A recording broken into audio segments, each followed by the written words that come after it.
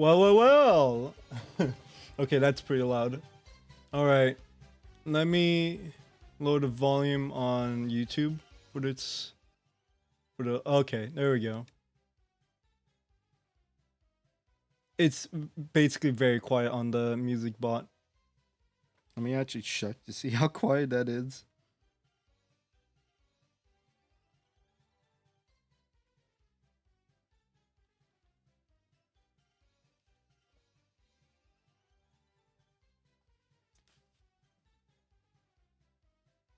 Wow, that is really quiet.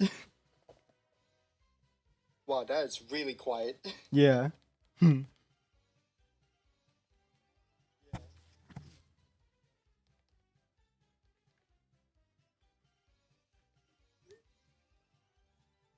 Okay. Yeah, I could raise it up a tiny bit more.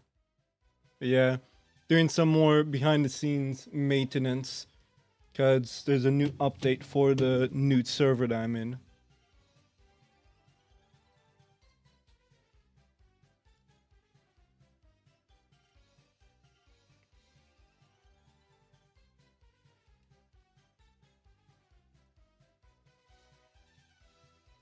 Just need to grab like the updated stuff.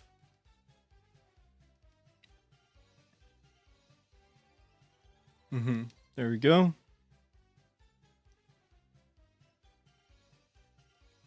Go open up the library.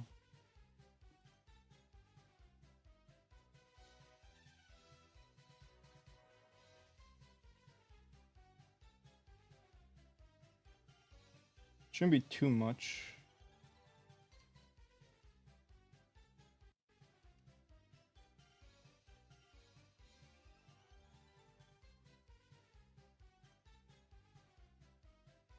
Isn't there a way to like update a folder even if I made it?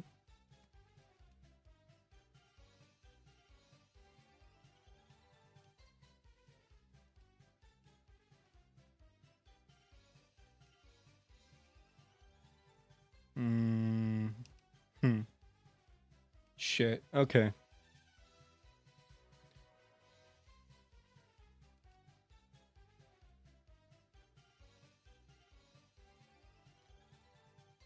Still on starting soon, home. Yeah, I know. I see that. Allow this time. Okay, I'm just going to pause the music. Like, all right, it's the new pack, full on update, or do we? Is it just like an update of a new mod that was added? Like, because I could just download the new mod that was added and just add that manually to my instance.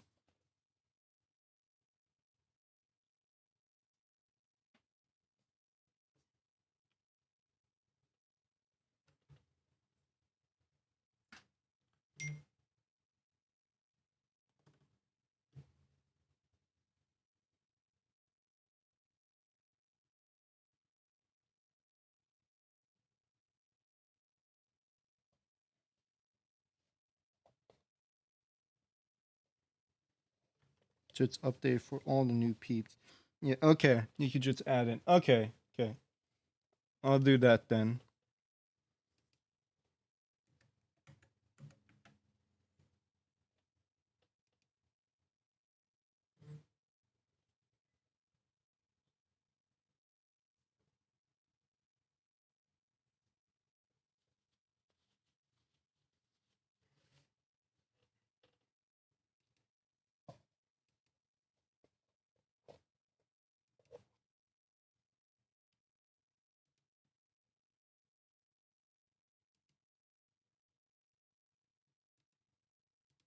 Close that.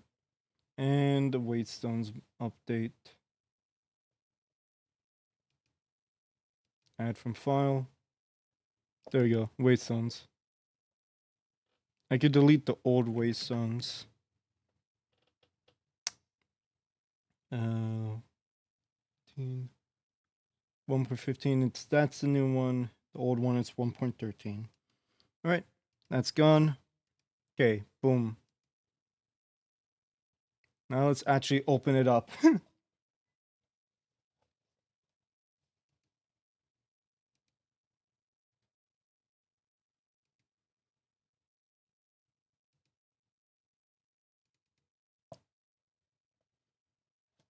Hmm.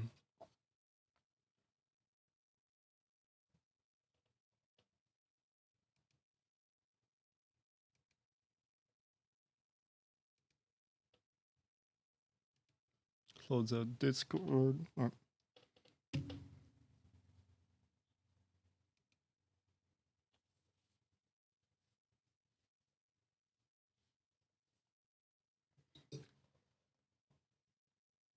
I got some pasta with me, so yeah. And yeah, the thing it's like loading in, so I might as well go to the just talking now.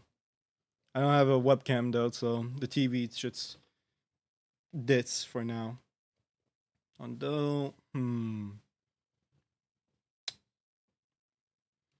figure out something. Maybe, Let me open up YouTube real quick. Maybe.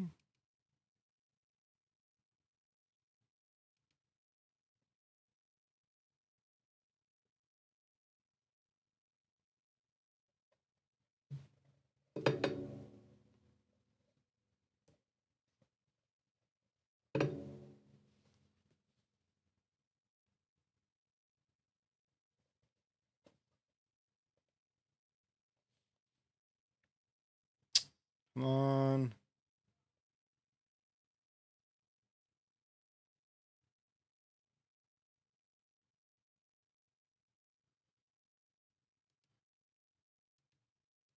Alright. While I'm waiting for Minecraft to get loading and stuff, we could watch some videos in the webcam area.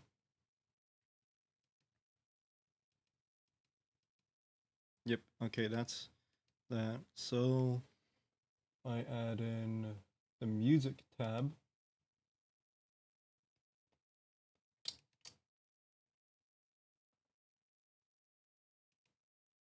No. Window capture. There we go. And existing music.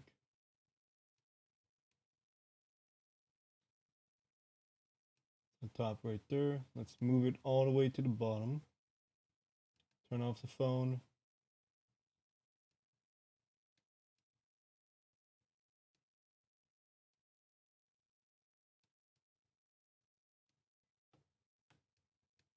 Oh.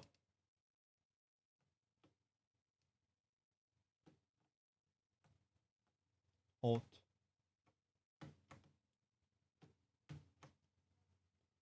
What the fuck? Stop selecting the other shit. Come on. There we go. Alt. Oh shit, it's done. Alright, I guess we don't need any TV anymore. Alright. Boom. Alright. These mods are out of date. Would you like to open up? No, don't ask again for these updates. Close that. I don't need that.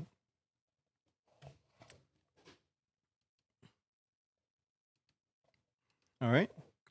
Let me just make sure that the one Lightmatica mod got downloaded.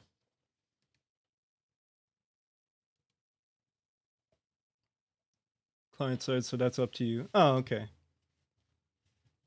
Yeah, it should be alright. Alright. Alright. Okay, I'm good. Schematics are there. Let me just open up open this in a new window. So I could grab the schematics from the older server that I was in.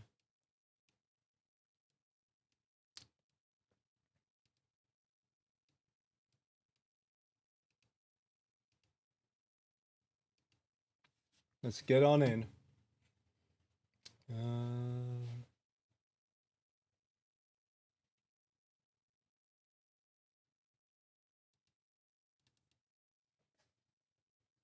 Schematics. There we go.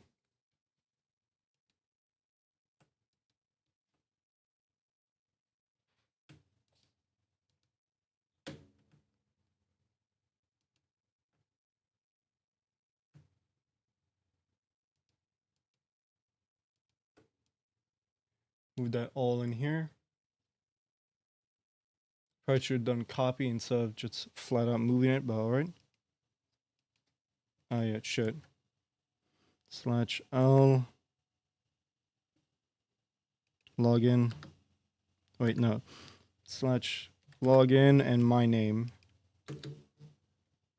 Oh shit, wait. I forgot the... Okay. Let me pull up the password.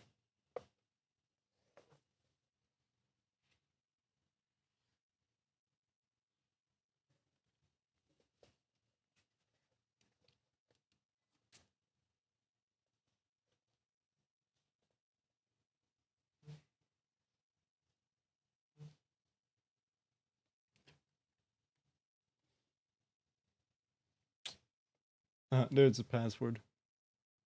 I shouldn't show the password on stream, right?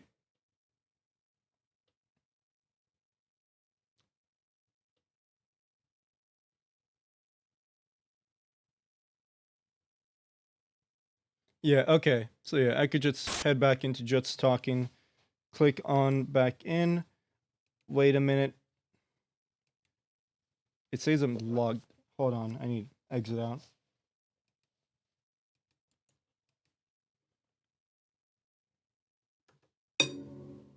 Disconnect. Oh no, okay. Never mind. Never mind. Okay, I think I'm good, yeah.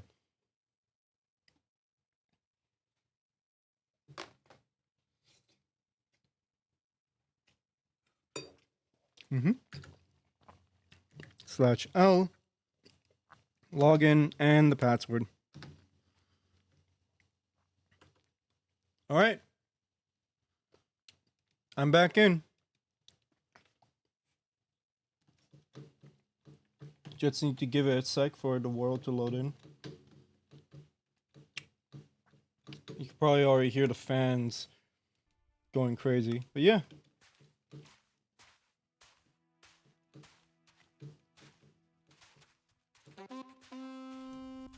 Yeah.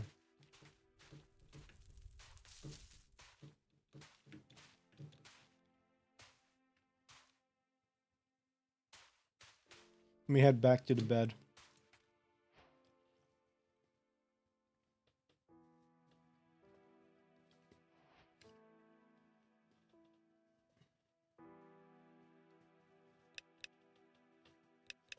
All right. 632. Damn.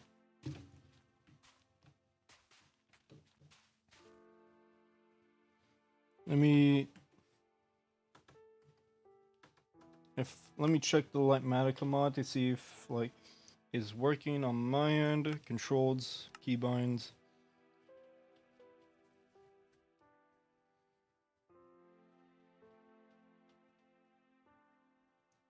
JEI.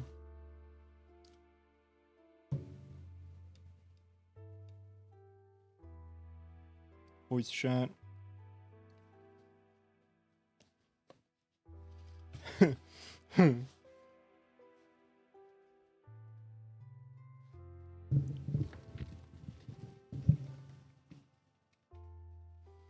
Yeah, next time before you go live, I'll walk you through optimizing your shortcuts. It's study on stream and damn, really?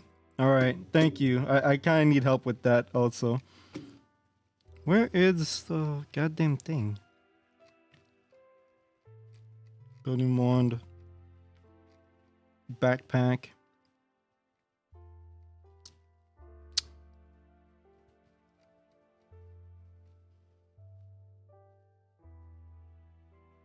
Just zoom. There's just zoom.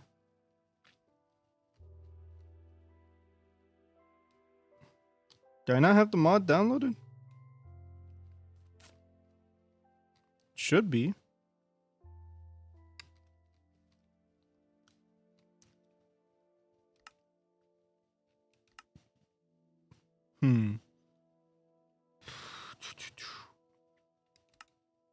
Mods.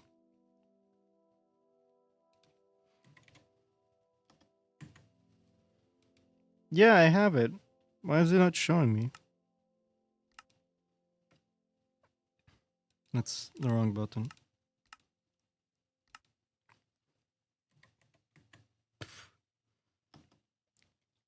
Let's no.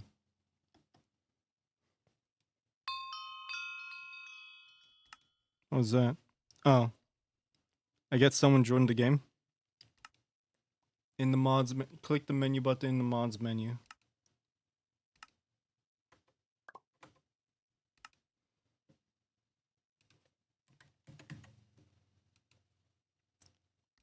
Oh, I see. Configs.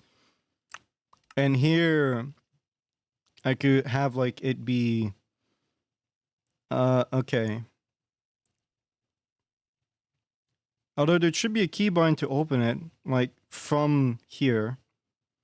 GUI menu. I think it's M. It's probably M. Yeah, okay, let me change that to N then. You can search top menu.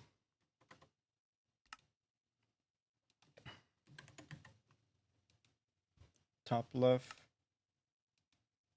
Oh, I see. Menu. Open placement settings. Okay. Yeah, okay, so it's M. Let me place it, let me change that to N. So, there we go. There we go. All right. Let's see what schematics I have. Load schematics. There we go. Can't remember which one it's which. Oh, this is Let's Spoil Hermanos. I don't have a copy of it. Chicken cooker. Oh, shit. Okay. Casino room. Uh-huh. Well, no, that's the motel. This is what I'm looking for. Casa Gringo.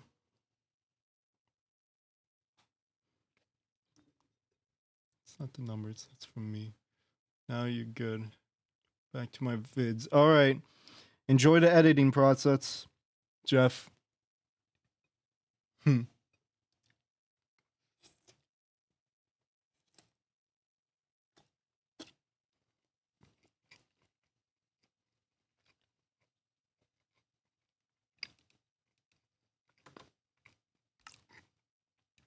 There we go.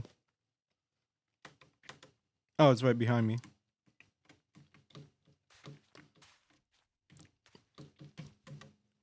First things first, here.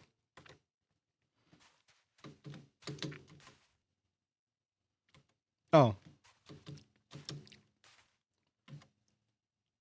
Okay. All right. So, let me move that schematic over here.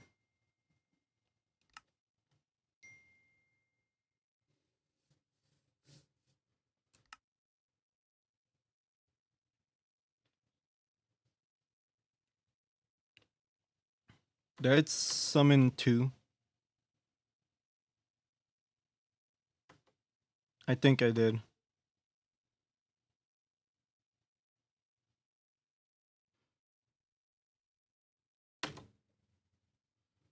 I'll have you tabbed, homie. All right.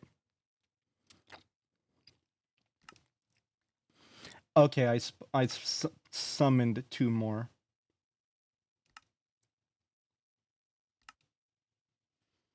All right. So rotation clockwise. 180. Counterclockwise is 90.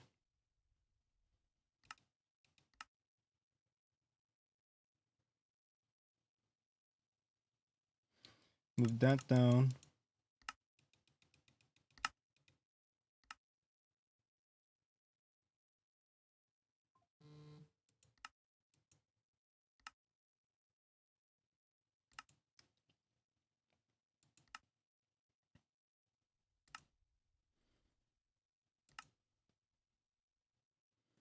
All right.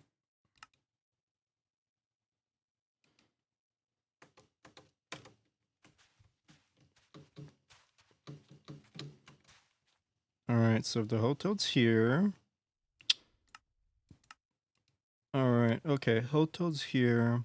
You can have more stuff in the surrounding area, but this is a good spot.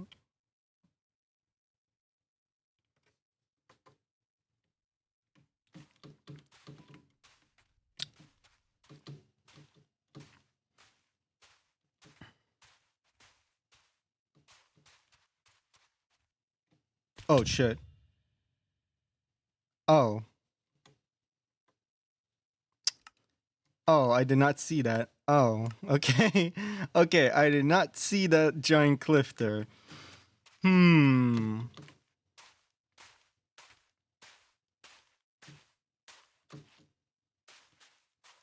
Ooh, okay. Hmm. I see. Gotta figure out how to avoid this or cover this area up. Thank you. Oh, that's my clown head.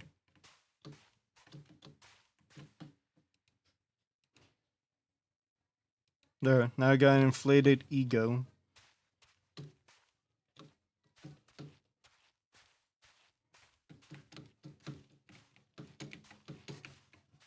Oh shit. Alright.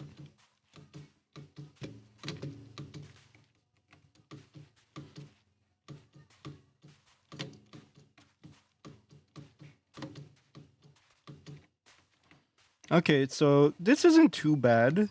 Because now it's not that high either. But okay, this is good. We could work with this. Alright.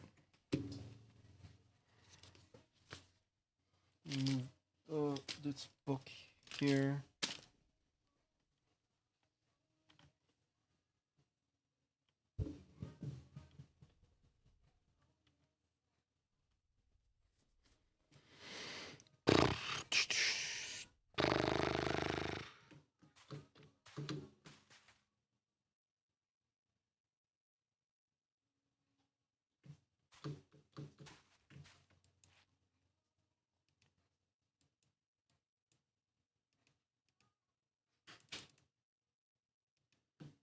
We make 2 shovels.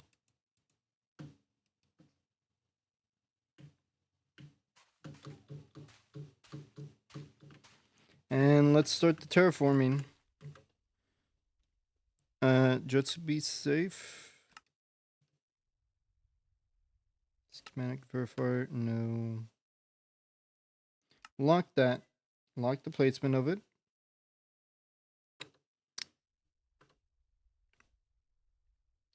And configurations, render layers.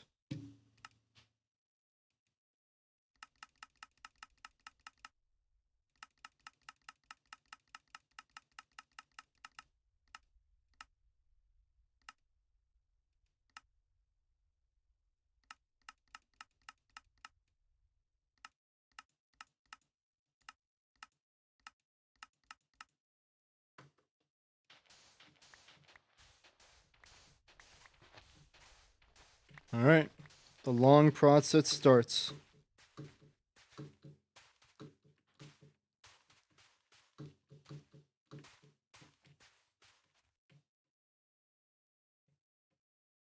If I could stop lagging. Jeez.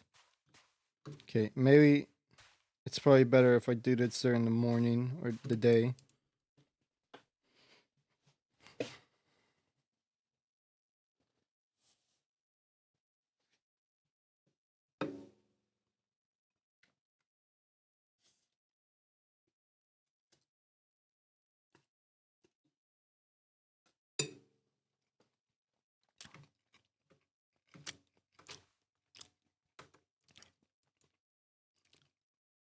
Maybe I could have some Minecraft playing.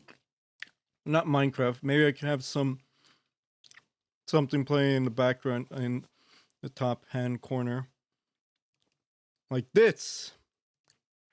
Boom. Ireland's worst driver. My work is easy because I use ClickUp. Here's how I keep track of all my tasks. I start by brain dumping everything I need to get done in a list view. Next, I set a priority and a due date to keep things on track. I create custom statuses to organize my progress exactly how I want it. I like to add the action items field so AI can show me the next steps. I add my teammates as watchers Sorry, so they're in the just loop. ClickUp makes work easy from person. all right. There we go. Everyone has a few stories about bad drivers. Either you're the bad driver, or your friend is, or you just saw a bad driver doing something crazy one day. The worst is when you're in a car with the bad driver and they're having a regular conversation with you, seemingly oblivious to the fact that they're a law unto themselves out on these roads. I've been in a car with someone travelling down the wrong side of the road while they continue talking as if everything was normal, and I'm thinking, what the hell is going on? Do they even know they're putting our lives at risk? Should I even bring this up, or are we both just going to continue as if nothing out of the ordinary is happening? Is this how I'm going to die? Having a conversation about the housing market?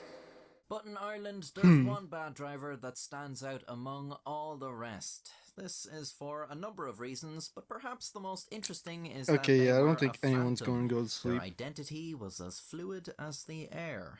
So who Let me just see how or what loud the was volume this is. mysterious bad driver? 'Cause- We'll open up this story with a Oh, little shit, trivia I for see. you. In Ireland, we don't call the police force the police, we call them the guards. Now, obviously, many countries have their own names for their police. They didn't realize but it it's was usually double just audio. It was police doubling the in whatever audio. the local language is. Not so in Ireland, where Oh, the shit. police force's official name is An Garda Síochána, which is Gaelic and I have means the I guard have a or sword. guardian of the peace. We just call them the guards. Usually in my videos I just refer to them as the police, because otherwise no one is going to know what I'm talking about without that preamble, but now I can finally call them the guards in a video. Well, in 2007 the guards encountered an anomaly on one of their databases. Over 50 traffic me- violations, all committed by one person. They were a Polish national by the name of Lower the Paweł volume to Jazdzi. 25. Jazdzi's crimes included everything from speeding to parking violations, and they'd been committed all over the country. So how did Yazdi become Ireland's most prolific traffic offender without the guards even noticing until now? I mean, you'd think if this person was getting pulled over so often, their name would probably start getting some recognition before it came up in the database. I can't imagine asking an FBI agent about someone on the most wanted list and they say, oh yeah, I'd never even heard of that guy. He just came up when I sorted by number of crimes in descending order. Even more perplexing was how Yazdi kept committing these crimes. Usually you're only allowed a handful of violations before your license is revoked, and I mean, if you keep driving after that, and you keep getting caught breaking the rules of the road when you're not even supposed to be behind the wheel, how do you not go to prison?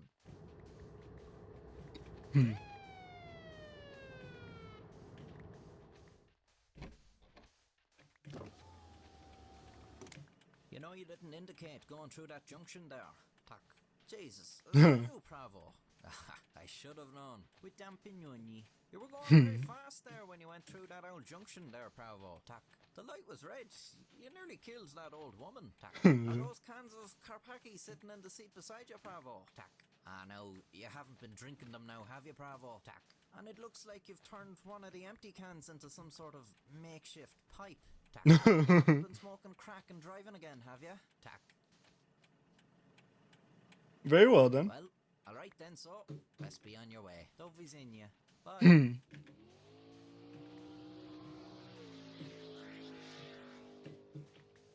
Looking into the matter further, the guards Oh, what the discovered fuck? that Pravo Yazdi had Oh, given shit. a different home address in every encounter. I can't fight Is him. this how they somehow managed to fly under the radar for so long?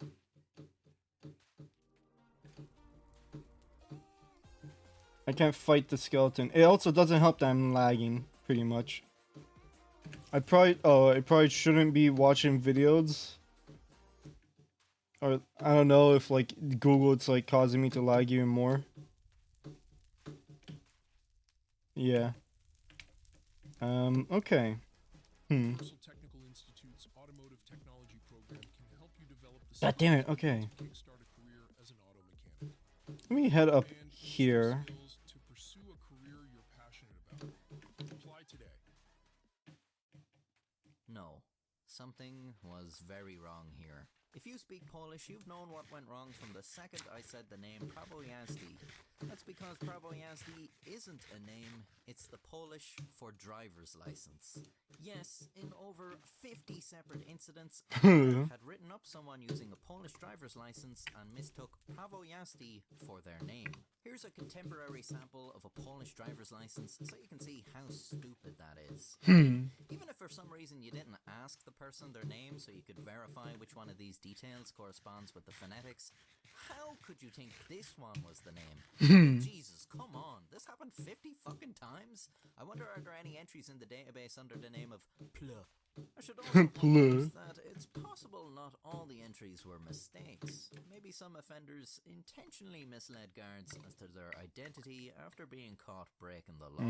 So why was the worst traffic offender in Ireland Polish? Surely if they were dumb enough to misread the Polish license, they'd be dumb enough to misread any other foreign license too, right? Why was the Polish license the worst offender? Well, Polish was Ireland's second largest immigration population around that time, with immigrants from the UK being the largest. Actually, the Polish have since dethroned the Brits in this regard. And just anecdotally, I've known a few Polish people, and they seem to have a general enthusiasm for cars. So maybe that's partially the reason Prawo jazdy racked up as many traffic violations as they did. Of course, I have no scientific evidence to back this up, and this wild generalization may even be considered offensive to those of you of Polish descent, to whom I offer these pictures of cars as an apology. Look at that. Yeah, you like that, don't you? Ooh, you can make that one your profile picture on Facebook. After the discovery, an intern Oh, hi, was baby. sent out among the guards, pointing Nice out to see that you joined the stream today. and calling for new guidelines to be put in place on the system. Ooh. This has supposedly been done, and in 2013, a common format for driving licenses was introduced for all countries in the European yes, Economic iron. Area, of which both Ireland and Poland are part. For the mistake, the guards were awarded the Ig Nobel Prize in Literature Another one. in 2009.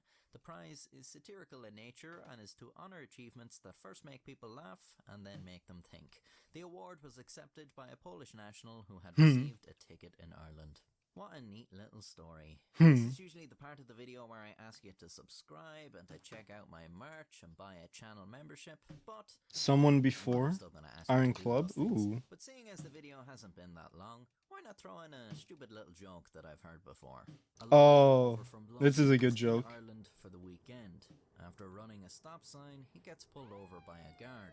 Annoyed that he's being pulled over, he decides to put his education as a lawyer to good use and have some fun at the guard's expense. The guard comes up to the window and asks for the license and registration.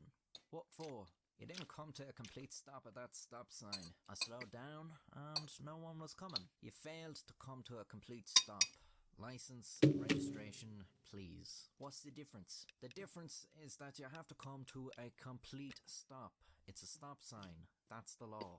If you can show me the legal difference between stop and slow down, I'll give you my license and registration and you can give me a ticket. And if not, you let me go and I'll be out of your hair. Sounds fair enough? Please step out of the vehicle. The London lawyer gets out of his car. The guard pulls out his baton and starts beating the shit out of the lawyer. Now, do you want me to stop or slow down? Oh shit. Lag spike.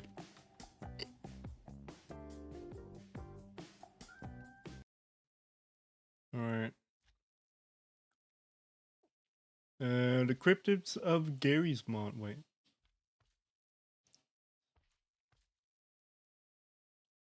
Alright, let me do this and I'll watch Rainbow Form Siege. When you write, your tone influences how readers respond. With Grammarly, just highlight your text and type how you want to sound. Get your message. If you're familiar with the libertarian view of American politics, you may have heard the philosophy boiled What the down hell? to a single sentence that describes the ideal libertarian America as one where gay married couples are able to protect their homegrown weed with guns. It's a humorous line that espouses the libertarian core belief of the individual's liberty in the context of a few typically partisan political talking points. But believe it or not, something similar to the described scenario did actually happen about 20 years Those are ago spiders. in a place called Rainbow Farm. So, how did the weed defending go for the gun-toting homosexuals in the land of the free and the home of the brave? Take a wild guess. Born in Mm-hmm. 1955 in Indiana, USA, Tom Crosland had an interesting life before the Rainbow Farm. A big, rough fella, he was often Oh, that's an described as a uncrafter. hothead. He had been part of a biker It should gang put a and regular was backpack, a convicted felon after producing a or not goblin backpack, a maze regular for an employer. crafting table He was here. also a determined hard worker, being a long-haul I'll trucker do that before moving to for Michigan everyone. and becoming a house flipper. He would buy an old property, fix it up, and sell it for profit. It was in Right Michigan here. that he met Roland Rome, and the two Never became mind. a couple. Rome was the opposite of Crosland in many respects. Smaller and quieter, he was described as an easygoing hippie. Did He I? had a young son. Oh from no, a I did not grab it. previous It relationship, gets but sucked in, Rome had didn't it? full custody, and Crosland treated Robert like his own. They became a little family. In 1993, Tom Crosland bought an over Oh, acreage in the fuck. village of Vandalia in Cass County, Michigan. Crosland would transform Where the area hell? into Oh what my was god. now known as Rainbow Farm. Okay. And he, Roland, and Robert Rome began living on the property. He hired people in the area 8 that most would render consider distance. unemployable to work on the farm. Simulated They were distance well-liked by their 5. neighbors and integrated well Max into the frame rate community. If 50. they noticed a neighbor's driveway was snowed over, they ensured it was plowed. There you go. If they noticed someone was in need, they would help out. Once Crosland learned that kids at Robert's school didn't have enough money for lunch, so he donated enough money for a year's worth of student lunches. Wait, is there lava down here? Rainbow Farm hosted the first of many events that Shit. advanced the couple's marijuana advocacy. Tom Crosland was a firm believer in personal liberty, and Roland Rome was a stereotypical hippie. They both believed in legalization don't know. of weed. Over the Shit. years, these events grew in size and frequency. More people were hired, more structures were built on the land, including a stage. Eventually, Rainbow Farm was hosting full-on festivals, the most notable being the annual events on Memorial Day and Roach Roast on Labor Day. Performers included Janis Joplin, Merle Haggard, and Tommy Chong, of course. Shame they couldn't get Willie Nelson. Hosting a bunch of events themed around weed didn't do much to ingratiate Rainbow Farm to Johnny Lawman, and the authorities were keen to keep a close eye on the goings-on. More likely they just wanted to shut the whole thing down and were looking for any excuse. Frost The Rainbow Fire Farm wasn't Caves. openly Huh. breaking any laws, but they were very publicly announcing their disagreement with the law, and obviously the events attracted, and in the eyes of Is the there law, any encouraged iron a nearby? lot of potheads. Most of the people attending were breaking the law, but the events themselves weren't, so the law would have to investigate to find something they could catch them with. The police set up roadblocks for people coming and going to the festivals. Undercover narcs were sent in, looking to Oh find wait, a this is an supply ancient network of drugs at the city. events, This is an ancient particularly city. hard drugs. They found acid, pills, coke, and a lot of weed. Real fucking high on drugs, okay? But they couldn't find any indication that this was organised or tied to Tom Crosland or the event managers. These were just random guys showing up at a festival to sell drugs. In fact, Crosland would have anyone caught selling drugs thrown out of the Rainbow Farm. He didn't want Rainbow Farm to be linked to any illegal activity that would discredit or disrupt their advocacy, and he was well aware of the risks these fellas were bringing upon the whole thing. The Cass County prosecutor sent Tom Crosland a letter informing him that they had proof drugs were being sold on his premises, and if Oh they my found God. evidence linking this to Crosland, Rainbow Farm would be subject to civil forfeiture. You kind of have to wonder Mushroom why they'd really anything. give too much of a shit, honestly. I've done videos on the sieges at Ruby Ridge and Waco, and I sometimes get comments that defend the authorities' actions, saying Randy Weaver was associated with white supremacists and the Branch Davidians were a cult, and that my critique of the government's conduct indicates that I'm sympathetic towards these things. To be clear, I am absolutely not, and I believe you can be simultaneously unsympathetic to these things and still believe that the government had a very ham-handed approach that led to unnecessary deaths. But in this case, how could anyone defend the government seal for getting these guys? I mean, unless the thought of a bunch of people getting together in a field to smoke weed and listen to music really upsets you. But is that a reasonable position to hold? If they're not hurting anyone, what harm will come from just leaving them alone? Crosland himself was familiar with Ruby Ridge and Waco, and in a letter responding to the prosecutor said, "We are all prepared to die on this land before we allow it to be stolen from us. How should we prepare to die? Are you planning to burn us out like they did in Waco, or will you have snipers shoot Cool us through red the windows mushroom like end the thingy. roofers at Ruby Ridge? Imagine being Oh able my to do god. anything, for any reason, That's loot. This at any scale. shit sucks with the fucking frames. It was not this bad the last time I played. It's only becoming this bad because of like this I'm streaming. The driver was the only death, but his body was found wearing a Rainbow Farm wristband. This confirmed what the authorities had suspected all along. Weed was the devil, and the Rainbow Farm was the source of all the area's Sigma problems. potion? It was time to massively ramp up their efforts and take them down once and for all. Also, 3 weeks need to later, grab the that. property was raided. The supposed reason was for suspected tax evasion. Cooked and salmon. They were looking for accounting records. This seems to be an issue with a lot of these videos. Who would win in a fight? 1 million libertarians or a single tax form? Actually, Tom Crosland, pursuant to his desire to make sure that Rainbow Farm was totally legally above board, had done all his taxes correctly. What he hadn't done correctly was have 2 shotguns and a 9mm in the farmhouse. This itself wouldn't be a problem, but Crosland was a felon, and he was barred from owning guns. Oh no.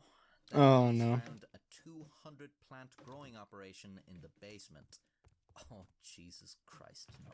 Seems like a fairly major lapse in judgment to be growing this stuff on the property. Ancient Them Chinese suckers harvesting with tool. fucking ideas. In their defense, this weed was for Crosland and Rome's own personal use, but it was still illegal. They were both arrested, forbidden from hosting any more festivals on the property, and 12-year-old Robert was Ooh, taken iron. to Child Protective Services. The prosecuting attorney detailed all the previous incidents of drugs being distributed Shit, okay, at hold Rainbow on. Farm in an official request to proceed with the asset forfeiture he had previously threatened. Remove all the Out food on here. bail, and Tom Crosland announced that year's Roach Rose Festival would still be going ahead, in direct violation of the restraining order forbidding this. The next week, the authorities informed Crosland and Rome that they'd be back in court on the 31st of August. Crosland went around to campers on the farm and told them they'd have to leave. He also warned his neighbours that something might be about to go down, offering to pay for hotel stays if they wanted to clear out for a while. On the day they were due in court, neither Crosland or Rome showed up. At Rainbow Farm, smoke began to fill the sky. Crosland had set fire to several buildings. Oh, Trident. I just realized. I got Trident now. The loss of his farm, and he wasn't about to go down without a fight. Protection. When a TV helicopter came to Got film some- the scenes, Crosland fired on it, believing it to be a police chopper. Alright. The helicopter left, but the actual police arrived. They swarmed the surrounding area. Got some State actual, police, like, FBI, chainmail SWAT armor. teams, but they kept their I should be good distance, with this, though, hoping to for now. avoid another Ruby Ridge or Waco. They were already anti-government protesters setting up camp. Rome and Crosland were holed up in their farmhouse. The authorities communicated to them through friends and family that acted as intermediaries, hoping to coax them into surrendering peacefully. But they were not going to give up Rainbow Farm. The FBI set up snipers surrounding the property. On September 3rd, Tom Crosland was trekking through the woods around the property, armed with a rifle. He paused at the tree line. There was an FBI sniper hidden in the leaves. Crosland raised his rifle. He was shot in the head and killed instantly. Attention now turned to the meeker Rome. How would he react to being the sole defender of Rainbow Farm? Would he surrender or go ballistic? On the phone with negotiators, Rome agreed to surrender on the condition that he could Good see stuff. his son. He would leave the house without a fight at 7 Dark a.m. oak wood. Nice. But an hour before, the authorities Got some reported Vex that the armor. level of the house was on fire. Enchant, 30 minutes respiration and later, Rome fortune. emerged, weapon ready, and aimed at the officers outside. He was shot and killed. And that was the end of Rainbow Farm. It didn't and still doesn't receive nearly as much coverage as events like Ruby Ridge or Waco, although this is perhaps because it occurred right before 9/11. It also isn't really as egregious as those. If the story really happened the way it was reported, then it's hard to say the authorities were overly aggressive in the same way that they were in the other sieges. The continued attempts to get the place shut down before they could prove they were doing anything wrong was a bit much, but I suppose they they were breaking the law in the end. You may be interested to know that Michigan became the first state in the Midwest to legalize recreational marijuana in 2018. So who knows? Maybe someday we'll see Rainbow Farm return to its former glory as a smoke-friendly festival venue. The history behind it is a marketing graduate's wet dream. Present them as martyrs, you know, like these two guys died for your right to smoke weed, and you'll be selling more t-shirts with their faces on them than Bob Marley's. You'll turn a festival into a site of holy pilgrimage. Well, that's the cynical side of me talking, but I feel like the two would approve, you know, it's sort of a middle finger to authority from beyond the grave. Anyways, it certainly makes for an interesting story. Do you agree? Let me know in the comments, and if you enjoyed my telling of it, why not subscribe? I do videos like this all the time. If you approve, why not become a member and send a donation my way? I mean, all my content is free anyways, so... Yep.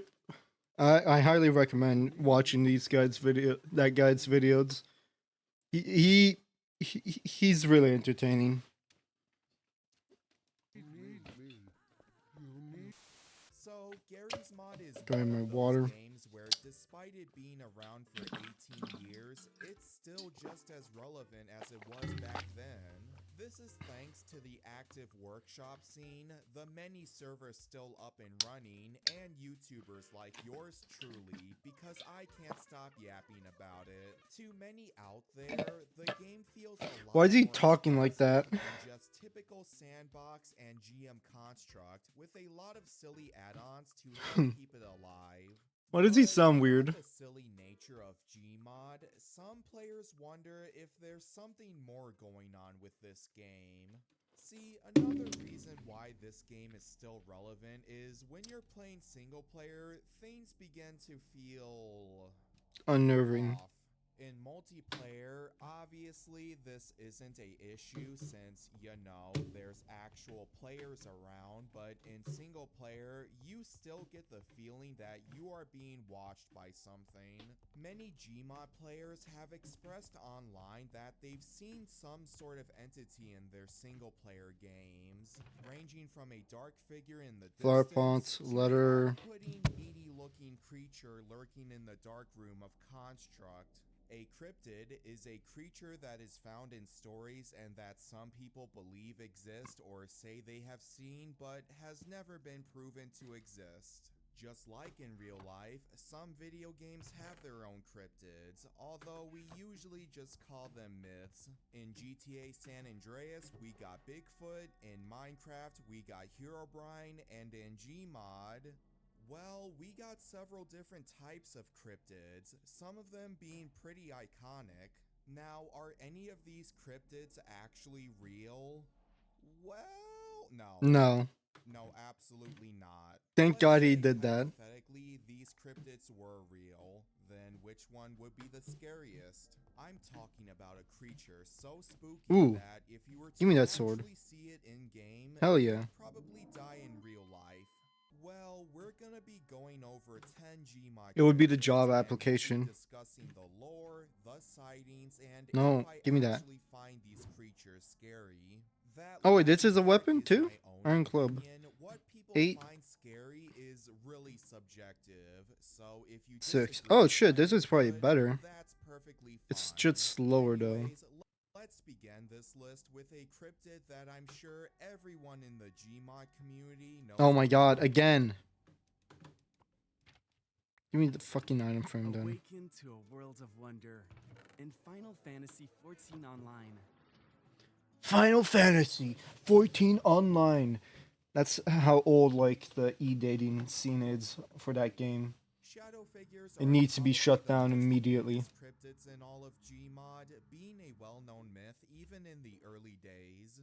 They're exactly what the name describes. Sentry. These dark, shadowy humanoid figures that often stand from a distance, and every time you try to look at them, they disappear. Shadow figures are often associated with dead players, ghosts that are haunting the game and manifesting for some reason or another. They don't seem to be aggressive or anything, they're just kind of watching Creepy. you. Now, these dark figures are normally found everywhere in Gmod, but Wait a the minute. one map that seems to be a a hotspot for paranormal activity is RP Where's Downtown one? V2. One of the first Add more. appearances of the Where is shadow it? figure is from a 16-year-old video called Gmod Ghost.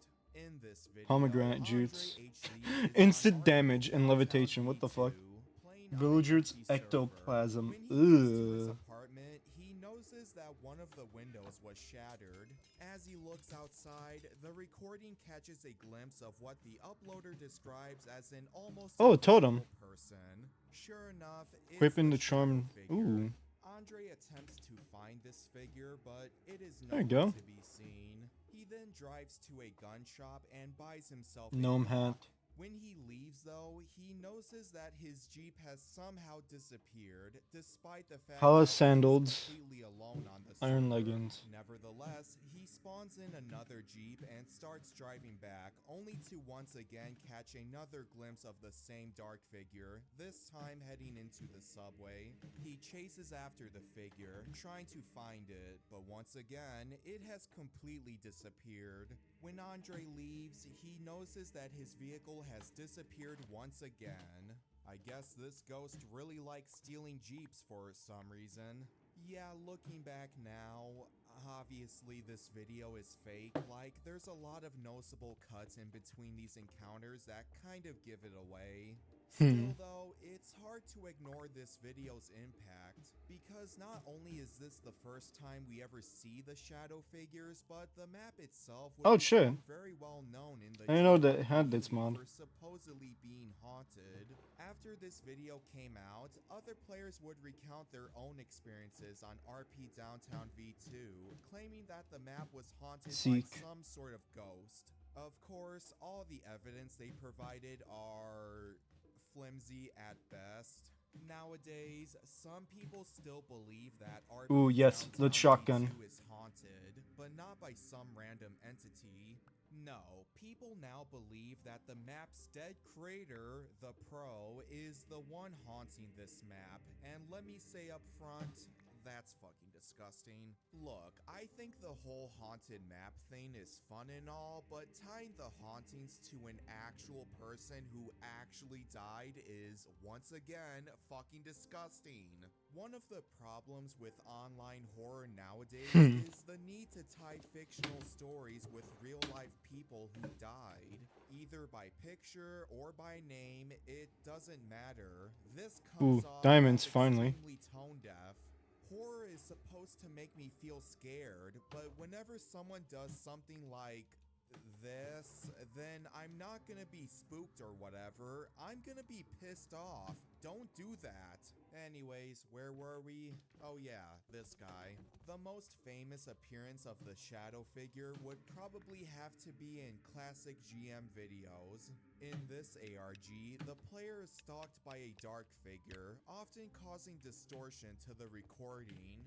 Unlike other ARGs that copy this trope, Classic GM Videos was the first channel to ever attempt something like this, and I think it does it the best. However, since Classic GM was the first, Ooh, coconuts. this has the unfortunate side effect Bananas. of spawning a bunch of copycat ARGs, and when you start to see the same dark figure everywhere, it quickly goes from a scary threat to an actual joke.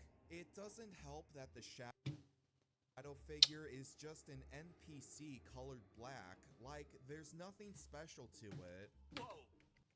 All you Is need that to do Blackface? buff that are running in the background as you No, and just no make buff. that your Fuck buff off. buff points. These can Is that blackface, dude? In my kind of unpopular opinion, despite it being very Is that fucking simple, Blackface, I dude? still think the shadow figure can be pretty scary in the right circumstances. But with how overused it is now, it has definitely lost its appeal. If you want to make the dark figure truly scary, You just again, punch it. then instead of it trying to scare you, it doxes your IP address or something. I don't know. Mhm. Scariness rating 3 out of 5. Sometimes still scary, but kind of bland now. Now, if you think the Gmod Alright. community I'm not going to is keep going unhinged, because I need to well, you're definitely right, but you Oh. have yet to see the Russian Gmod community. Oh, it's slime Since balls? PC That's good. gaming has always been popular in Russia, and Gmod is a pretty easy game to run, naturally, it would Birds, form its own iron trim, community. armor Now, trim. since I'm a dirty capitalist pig, I still don't fully understand it. Hell, I tried watching a Russian Gmod iceberg video to get a better understanding, and I'm pretty sure they copied the entire script from my own Gmod iceberg video.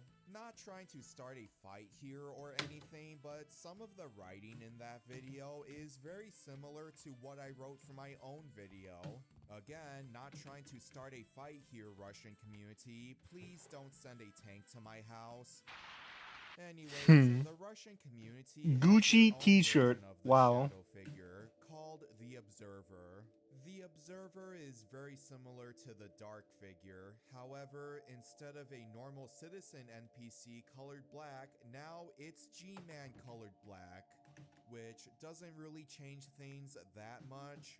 They act very similar to the Dark figure, however, instead of being some random ghost haunting the player, the Observer is implied to be one single entity that's always watching the player.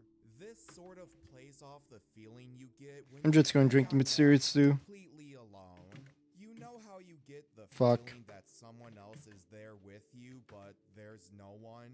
Well, according to the Russian Gmod community, that's the Observer watching. This also started a whole meme in the Russian community called Single Player is Scary, which, look, I'm The Gucci already t-shirt. having a hard time Wait, understanding this reduces video. damage from I'm most not sources. super Protection demographics 3, gaming. thorns At 1, the end and of the day, unbreaking though, all 5 this or really 10. amounts to is a slightly different Costs at least 5 dinar. So, Amazing. rating 2 out of 5. I'll Not throw that away. original, but I don't need that very shirt good anymore. guess. Let me add these 2 diamonds into my balance. So slash On val. July 18th, 2020, a user by the name of Trigger. Saberson would write a Steam page called Semper the Black Figure. What is it? Balance. In this page, he Fuck. describes running into a It was 10 something. player model of Gordon Freeman, just kind of standing there. And the strange part is, Hey Jeff, do you remember what was the thing to add the diamonds into my balance?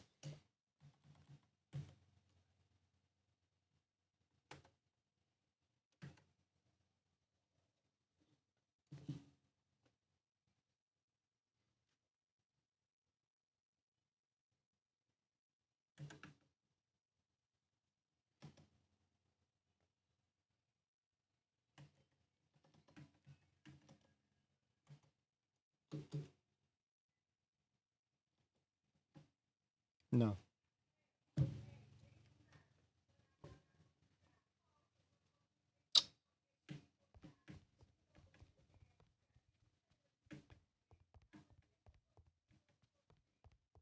Till it spawns, I'm just gonna go down.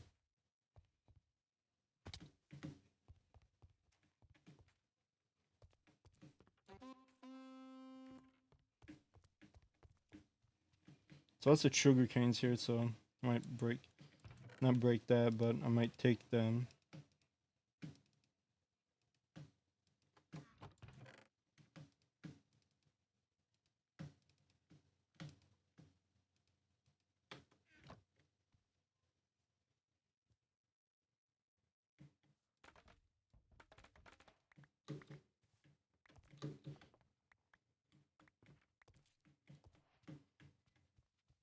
Oh shit. Hey buddy.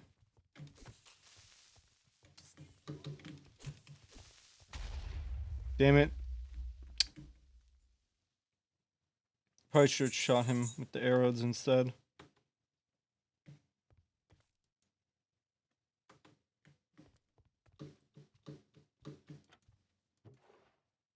Ooh, name tags.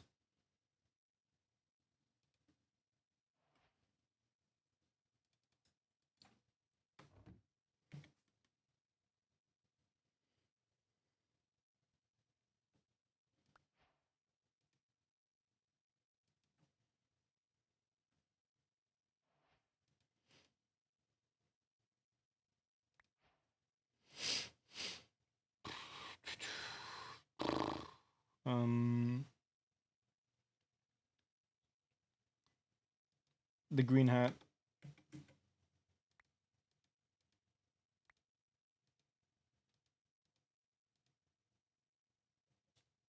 Letter cap. All right.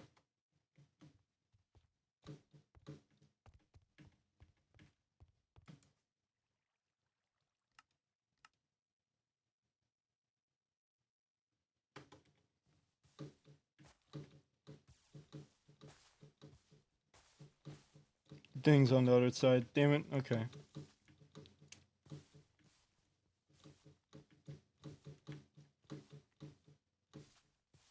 At least, what's it on the other side? Oh no, it's on this side. Okay.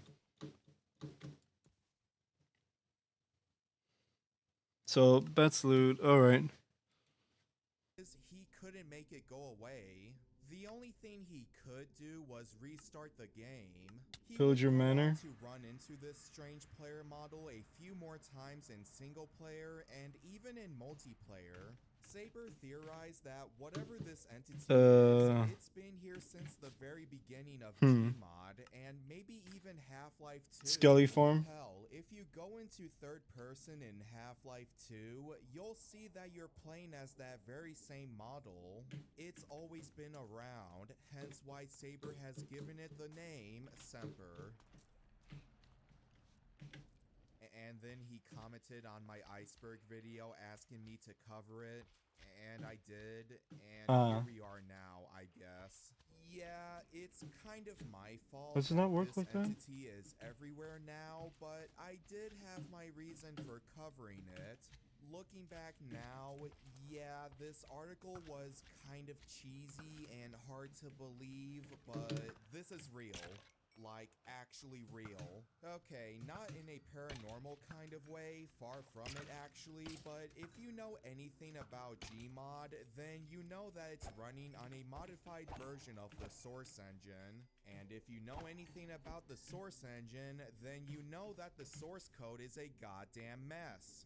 To be fair, Facepunch did do a pretty good job on cleaning up the source code, but there are still occasions where the game just kind of breaks. Case in point, Semper. I personally had encounters with Semper as well, whether it be me becoming Semper or me randomly running into Semper out of nowhere, just kind of Ooh, standing iron. there. Thank you. All these encounters were the Yes. result of me using some sort of broken add-on, so for those who were hoping for something paranormal, sorry, but that's not what's happening here. Yeah, paranormal This is shit. simply It's not just real. source code breaking and displaying the player.mdl model for some reason or another. If you think about it, Semper is really just the physical manifestation of source engine spaghetti code. There's no rhyme or reason for it happening, it just kind of happens. While Semper being real is kind of scary to think about, at the end of the day, this is a bug, so... Spookiness rating 4 out of 5. Real, but very much unintentional.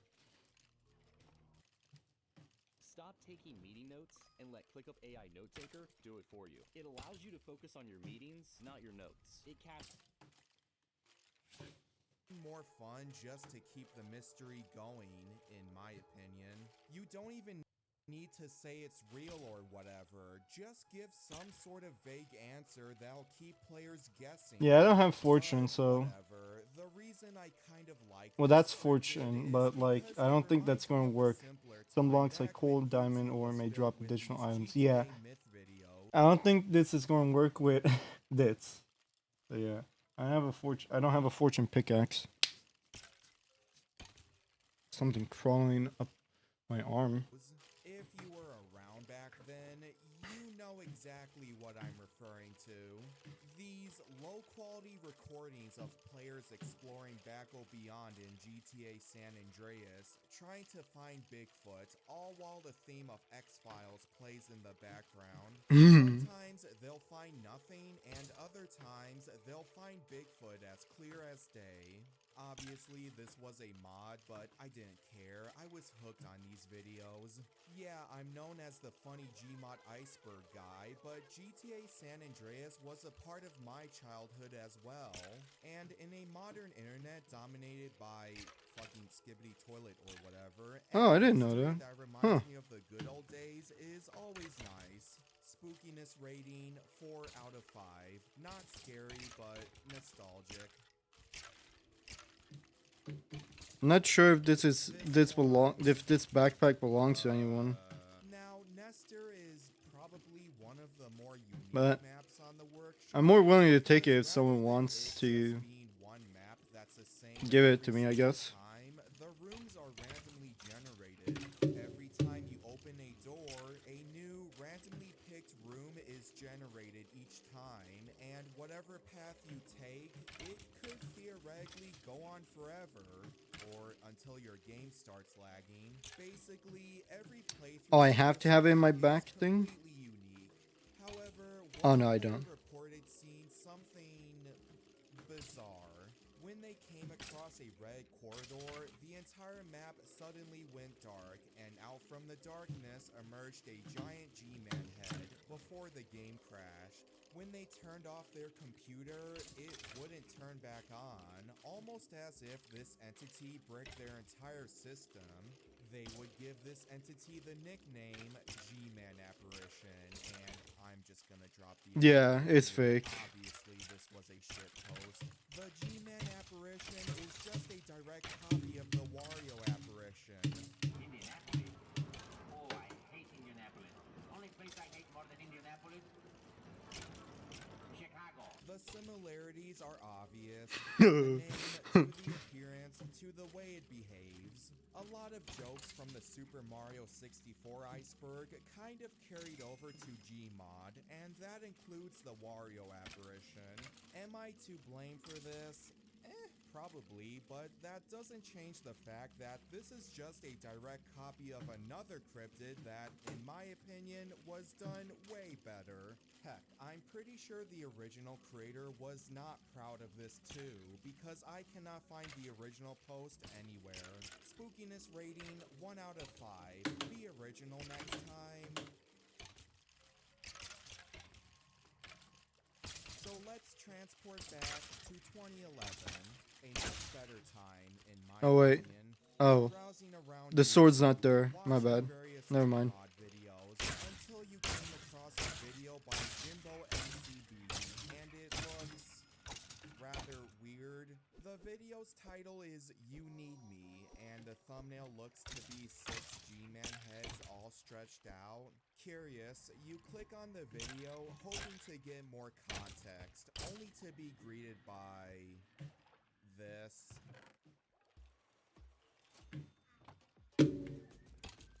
That's Studios. You need me. Unironically, that would be terrifying to not only encounter in the game, but also like just see like in the middle of the fucking night.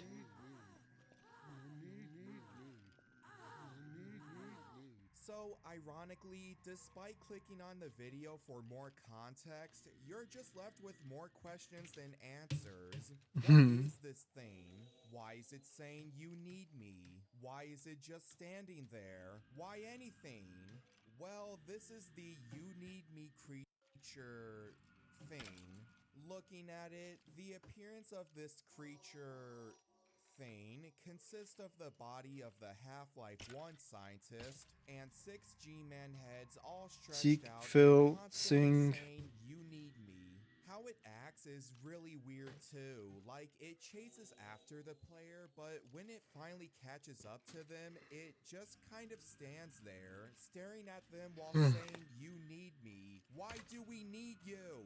The description at least provides some context. This is what happens when you let Postal and Craptasket play the Gmod beta. If you actually go on Craptasket's channel, we can find out more about this Thane. In the video titled Another of Postal's Creations, which is literally the You Need Me video again, the description reveals that Postal was the one who made this Thane, and Craptasket was the one who recorded this video. So credit goes to Postal for creating this abomination, and credit goes to Craptasket for recording the video that would later go viral. Craptasket actually has a sequel to this video called This Way Gordon, and it's just as confusing. This way, Gordon. This way, Gordon. This way, Gordon. This way, Gordon. This way, Gordon. This way, Gordon. This way, Gordon. Yeah, it might be better to just kill yourself from that shit. I would think of this fella right here. It's more so bizarre rather than being intensely Oh, hi. scary, which, hey, describe. Thanks, Eater. Is this your backpack? That's Enderman backpack? No? Okay, cause like I'm taking it, it's like a little extra coin perks, you know?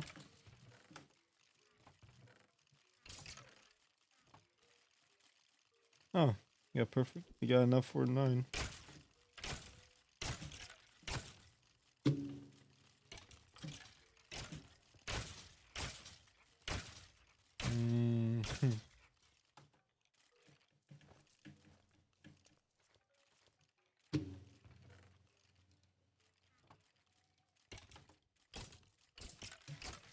Yeah, your dicks is out space. I knew that. Alright. I'll see you later.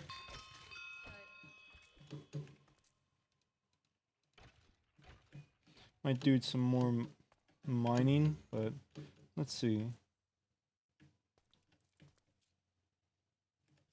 Yeah, maybe not mining here. Mining back in my base.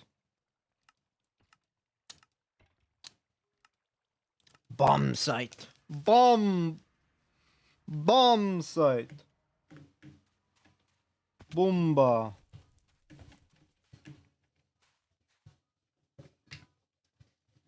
Alright, let's keep playing the video. Describes half of the content made for Gmod, honestly. Spookiness rating 5 out of 5. I have no words other than you need me. Here we got another Russian Gmod myth, this time revolving around some supposed shadows in the water. Oh shit, I forgot. Like this. If you kill NPCs I near forgot the pond goddamn construct, shield. shadows will form at the bottom, but if you swim towards these shadows, then they will disappear. This brings up the idea that whenever you kill an NPC, their soul gets trapped underneath this pond, being some sort of purgatory. Several Gmod players have actually recorded themselves seeing these shadows below the water, and whenever they dive underwater, they disappear. Now, this is actually real, but again, it's not paranormal. Below this specific part of the pond, you can no-clip underneath it and spawn a bunch of ragdolls. They'll try to rise to the surface, but they'll be stopped by the Boom. boundaries Got of the shield now. This pretty much yields the same exact result. Shadows can be seen above the water, but they disappear when you dive. Now I could do some mining. This is just some graphical I'll keep doing this, but I'm going first do some mining first. Now, for the legend itself, well, it's original, but it's nothing special. Boom. It's supposed to make the player feel bad for killing Oh my god. NPCs, but it's kind of hard to when they're just, you know, lines of code. Spookiness rating 2 out of 5. Neat concept, but still kind of mid. Imagine being able to build anything just by thinking about it. Meet Base 44.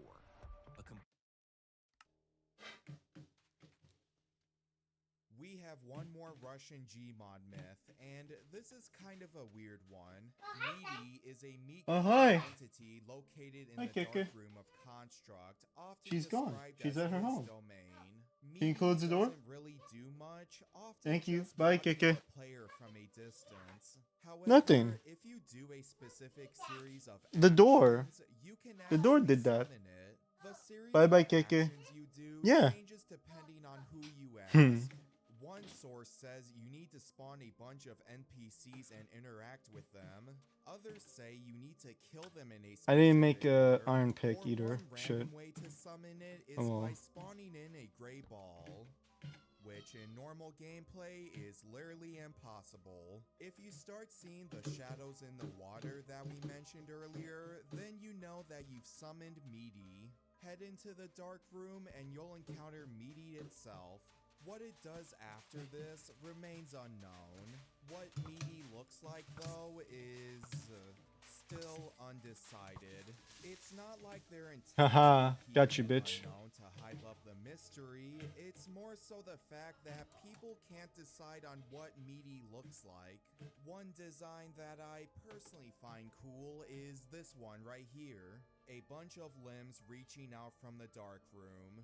It's very creepy, but it also keeps the mystery in a way, as all we see is just these limbs. On the flip side though, the most common design we see of Meaty is this. This is a retexture of Breen to look more meat-like. And the reason for this design is, if you look in the secret room of Construct, you'll find graffiti of Breen supposedly turning into Meaty. Call me a buzzkill all you want, but even with this being the justification, I find this design That's a shitty design. boring. Lame, actually. Does it make sense in a grounded, game-accurate standpoint? Yes, but I don't care about realism. I want horrors beyond comprehension, not this. So, in summary, this multi-limb design of Meaty, that's a 5 out of 5. Absolute perfection, in my humble opinion. This Breen recolor of Meaty, that's a 0 out of 5. Absolutely lame, just Eat, no. eat, eat. Alright, I saved what is probably the best for last. Gary's Mod surprisingly doesn't have many creepypastas. Video game franchises like Sonic, Pokemon, and Minecraft have many creepypastas written about them, but I guess Gary's Mod got the short end of the stick. That doesn't mean it has zero creepypastas though. We got some examples like GM Construct Framework, Gary's Curse, and Gary's Kurtz. can I The even say oh. this? Oh. However, there is one creepypasta out there that, after reading it, is probably my favorite of all time. Yes, I love it more What the than fuck? Sonic.exe. Oh, Really hard shit. to achieve, believe me. I love it more than Lavender Town Syndrome, and I love it more than Herobrine. I'm talking about the hit creepypasta, Barry D. Crazy. Barry D. Crazy. Is Barry D. Crazy? Well, Barry D. Crazy Newman is the forgotten brother of Gary Newman. Oh, Sound wow. familiar? John Freeman, who is Gordon Freeman's brother. As the name implies, Barry is a bit crazy, often referred to as Crazy Barry. He ran his own televised game show at one point called Crazy Barry's Crazy Game Show. That is a mouthful. Literally, the only thing that happens in this show is people getting hurt. Like, there was one person that was almost dipped into a pool of acid and piranhas. Despite viewers watching people almost dying, the show was actually very successful and very funny. Barry became a billionaire at this point. A billionaire. Story's words, not mine. However, a fire broke out at the studio, and according to the story, this fire happened at the very same day that SpongeBob SquarePants first aired. Barry couldn't escape the fire though, and that resulted in him being severely burnt, with a desaturated and pale white look to him, which is not how burns look, but sure. Barry would live though, and later on, he, Gary, and John, for some reason, would go on to create a mod for Half-Life 2 called Gary. Mod. Oh, Barry's mod. Gary was the one who made Gmod. No, it was actually Barry who made it. plot twist, I know. One day though, Barry and Gary would get into a argument, and wanting to cool down, Barry would go to a lake and fish at his favorite spot. That's when he somehow slips in while fishing and was eaten apart by piranhas. According to the story, this happened on the very same day that the SpongeBob SquarePants movie What the came fuck? out. Gary, now sad that his brother died, decided to rename Barry's mod to Gary's mod. Some brother you are. Several years later, Gary would receive a package containing a glass of water mixed in with a ghostly substance. A note is also A left ghostly telling Gary to substance? put Oh the no. substance into his PC, so naturally, he does just that. Pouring literal liquid into his PC results in Gmod having lifelike graphics, which, yeah, that's actually a life hack right there. That's when Gary heard some crazy whispering, and he immediately knew who it was. I just got read this Barry. next part. He shouted, "Show yourself, Barry!" He then heard a really weird and creepy voice say, "Okay." And then a giant crazy figure emerged from the lake. "How dare you take what was mine? It was all I had in life," said the evil giant Barry. Gary began shouting at his computer. No, I did not. I did all this for you, Barry. I promise," said the Gary, now in tears. Said the Gary, now in tears. Creepy voice. "Lies, you did it for the money, the fame, the greed. The greed. I'm going to make you pay for what you did to me." The evil giant, crazy, and a bit twisted Barry descended into the lake. Barry then punched Gary in the private parts and then Ouch. resulted in real life. Hmm. The story. So after that interaction, Gary closes his game and deletes all traces of Barry in the code. And okay, I Barry need to is now hold on. gone. Or is he? Again, I just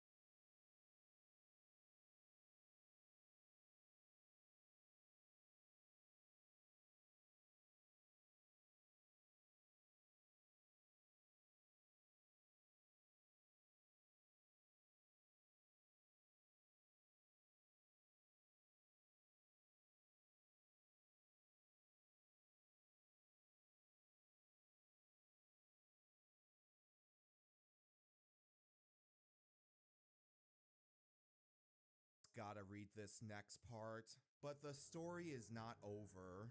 Although Okay, Barry I'm has back with mostly a been banana now. poisoned, That's a his little memory snack. lingers. To this day, players of quote-unquote Gary's mod claim to have seen a mysterious black and white figure in their games, even in single-player mode. Legend has it that Barry is still making changes to the game, even in death, waiting for the perfect time to strike. So if you think you're safe in your Gary's mod server, think again, because Barry certainly is the crazy.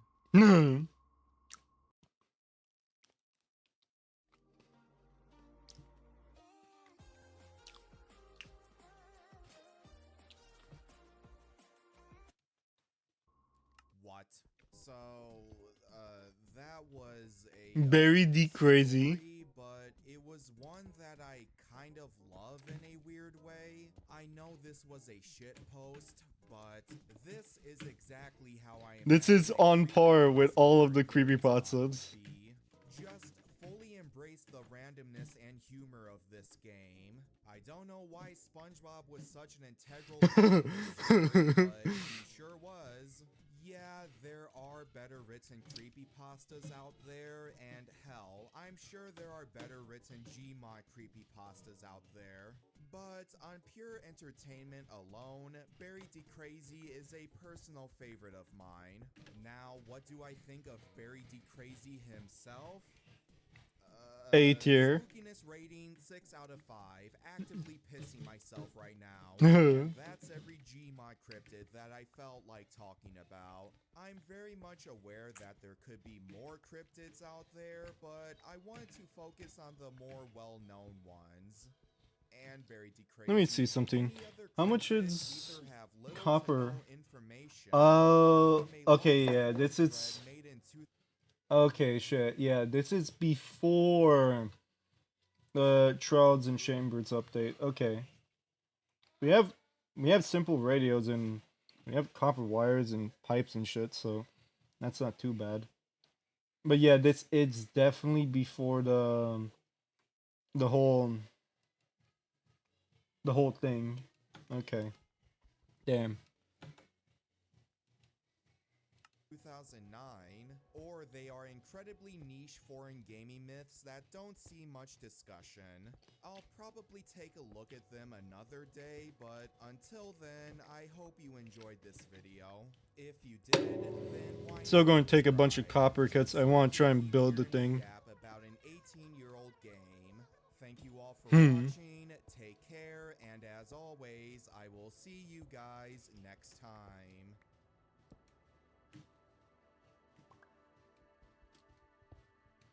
All right. Not sure what else to look up. Oh, okay. Here we go. Anthony Gallego. I think that's how his name is supposed to be.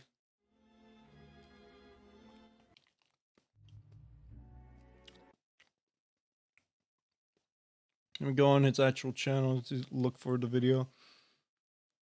Because remember, this is one video that I need to watch from him.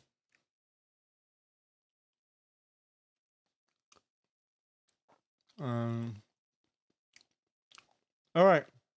It's this one. People still live here. Story explained.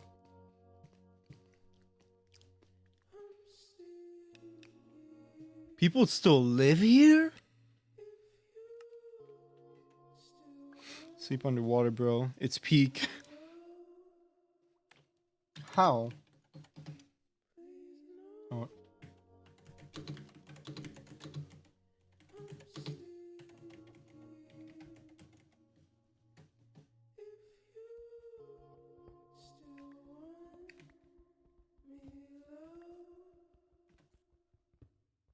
So I just watched a series that made me go. Press use sleeping bag while underwater. Oh. I really fucking hurt myself doing that. So I've talked about a lot of. Also, wait, what did he do? So I just watched a series that made me go.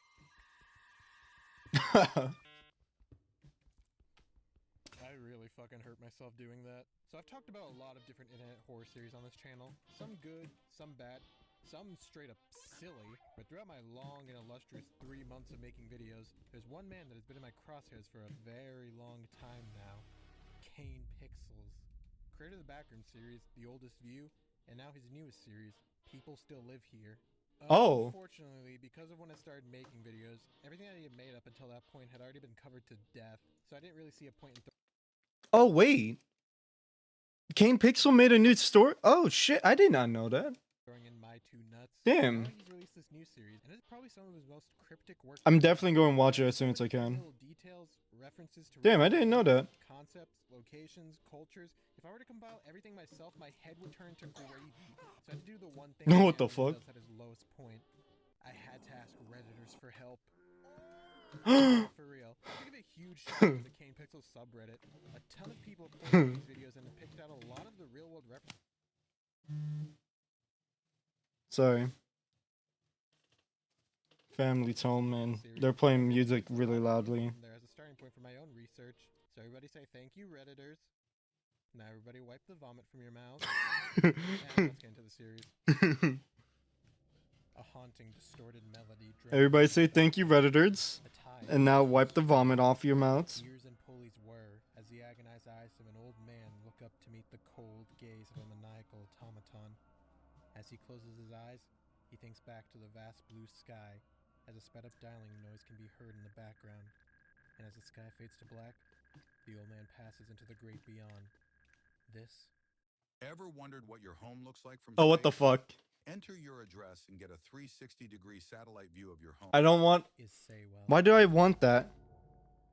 So yeah, this is probably the most cryptic way you could start a new series. Just 2 minutes of an old man dying? I can see that going down to my local Perkins. This episode becomes more important as the series goes on, so we'll start our analysis here. For one thing, the automaton we see blinking in this video is actually a gag gift called the Laughin' Head. She giving me head, tell 'em laughing. It's a tiny little head that you mount on your wall, and when you pull the string, it squirts some water and yodels at you. She pulling my string, tell 'em squirtin'. Who keeps saying that? That being In Muschenstein Hofbräuhaus, basically the classic yodeling song you're all probably familiar with. But it's honestly a really neat forced perspective trick Kane does here. With how the camera is angled, along with the context of Kane's previous work, it tricks me into immediately assuming that this face is massive, but it's really only about the size of my 2 nuts. So really what we're likely seeing is the old man pulling the string one last time, and the yodeling becomes slow and distorted as consciousness fades out. And from his deathbed, or wherever he is, his last experience on this earth is looking up at this tiny head, grinning maniacally, and I guess also squirting on him, but we don't need to get into his kinks. There's that strange ringing tone at the end.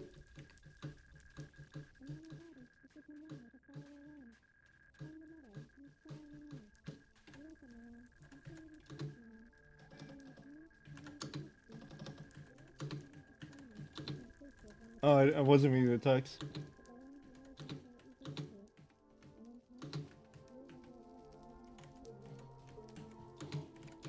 My bones. Bow.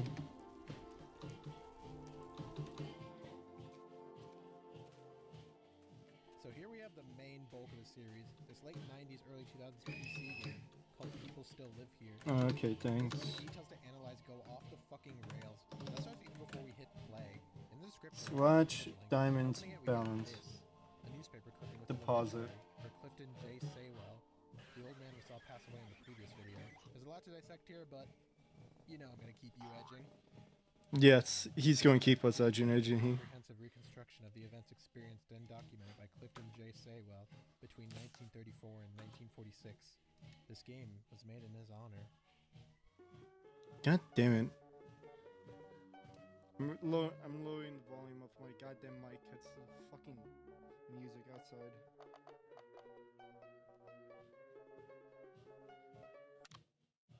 There's that song again. The Goner. Yes, I am the Goner, Omar. Yeah, you definitely spelled that correctly, Omar. Thank you. I am the Goner. Do you remember the overgrown man from when you were a child? I could throw away the bowl. He said you must go to the metal Diamond deposit, $2. Yay! I got $2 now to my name. I do remember the overgrown man. There's no copper tools in this up. Yeah. Who said that? Oh, we're in Shrek Swamp. I've been doing good, Omar. And you, Ben? There's an Easter egg. That is such a gamer move. I love that. Wait, what did the guy do? Just look behind him? Swamp. Oh. Did you just immediately turn around to see if there was an Easter egg? That is such a gamer move. I love that. Man, 2025 graphics have really come a long way. The player character enters this hut where we see this almost altar-like entrance with a spiral symbol in the middle. This could perhaps be alluding to the ancient spiritual significance of spiral symbols, representing big concepts like Might as well growth, use that bow enlightenment, and for evolution. There's also till a it weird breaks. little pimple sticking out in the top left corner that almost looks like a security camera. Kind of like the ones in Walmart that watch me get turned off the Josh in aisle 6. Regardless, the player presses onward and enters the doorway at the bottom of the stairs. I just moved the mic closer so I could still sound louder. Boys.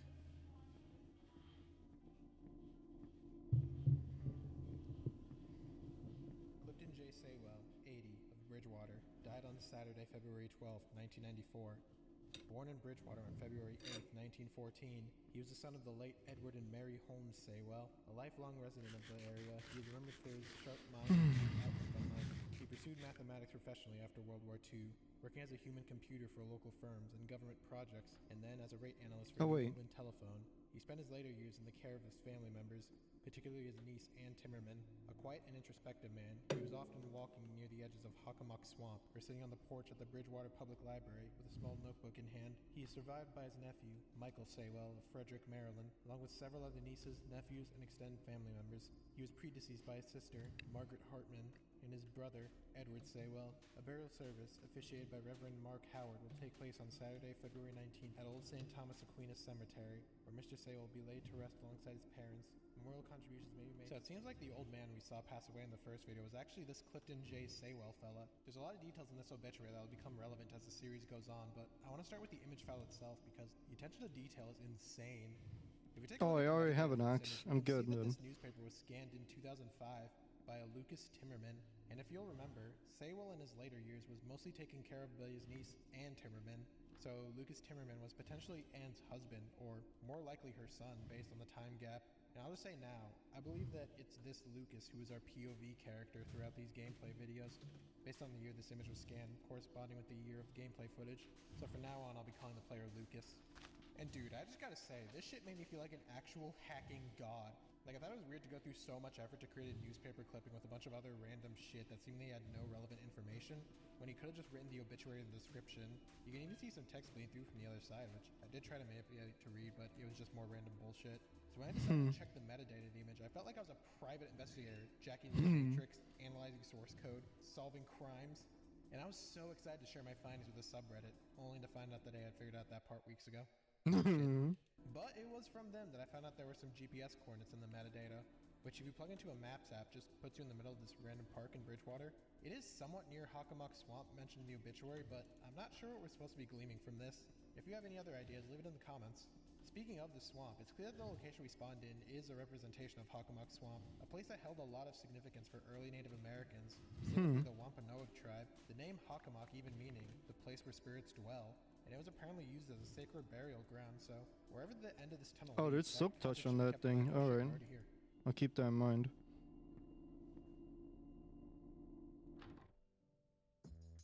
Are you a Roblox fanatic? Microsoft Rewards has a brand new way for you to earn digital gift cards from Roblox.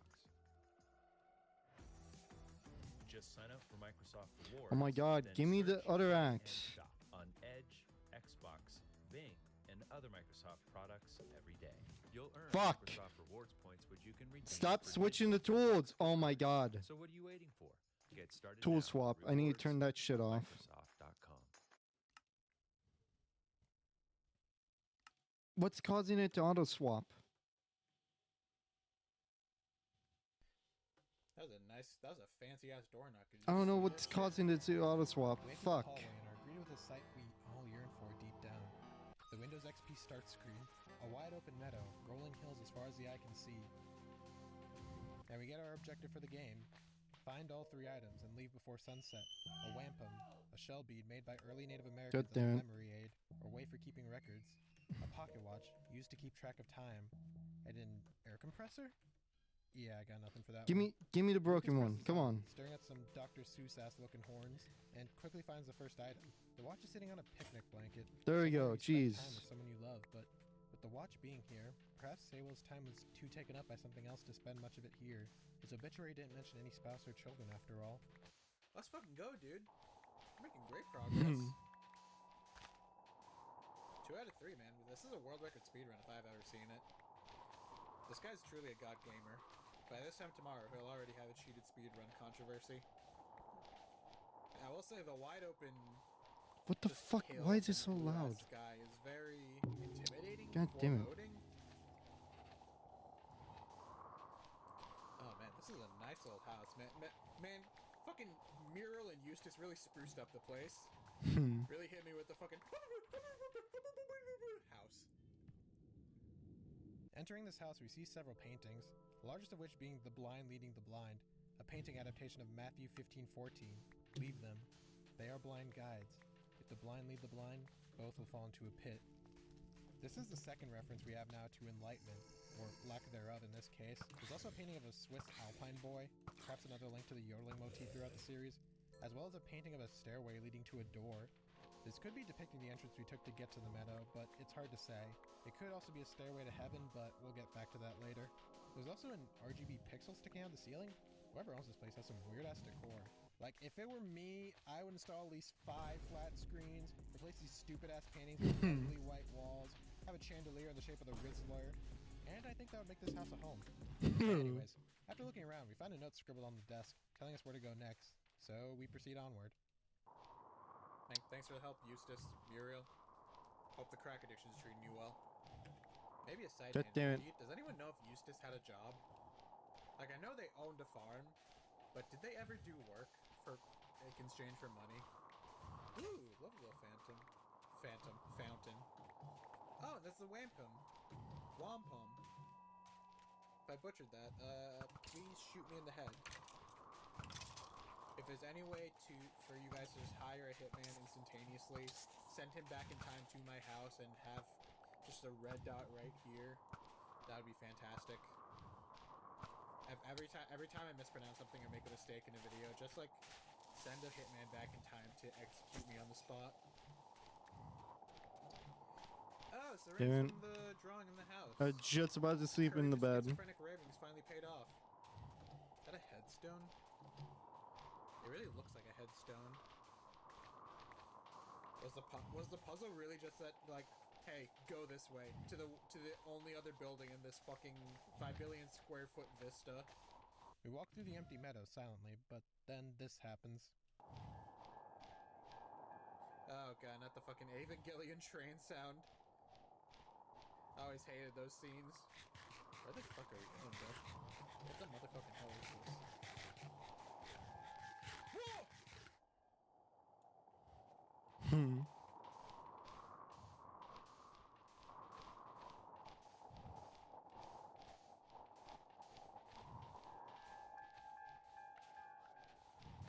There seems to be a Japanese crossbuck that is just roaming around at the speed of sound. It doesn't seem to pay us any mind for now, so Lucas tries going after it, but it's long gone. You're jaywalking, sir! I'm going to be performing a citizen's arrest! Yeah, you better run, bitch.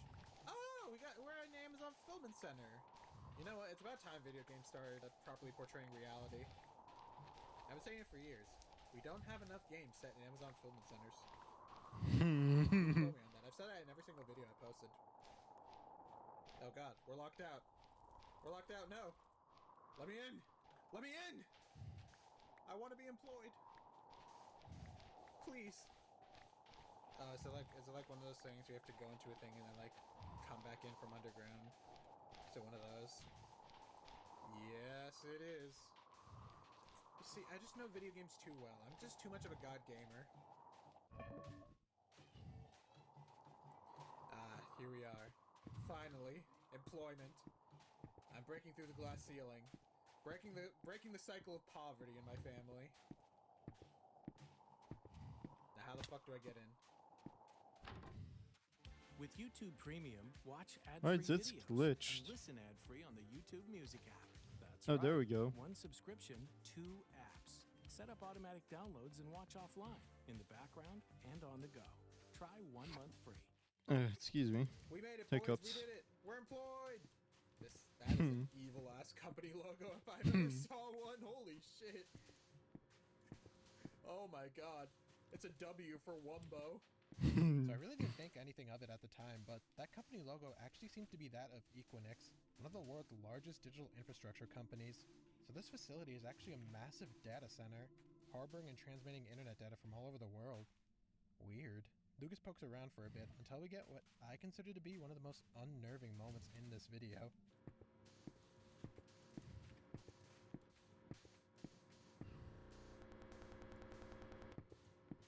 Oh, good. Oh, good. I'm glad that happened, frankly. For this entire video, there's not been a single cut or break in the gameplay, but for whatever reason, here, the video freezes, and then cuts to him already moving on from the door. Whatever happened when Lucas opened that door, we're not allowed to see. Either the video corrupted for that very specific moment, or, more terrifyingly, Lucas edited the video himself, Pre-stream thinking whatever restart. was behind there was better Oh. left unseen. Oh man, I can finally take these heavy ass things off. Yep. Oh, what the fuck? You're not supposed to be back here. Moving on. Lucas reaches the data hole when this happens. What the fuck was that?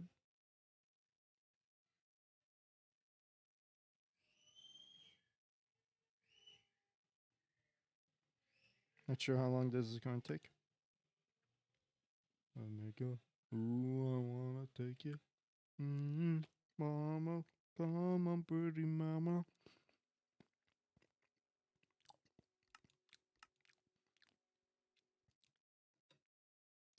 Is it done?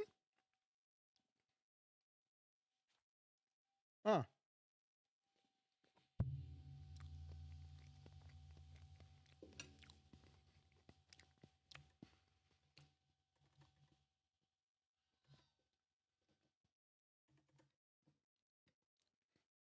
Why am I black?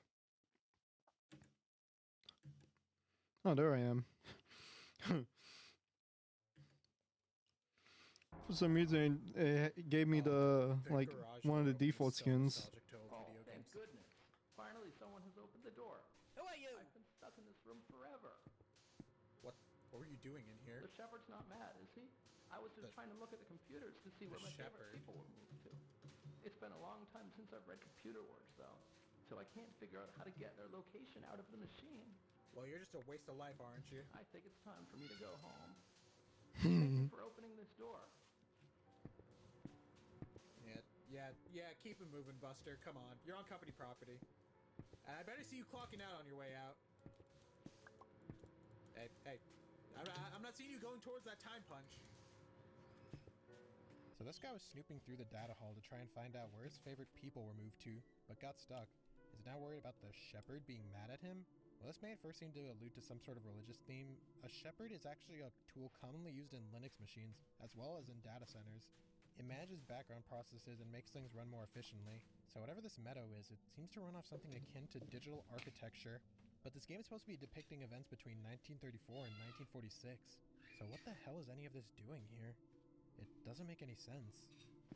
God damn it. See, this is what we get when we hire crack addicts from behind the Waffle House. No good.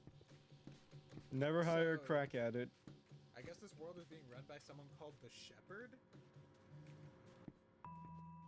Or maybe that's just the owner of this company? I really don't know.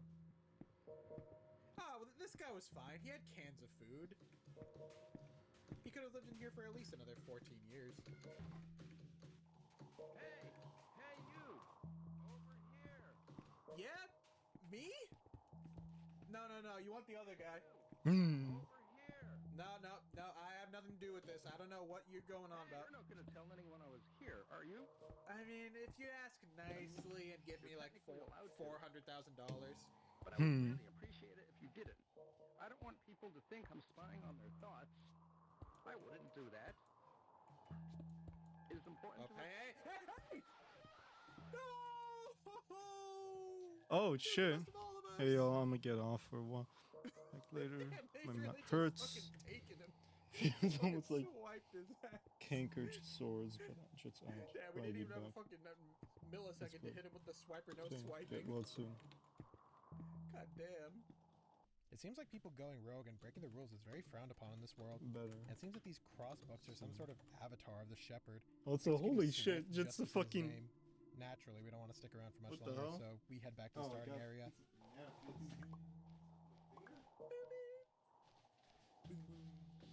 Hold on. Oh, holy shit, that one guy just got taken. Yeah.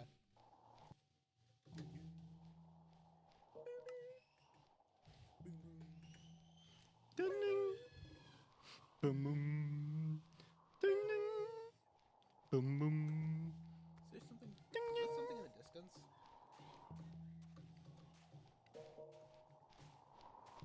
I swear to God, I saw something in the distance. This is not a good sign. Oh God! Wait, there was something in the distance. It's Mad Ray. Oh God! Oh, we fucking broke his ankles though. That's some crazy Fucking tech. broke its ankles. I even just spit. What is this ending screen? The center looks normal. You made it. What the hell's going on behind it? We see drips of red that almost look like blood and a hint of blue stripes, and oh my god, it's that guy's corpse! The shepherd is fucking gnarly, dude, just proudly displaying the corpse of a heretic at the end of this children's game. Maybe I'll start doing that in my videos. Every time someone leaves a hate comment, I just end the video with a hyper-realistic depiction of their corpse, and you know what? Now that I say that out loud, it makes me sound like a serial killer.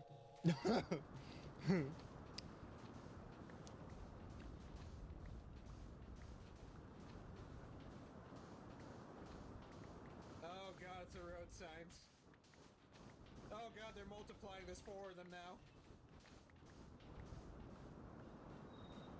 Oi, love. You've crossed to the wrong side of town here. Hand over the trap. Excuse me. And no one has to get hurt.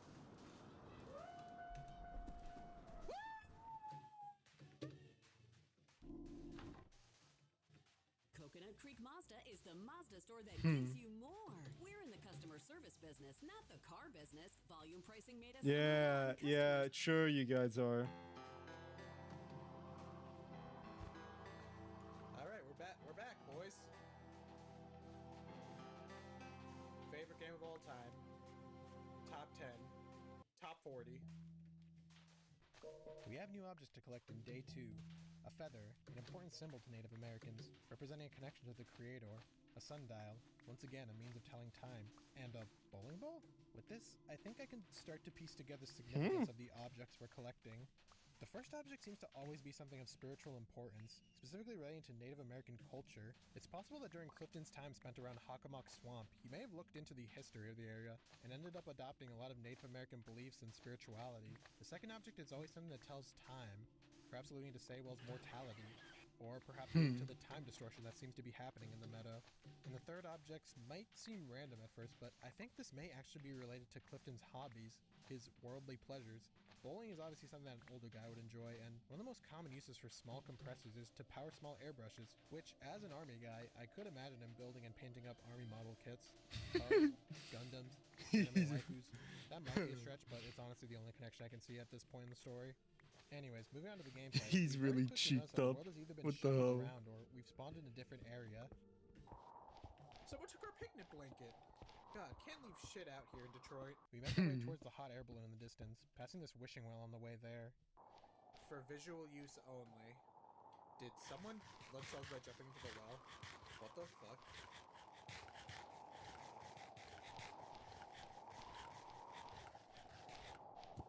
I think someone just sorry YouTube gods, I didn't mean to use the phrasing there, but I believe someone committed sewer slide. Are those people? It is a person. Slocky? Yo, Baldy's got work as a balloon salesman. Bad news, buddy. These are my last balloons. I'm gonna have to keep them to myself. You fucking son of a bitch. I'll kill you. Say, you wouldn't happen to know Anne the painter, would you? I'm her biggest fan, but she won't let me have any of her paintings because she's mad about the color of my balloons. What's wrong with it? Tell you what, if you can get me one of her paintings, I'll call my fire balloon down and you can have whatever's inside. Sound like a deal? I'll shake on that. I'm shaking on it. And the painter is upset about the colors of his balloons. Cyan, magenta, and yellow. Huh. I'll rob her a whole art gallery. I'm robbing her blind right as we speak. That bitch won't know what hit her.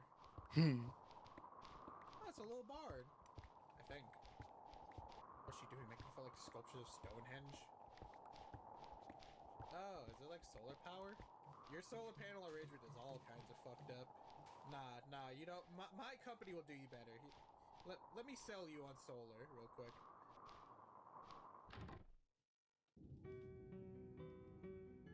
Ooh. Is he gonna say anything to us? He's just gonna keep serenading us. You don't have to keep playing, bro. I'm already in love. Get that cock down here, baby boy. I'm gonna suck it right off your body. You must bounce on it. What the fuck? Looking into the He haystack, must we play bounce on Minesweeper its mini-game crazy in order to find a style. sundial in the haystack. Oh wait. hay bale. Search for the item. Oh god. Oh, it's Minesweeper. No. Oh, I never understood Minesweeper. Oh my god. Fuck. Is there a mine in this hay bale? Are we just gonna blow up if we guess wrong? And every time Lucas is a dumbass and fails, a lamb pops up and chops at him. Clearly another illusion of the shepherd. Ah! I got goaded! He's biting my dick off!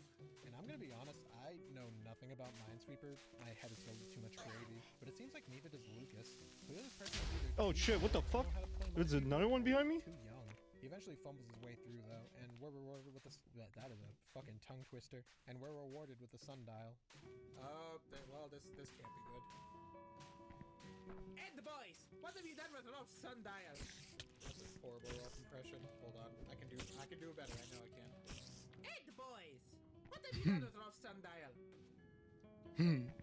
You disgrace the son of a shepherd! Leave Rolf's barn now, and the boys! Smackle a whore! Your cabbages I'll are kill the overgrown, grubs get your because I cabbages don't need them. Life has many doors, and the boys. Life wishes to be a barber. Can you believe that's the same voice actor as Goku? Oh really? That's actually funny. Garden Spire, 2 kilometers. Oh, that's a painting. I did not know that. I'm trying so hard not to make a reference to He Who Shall Not Be Named. I'm trying so hard right now. If you know who I'm talking about, comment below, but I'm trying so hard not to make a reference right now. The fucking painter. Oh, it's these little like garden. Urban spook. If we walk through them, do we get a prize? I wonder how many days this game has. Is it like... I would assume like 5 days. Like 5 Nights at Freddy's. 5 Nights at Freddy's. That's where I wanna be. 5 Nights at Freddy's. Do you guys like when I just say shit? Do you guys like when I'm just the most insufferable person known to man? Is that enjoyable to you people? Yeah, we got a little gazebo. I have the painter will be in there. Oh shit, multiple gazebos. God damn. Damn, I didn't know this game was chill like that. Just giving us multiple gazebos. Actually, I'm pretty sure these are like full houses. Red, green, and blue. Roy G. Biv, as scientists would call it. I was just saying shit here, but I actually stumbled on a connection. These houses belong to Anne the Painter, and they're in RGB, red, green, and blue. While the man's balloons, whose colors she'd rather see in a mass grave, are CMYK. We'll come back to this in a little bit. Oh, now this is a proper gazebo. The fuck? This is nice. There she The is. balloon? There's a painter behind her. Speaking of balloons, a balloon popped behind me. Well, it could be like CYM because it's not really the same. It's the same colors, but like it's not really the same because it is slightly different given the fact that other stuff. I'm sorry, what was that? You use the arrow keys to place the green paint. Okay, yeah, I got you. Ooh. My goodness, that is just magnificent work. Isn't it? It looks just I have an artistic eye. I don't know if I've told you this. I actually went to art school. I'd like you to go pick out a painting of mine. Someone's slain by a Store them zombie. over there inside of the blue bandstand. Oh, we're just stealing from her. Hell yeah. Go on now. Yeah, I'll be seeing you. We're robbing her blind, boys. Pin's all ours. Walking a snail's pace to get there, but slowly but surely, we will rob her blind. Fucking what the hell? God damn it! Oh, feather. We already got 2 out of 3 items. Do we even need this man's balloons? What the fuck? I heard more footsteps behind me. Do I want the one with or without the spire? The spire does add to the. God damn it! It is very compositionally placed. Very, very lovely. Okay, we Here, take more than one. Oh, there's a trap door. Should probably eat real food instead of this shit, but Yo, yeah. we're finding secrets! And what Great, it's a Hux. What do you do here? Oh, fuck. Wait, is this attached to the well? Oh, this is gonna 100% go back to the well, isn't it?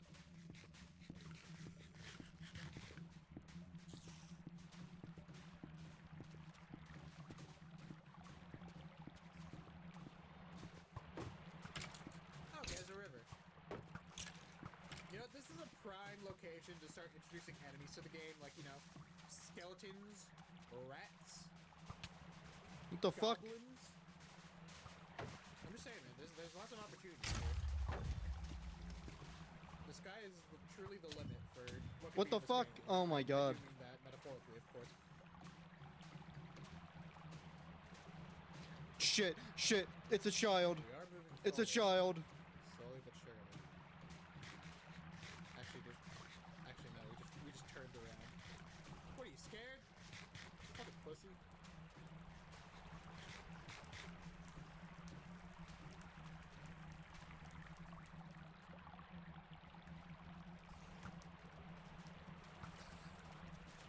Shit, what the fuck? Oh, I'm out of arrows?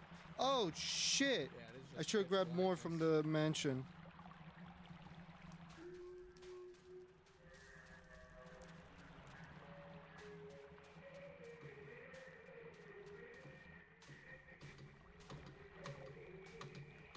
Shit. Oh, fuck. I hear it behind me. That's scary. Oh, fuck.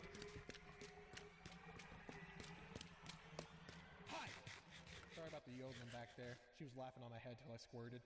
Never mind that, God though. damn it. We don't have a lot of time before the shepherd comes for us. I want to tell you what I think is really going on here. This meadow, on the surface, appears to be a digital world where people's consciousnesses are being uploaded, and they're now living their lives devoted to this computer program known as the Shepherd. But I don't think it's that simple. We have to remember who we're talking about here. Kane is a 19-year-old artist who does not follow the mold. He intentionally makes decisions that make his stories appear as one thing, but the real explanation is far more complex. Take the Backroom series. The most obvious answer is the simulation theory, where the entire world is a simulation and Backrooms are just a byproduct of that, but he's been adamant that that's not the real answer, not even close. So I don't think the obvious answer is here either. Clearly the meadow is a location that exists outside of space and time, but we're 3 for 3 on Kane Pixel's liminal spaces, so what's different about this one? Yeah. Well, it's in the title. People still live here. This world isn't just a barren wasteland. There are people seemingly living normal lives. So then, what are they doing here? How did they get here? What even is this place? Well, you know about dead internet theory?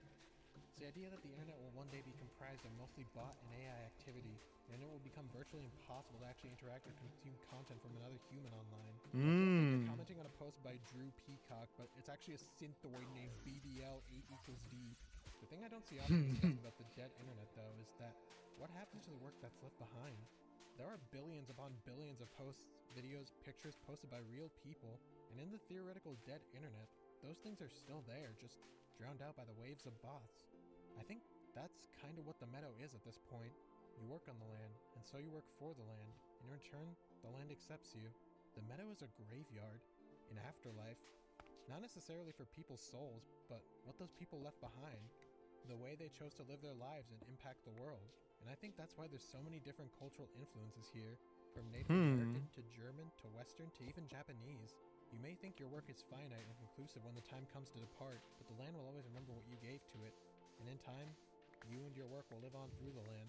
I think that's what this meadow is meant to be, but there's a problem. That's shockingly, like, wholesome in a way. Old computer program, setting rules and executing those who don't stay in line, doesn't really seem to fit in with this idea of an afterlife built on what people give to the land. Here's my theory, though. I don't think the shepherd is supposed to be here. He's not a natural part of this ecosystem. Think about it. If this place is acting as an afterlife for what people gave to the land, what bigger thing could there be besides your mom? Besides the internet? Much like bots and AI will drive out Anyone creative else content on the playing internet, I believe the shepherd likely brought here those who win? Can I join?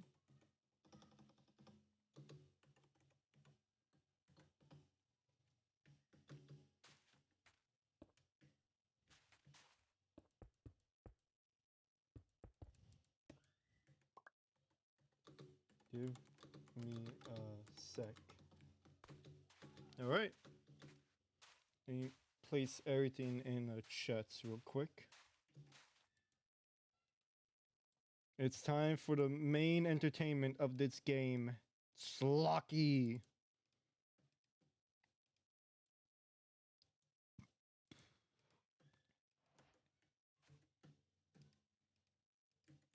The main entertainment.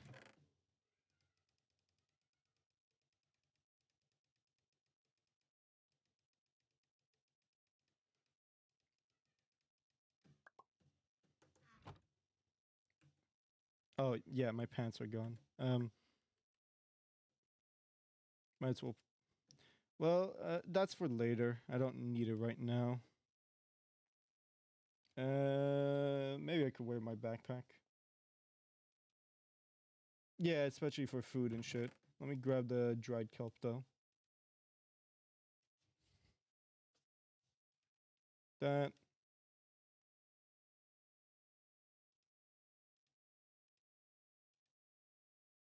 Because I need some grats either way. And my bow. And food. And I'll take... Nah, I'm not going to drink the Sigma potion, but I'll leave it here. There we go. Okay. Where do I go for the game?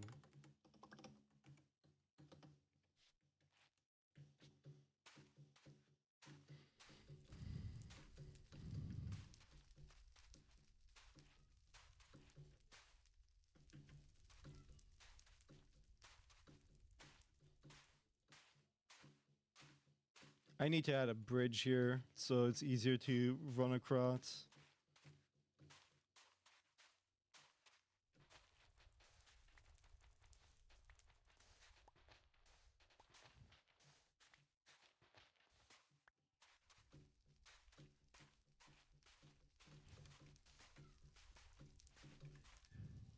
Did it say anything?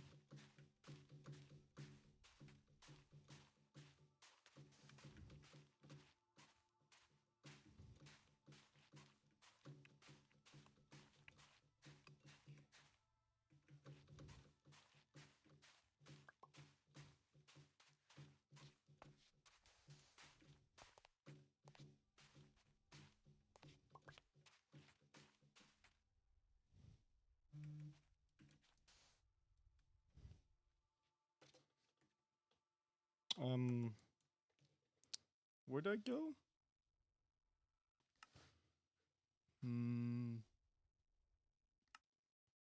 Oh, slime fight? Okay, yeah, I don't think it's slime fight. Although, where am I on the map? Oh, I'm not that far from my own home base. Okay.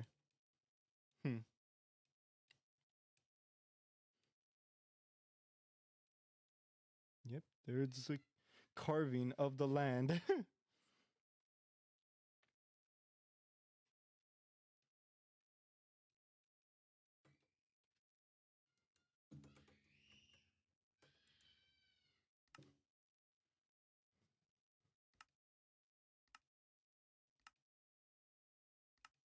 Oh, it's Locky Court. I see it.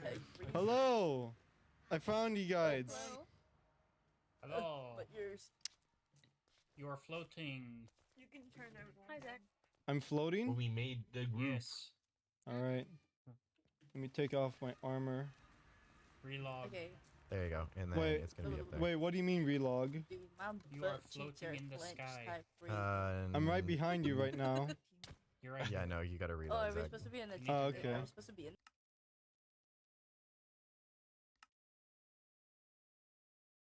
Boom. It should be good now. I can hear the teammates. Am I good? Yes. Oh wait, Zach is okay. Wait, Zach is blue team. We need someone for red team. All right, spectator bucks. Wait. One of y'all are getting called to the ice. Who's playing? My team kick Is it and this one? Okay. kick and dribble. I think J-Love might be coming down. J-Lo playing? I've not seen the game before. I can't play. I can't. Oh, no, you guys because- changed it from sword to swords No, now. you can because Maka and Crimson haven't played either. So But I have no idea how to play. I don't even know yes, how but hockey works. you have Peck, so you'll be fine. Hey, get Just think free of it people soccer. who haven't played once. Get it to the Huh? other side. Uh huh. Yeah, Okay. Peck, I'm mildly nerfing you. But then again, I You also have might abilities. be. You might be putting me on a situation I just fucking woke up. Mm-hmm. Mm-hmm. Sometimes. Well, I mean, you do have Lil on your team. Fucking hell! Why did it switch to the other armor? Fucking says yep. What other armor? It switched to my other armor in my actual inventory. Oh, yeah. No, you're still not wearing the right armor. That's what all these command boxes are. God damn it! Why did it switch back? It keeps fucking auto switching. How You do I gotta turn put off? your stuff in the? How put do I your stuff turn in off? the ender chest, or put it in the backpack and put your backpack in Yeah. the ender chest. No. All right, we still need It one pulls. more. It pulls from there too. I do on my And where's the? Oh, I see the Guys, ender shots. We need one more player. So you can either volunteer or get voluntold.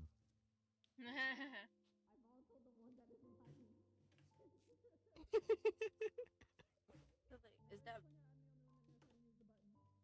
Yeah, no, Corv is game master. Nux, are you interested? Okay. There we go. Everybody is so loud. Go. Nice little like display piece of the Slocky. Oh, I'm trying to see who we could kidnap, but literally everybody's here. I think J Love is it. Dude, my. Okay, I got me some Diet Coke. I joined. Yeah, I need to join the right team. Blue team. There we go. Why am I muted?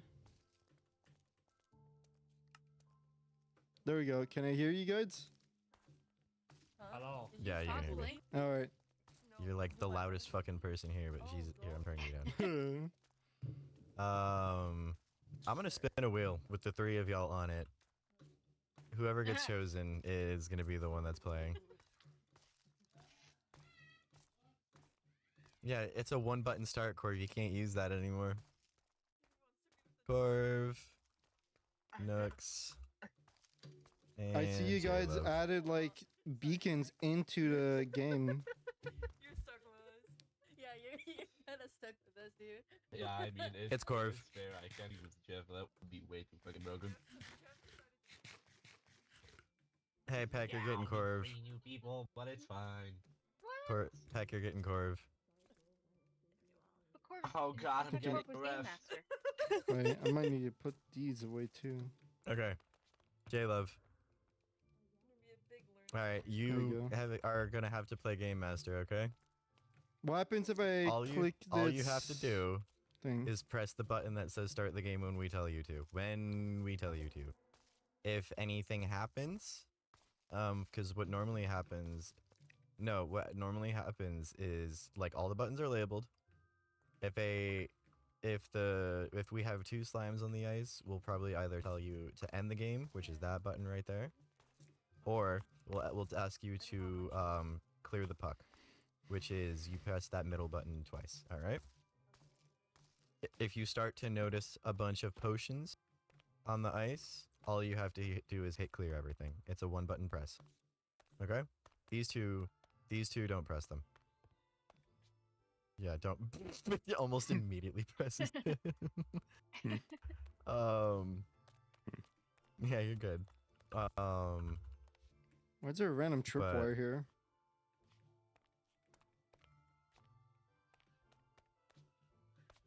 Yes, Peck.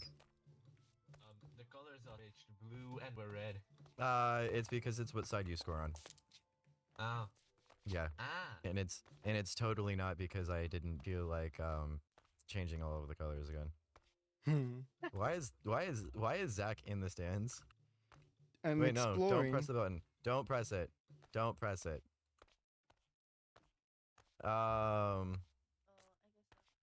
Need me to run back? Yeah, Zach, get back in here. All right. Actually, I'll give you Lils. I'll take Corv. Are we? Feels in a particular way. I'm scared. Okay, fine. You still Corv, blue. I got the blue.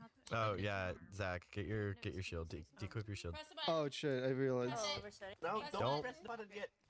Oh, no, damn it! I unbound. I'm gonna slash kill you, J Love. I don't care how much XP you have. Jeff, I unbound my inventory See, at least I was a for good you. game master. Hmm? I unbound my inventory for you, and I have We can't see your armor, Corv. Also, Jeff, after this game, this? you owe me some Yeah, I owe you XP. levels. Yes. Lils, get out. I'm Keep getting getting like out. Hang on, bit I of gotta change lag my spikes. clothes. I hate it. Give me a second, pal. Also, Nong's here, so we could trade for Nong if we. how if much need be. has changed from like the prototype game? Yeah, a lot. You'll see. All right. It's fair because there's noobs on both teams. All right. Okay. Yeah, okay. My only loss ever in Slucky was because of you two, so that's gonna be fucking great. All right, so 4v4, 4v4, 4v4. Don't stand in the net, or else you won't get the abilities. Don't Get stand out of the in net. Get out of the net. Get the abilities. Are we still getting speed potions? Yes. When the game starts. Okay. Maka, come okay. out of the net. It auto gives them.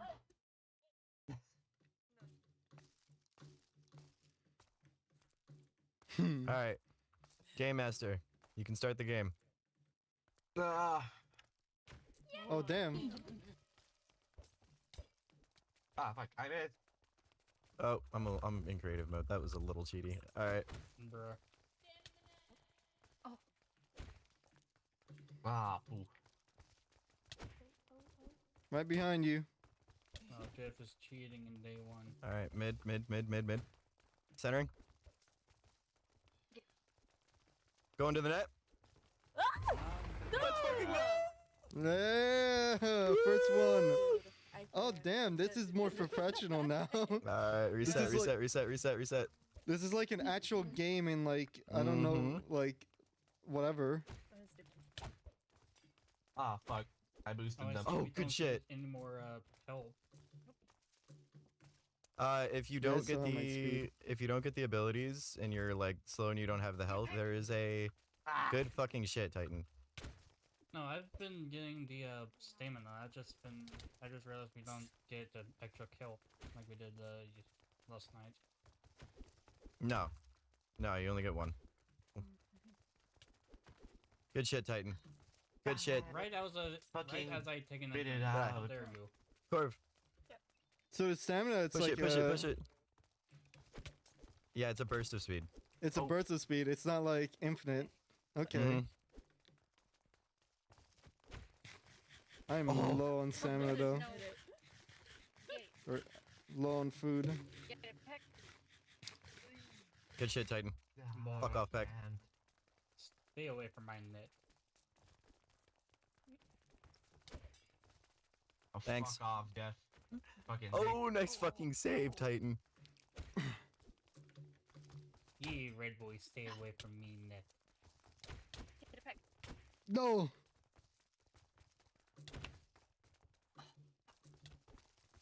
Good shit. In the corner. Push it out.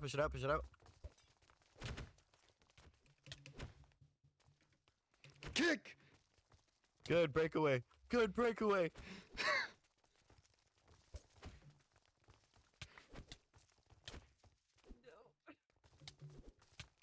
Kick it. Oh, there it is.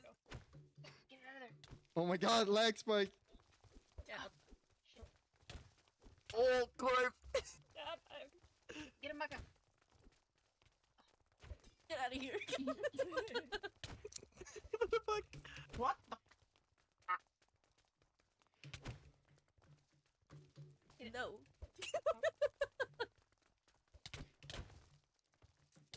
Oh my god, there's so many people flying at me. Holy shit. Damn it, no. Jack, how did you break your hamlet? How the fuck do you break every single piece of armor we have? It's a tradition.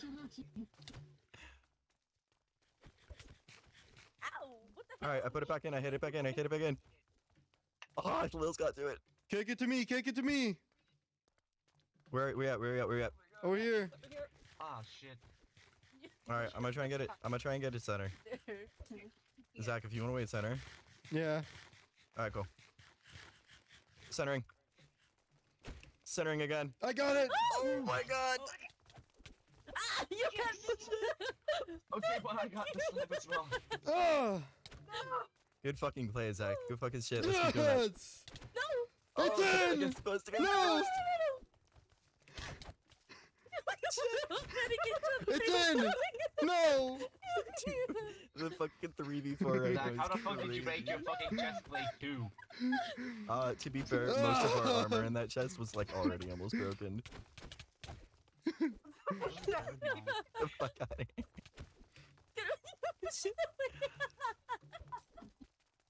Oh shit. Yo, they're pushing, they're pushing, they're pushing. Cross mid, coming to you, Titan. Yeah, pussy. No, they good got it fucking in. goal. Oh my god. I hit Alright, that I gotta hit this one out. I gotta hit this one out. Yep. It's all good. Y'all Hey, can keep what going. the hell? Y'all can keep going. Just keep going. There we go.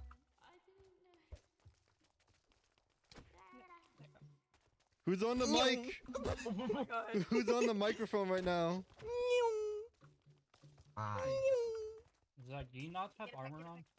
I lost it. Nah, you don't knew more. He's got resistance. He technically doesn't need it. Alright, pushing, pushing, pushing. Pass Against it the to wall. me. Pass it to me. Oh, nice try, Corv. I'm in the center. corner, in the Pass it corner. to center. Well, Alright. you hit me away. I didn't mean to hit you. Sorry, Corv. Yeah, it's okay. Good shit, good shit, good hit, good hit. Pass it to center. Fuck off, Goalie. Alright, out front, out front. Zach, you don't Good have shit. any fucking armor. He's a clown. That's his armor.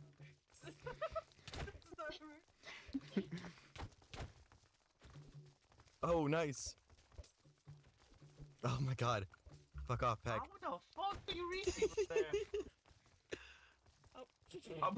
It's out of the field. Okay, okay, okay. Game master. Click drop the puck. Click drop the puck.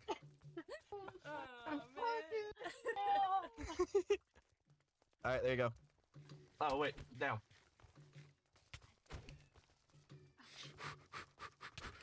No. Nice push. I was eating. Alright, I'm out here. I'm here. Fuck you, Jeff. Oh, fuck. Good shit. Zach, nice. No, shit. I Oh, couldn't shit. hit it because it Zach was got down, behind Zach me. got down.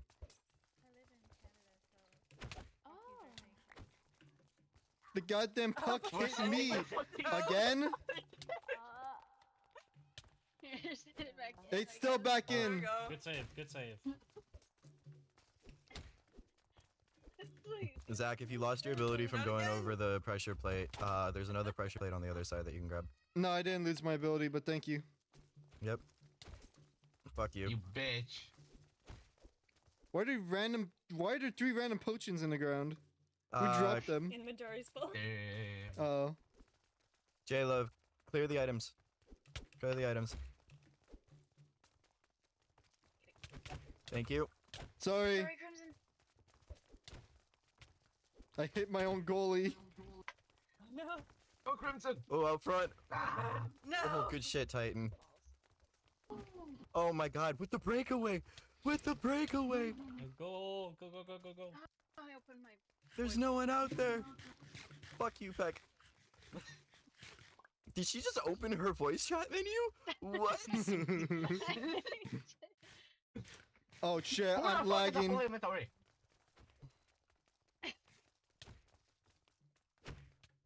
Oh, it's me with the full inventory. Yeah, fucking shocker. Oh my god, Lil. I wonder why. Always. Though. In my defense. You fucking bitch, Jeff. I fucking went too far. Ah, thank you for the speed, sir. Oh my god. Breakaway. Break away. Ah, break your leg. Fuck off, Maka. Fuck you. Oh, poof. Someone just joined in to watch the game. Probably Robo. It's Rob was the only one that wasn't already here. Titty just joined as well. Oh, Titty just. Oh, never mind then. Could also be Titty. Oh god. Oh! Who the fuck Someone just got Yo, launched fucking out. Set my player out the fucking field. There you go. There you go. Fucking ruthless. Okay, we need to like block that off so that doesn't keep happening. Good shit, Titan. Stonewall Titan out here. Get it. Let's go. The fuck? Getting ping We pong need over a here. halftime. Halftime needs to happen. Ooh, man. Torp, I'm boosting you. Good shit. Good shit, Titan. Good shit.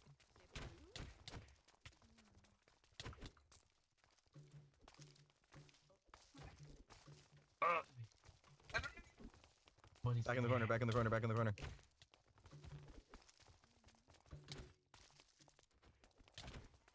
Thank you. Oh Woo! There it is. Breakaway! Break your leg more. Oh! Is there no timer? This game has been going on for so long. It's a 15-minute game. Oh my god. I feel 15 minutes is a bit too much. Maybe No, it's perfect. No, it's perfect. Oh, post, post, post. In front. No. Good shit. Good D, good D.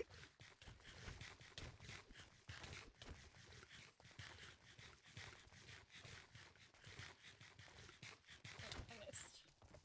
Oh, fuck. Fuck off. Nope.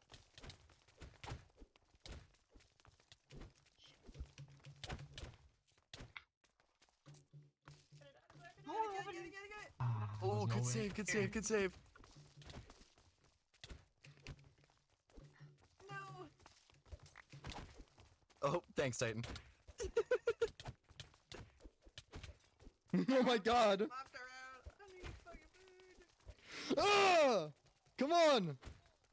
Get it. Oh, damn, good push. Good fucking push. Clear the items when you get the sec.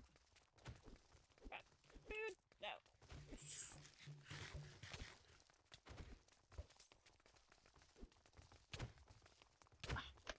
Damn it. Back to center, back to center, back to center. Alright, good shit. Send pack flying.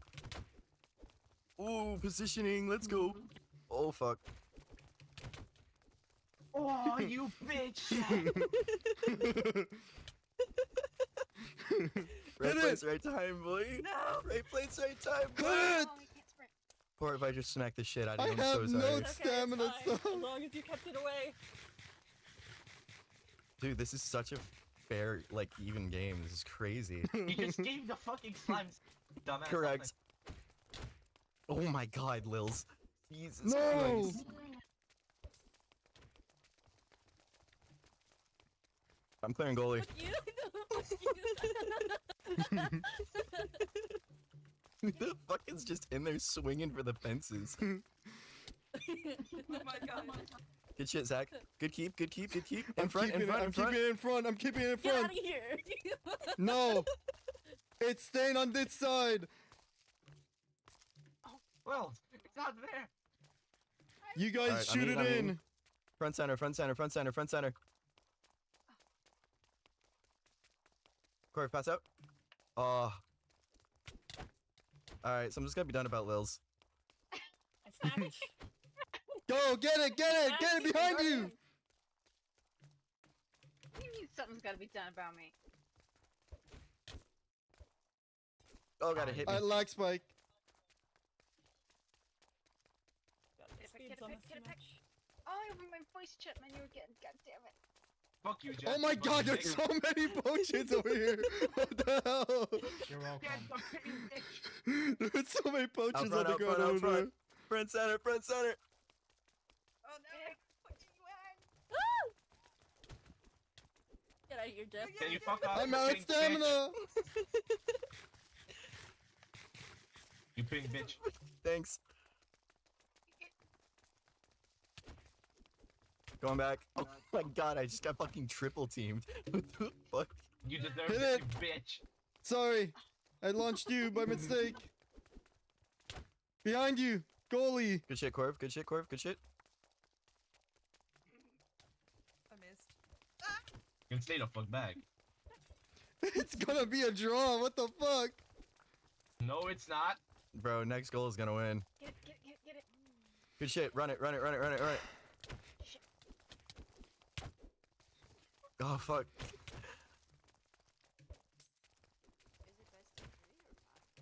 How the Fuck off, Crimson. No, you fuck off. Come on. Come on. Alright, mid. Nobody's there. It's like the A Minecraft movie. It's gonna be mid. That was surprisingly decent. Oh! No, you bitch! No. Oh, shit. You're sending it out of the fucking field. I'm out of food. I'm out of food. Get it. Here's Zach. Come here. Who said that? The goalie? Yeah, food right there. Food right there. Oh, thank you. Well, it just I haven't had the time to eat the food I already have in my inventory. Oh, in front. I got you. I got it. I stopped it. Hit it. Oh shit, I just got thrown. You deserved it, you bitch.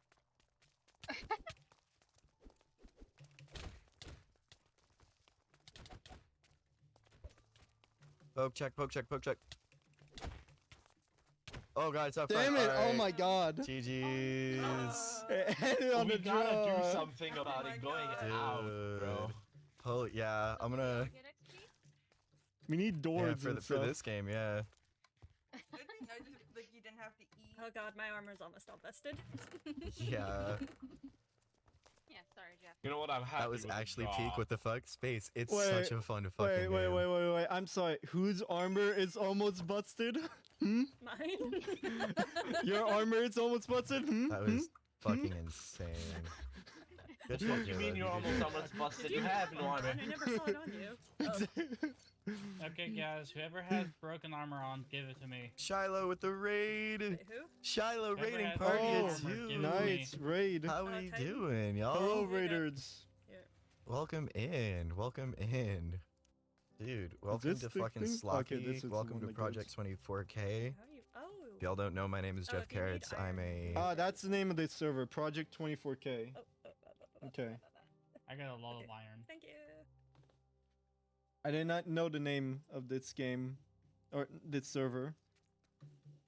We're basically the Slocky server at this point. Yeah, we're becoming the Slocky server. It's just a civilization builder, but we have like our own national sport. Yep. Oh my god, that's actually great. Oh yeah, it's got trims on it. Oh, love, there's more in here actually. Alright, so I have an idea. Give me a sec. What? This is gonna take like 2 seconds. They already healed mine. / wand. Enter. How is the rest of SMPU? I needed a screenshot of what the armor looks like real quick. It's right in here, love. You can put it on. Oh, Jeff. someone, like Yes, sir. One question. Okay. Are you planning on adding a mod that includes like the copper tools and armor in the newest update that's coming out soon? So probably not, just because a majority of people have already progressed to the point where it's not really needed. Yeah, fair enough. Fair enough. I'm gonna go to bed. Have a good stream. Thanks, Shiloh. Thanks for stopping by, dude. Watch that set. Oh goodness. Okay, I need to Don't. set up my. Okay. There we go. Now they're actually where we can do. Okay. Back up. Back up. We'll do this. And What armor There's some trim obvious is it? reason I can't hear voices. Ribs? Oh, I have okay. game sound. So if you press Silence, V, rib, hyperbaric, you need to Okay, adjust your just silence volumes. and rib. I see. There is also a very good chance that some of the Okay. that it's set to the wrong speaker. Might need to do some experimentation, like. If and you need either of them, I have the Well, silence no. one at least. Well, not for silence. I need to do some experimentation for like my own team, my national team. Oh no. You see what I'm doing here, right? Canada. Oh, Hi. it's the penalty box. Oh, locker room. No, it's benches. Home and native land. Oh, substitution. Yeah, because we have to, dude. We literally can't do more than 4-on-4. It will be a complete clusterfuck. Yeah. There's so many people online. And Where like, where are you putting the benches? over here. Oh yeah. I don't see you, Jeff. Was like the doo-doo. Opposite of the commentator box. Oh, I see. That's where the benches will be. So stepping on this pressure plate should 90% of the time should give you the abilities if for whatever reason being standing on the ice doesn't.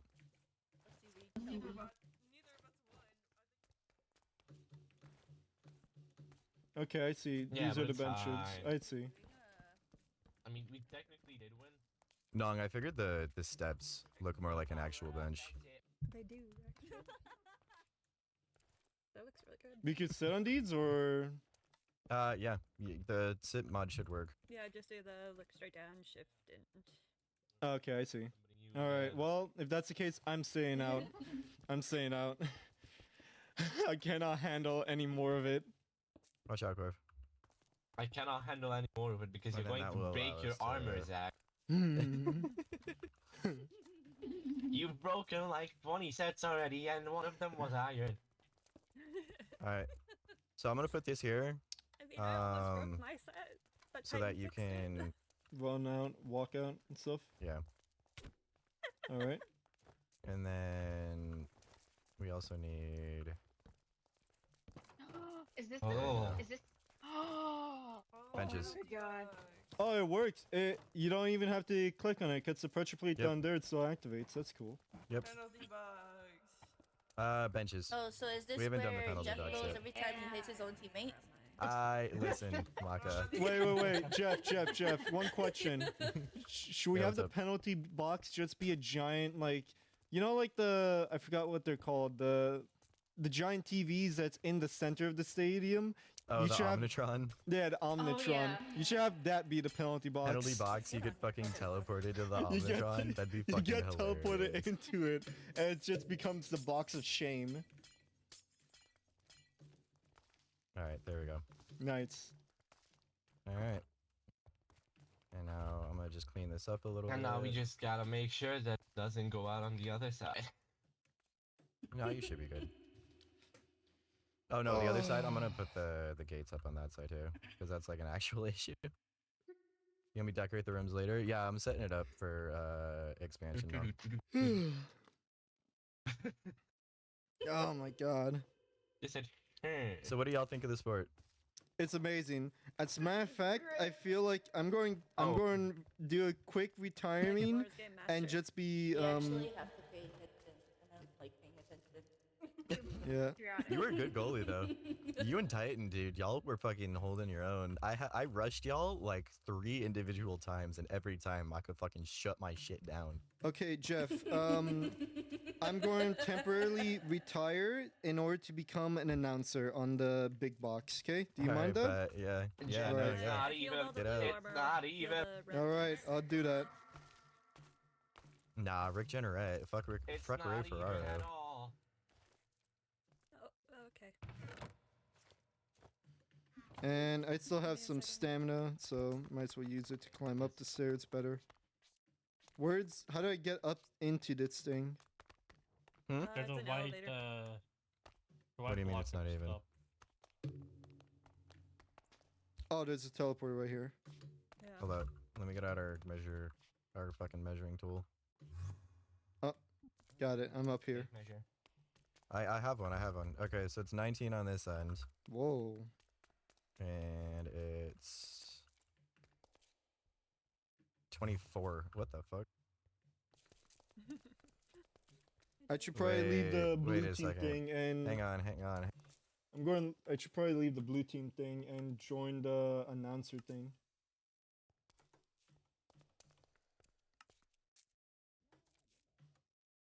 Is there an announcer thing?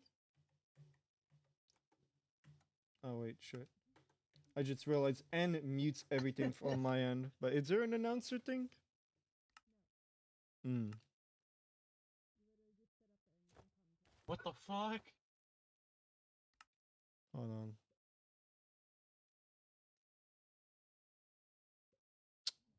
Just zoom.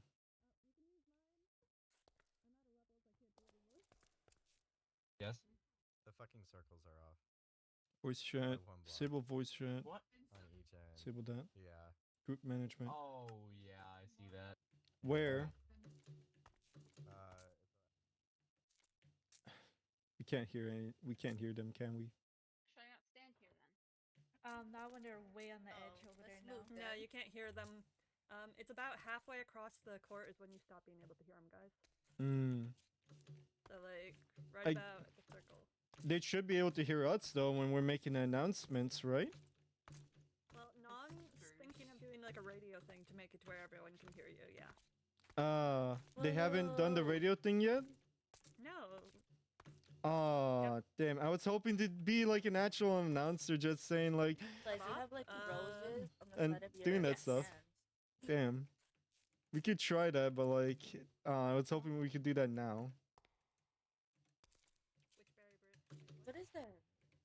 Can we send these shirts? Or are these just shirts? I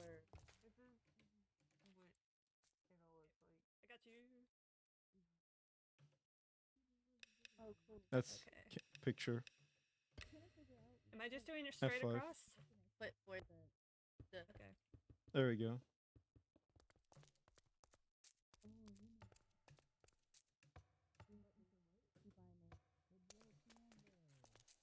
Clear the puck. Hit twice. Drop the puck. Center. Clear everything. You did the score. End game. Start game. Oh wait, these are for scoring? These colors? No. To add up the scores, you press these buttons, and that's what you did. You see Oh, I didn't know that's. Oh, I see. So Oh, you need damn. to keep pressing them until it resets to 0. Okay.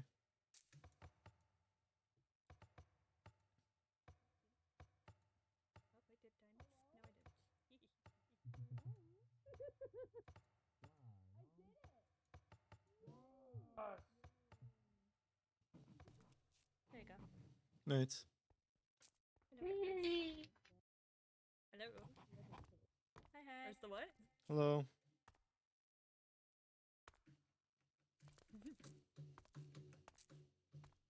This is an iron. Oh, not iron. Glass wall. Yep, and then it's a barrier block around it. I So you're see. standing on it. Oh. Not anymore. There we go.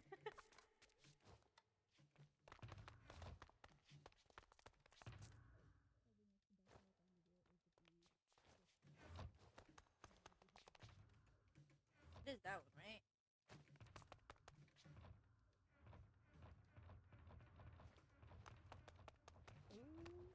Shut up.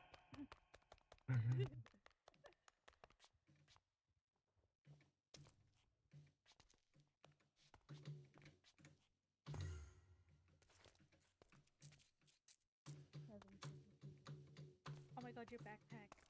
Yeah, it's a bee. I love bees. It's got an Enderman backpack, but it doesn't really do anything interesting. This is my Can't see it in my coin. Yeah, it's my coin purse though, so that's what makes it special. Your coin purse. Yeah. Let me put on my Gucci t-shirt, leather cap, and I have another pair of. Oh yeah, my Hail sandals. Yeah, Damn, you're all dripped out. I'm dripped out for this occasion. You gotta support the teams. Mm-hmm.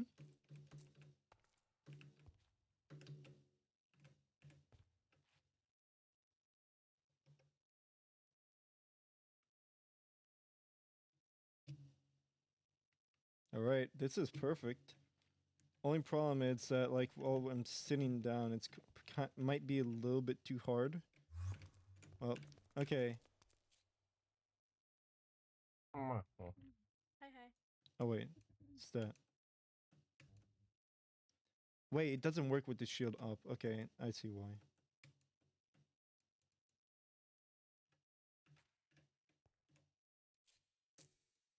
Why can't I see the sit option?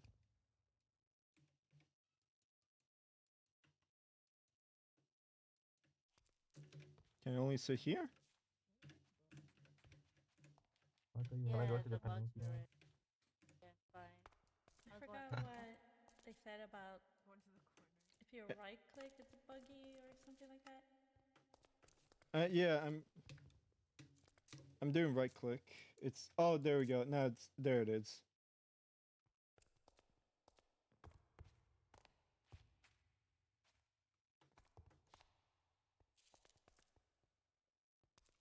Your skin is so cute. Thanks. I did not make it myself. Don't worry, I didn't make mine either. Oh, there's the penalty box. So no worries there. Having the zoom feature is really handy. It really is. Yeah. We also might need a referee, like, in the stadium, just in case. Because, like, we cannot see anything. I mean, I'll blow a whistle, but that's the best I can do. Yeah. Well, maybe... Okay, wait, are you playing the game at all? No. Okay, then you might... Then you might as well be the referee, you know? I mean, Just wear black and white, I need you a know? whistle. You don't already have a whistle? Or at least, you know... Because, okay, Peck. A whistle, like... I have a train horn. That's still good. You could just play that Okay. sound.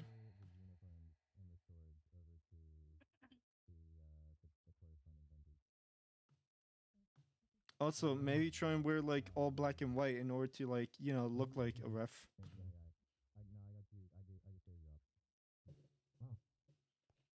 I just got here. I don't know. I don't know if I can make a ref shirt, but I did find my train. You can all right, that's all right. That's already perfect. But ask Jeff to make it for you. You know, they could definitely make it for you. Jeff. You might need to get down there. Over here. Crouch on top of. Jeff! Oh no. You have creative? Oh no. Come back to us. Jesus Christ. What was that? Oh no. Who the fuck?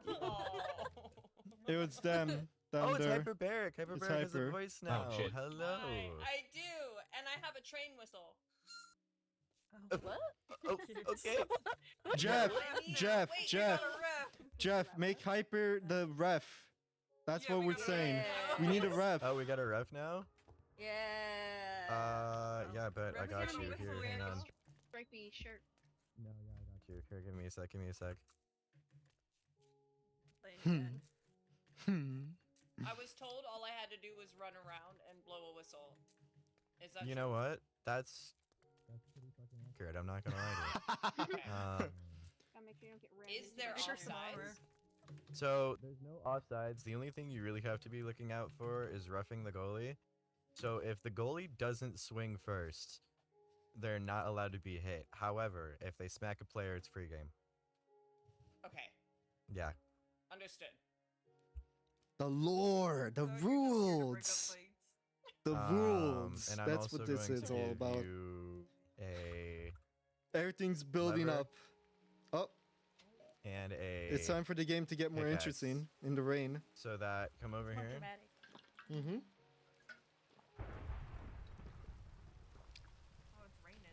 Oh, there should be lightning rods in the middle of the game. There should be lightning rods in the middle of the. Just in the middle of the ring. Yeah. Let there be chaos. Oxidized daisies. Okay.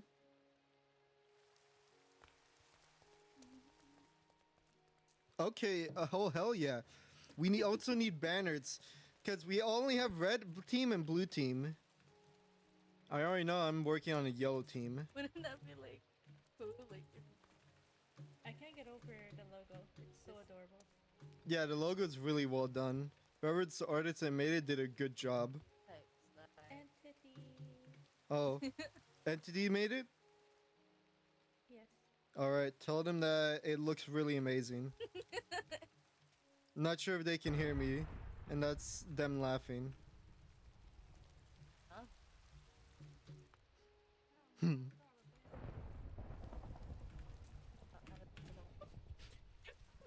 They said something about me laughing. Yeah, because I hear you laughing. I don't know where you are, though. Oh. Underneath the... Oh, okay, I see. Okay, I see your name tag now. Alright, I see someone's name tag down there. That's wrong. Uniform. Oh my Someone's down there. Alright, everybody. Introducing your new referee. Yay! The ref. Alright, yeah. Turn around. Let's go. Yeah, it's Yeah, another okay. with For free? For free? Free show? Alright, okay. Sheesh. It looks like Marine Force Deep Slate. Yeah. No more looking at the ref. Oh, sorry. No more looking at the ref, no more looking at the ref. Oh, No more sorry. Oh, I mean, we're looking respectfully. Oh. Don't look at her. Look away. No, okay. A ref that has Oh, don't social look at me, anxiety. look away. That's interesting. I got hit for no reason. Why is no, there a llama? I just realized this. Because a wandering trader spawned. So the fellas and the fucking spool girl. And friends.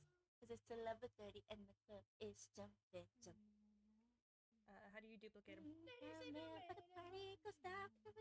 Ooh.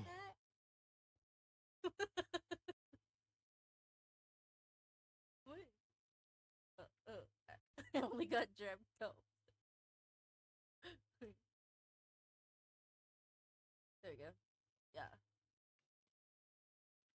No, we're supposed to use that.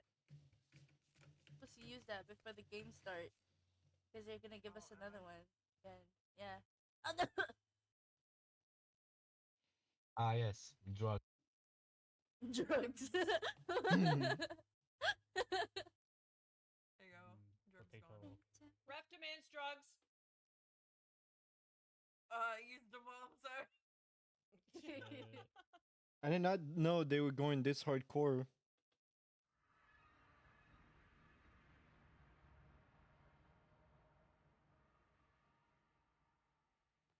Did someone teleport? I did. Oh, okay.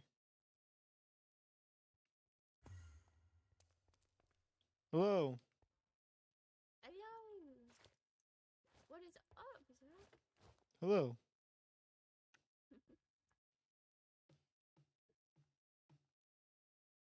Still messing around? Me? No, are they? Like, did another game happen? No, yeah, they're still messing around. Well, we got a new ref now. We got a referee. Ooh, who's ref? You? No, Oh, so we're them throwing in the out all middle. the swords? In the black and white. Oh, Hyperbolic. Mhm. Hyperbaric. We're just gonna call them Hyper. Yeah. I don't know anyone else's names. That's my one problem that I have. I'm still learning names. I mean, if you've only got one problem, Yeah, fair enough, fair enough. right? Yeah. You're out here.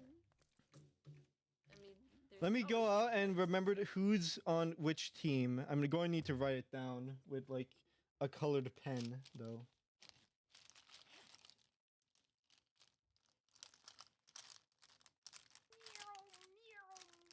Alright.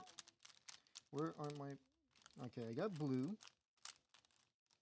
And where's red?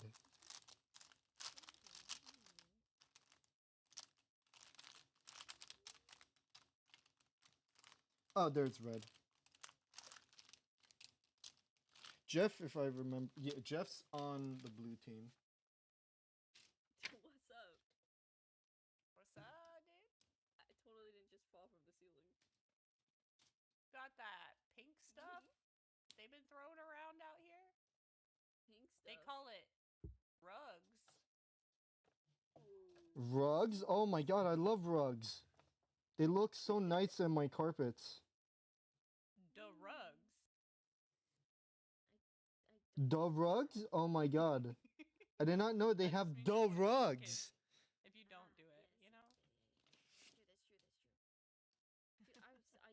Oh, that's not that's not even at all. Okay. Of like teams and stuff in Slocky. I feel like that would be so cool, you know?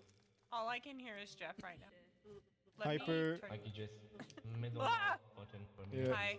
Sorry, you're ref. I'm just writing down your name. Hyper. No It's yelling ref. at the ref. My bad. Oh my god, is your lever the whistle? Wait, what? No, I have a train whistle in real life. Oh! Ah, so cool. So cool. It's one of my collections from being old. My many moons. How old are you? 23? Is that old to you, bro? Yeah, no, for real. No. No, y'all. 25 is old. There's no way. There's no way. All right. All right, Puck. I gave you Slapshot as well. Titan. Titan Moon. Do you prefer there's to be nothing called on it, but it Titan does or work. Moon? Okay, so for some reason you cannot copy it the way I remember. It's hard to hear Titan, you. give us Hold a- on. Come over here. Titan. All right. Because I pick it Titan. up, use the middle mouse button, and it does nothing. Yeah, I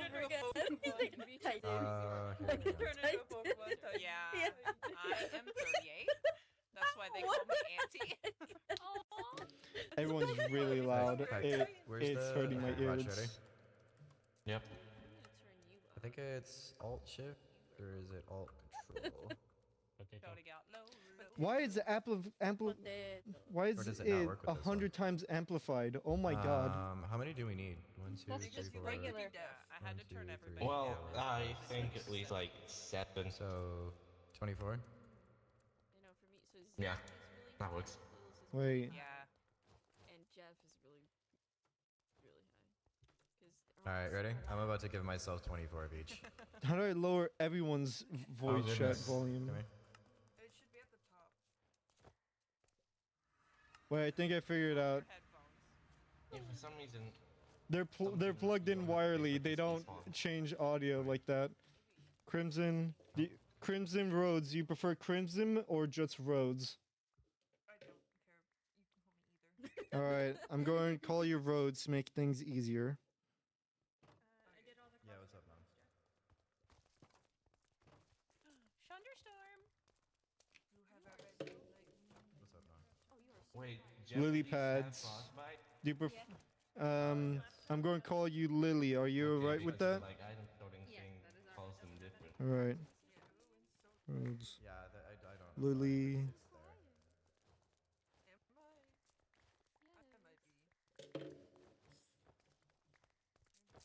Oh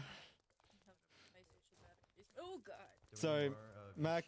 How do I pronounce your name? Well, I mean, there's still 5 more spots for boss check. And Wait, hold on. Nah. Say that over here so I can hear you better.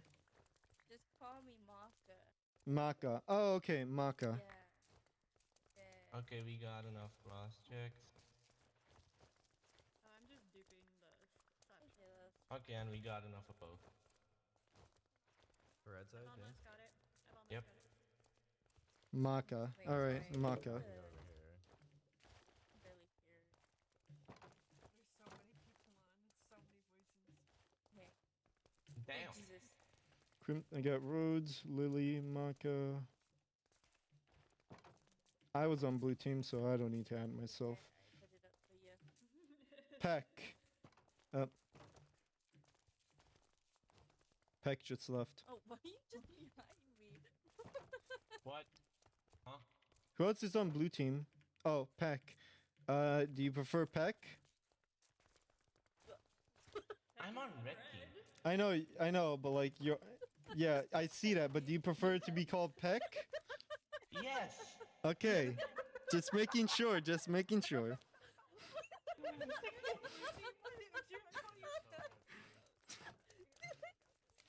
Now, where's everyone on blue team? Bye,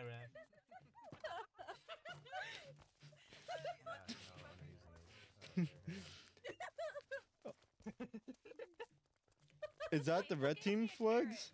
Can I have another carrot? Who's got a carrot? That was so funny. All right. Huh. Oh, hang on. Whose is this? Illegal. Whose is this? It's the referee. Yeah, because I was gonna Eagle. fix that. That's what I was coming back over here to do. How do I make a raids fits? Bribing the ref. Drugs Bribing the over ref. They're taking Hey, that's good. It's in our drugs favor. over here. Fits in Minecraft banner. Alright, there. Now it can't be triggered accidentally. I'm going insane. Ooh. That's a resource pack. What's that? What did you just say? It's going to be fun when someone accidentally hits the ref. Like it's Oh, what I wait, plan on using Hyperbaric. as a banner for my house. Hyperbaric, can I have your armor back for a sec?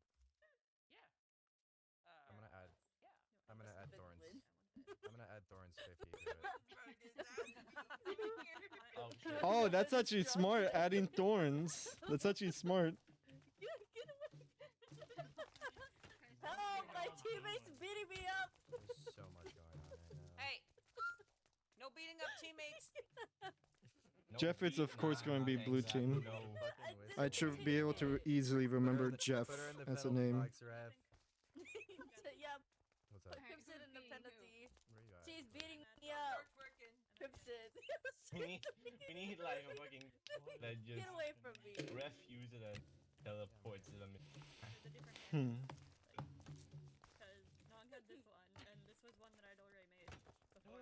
Yes. Yes. Put that shit there. Oh, those are the banners. Ooh, Do you have the nice. thing where you could set banner as a cape or no? It's a blue inverts. That's nice. Oh damn. No, it doesn't look like. I'll add it, cause that'll be great. I ref. Oh. Hey. Thorns, 100. What was that? Do you want to rig it so Jeff loses? That's all. Are you even a part of the thing?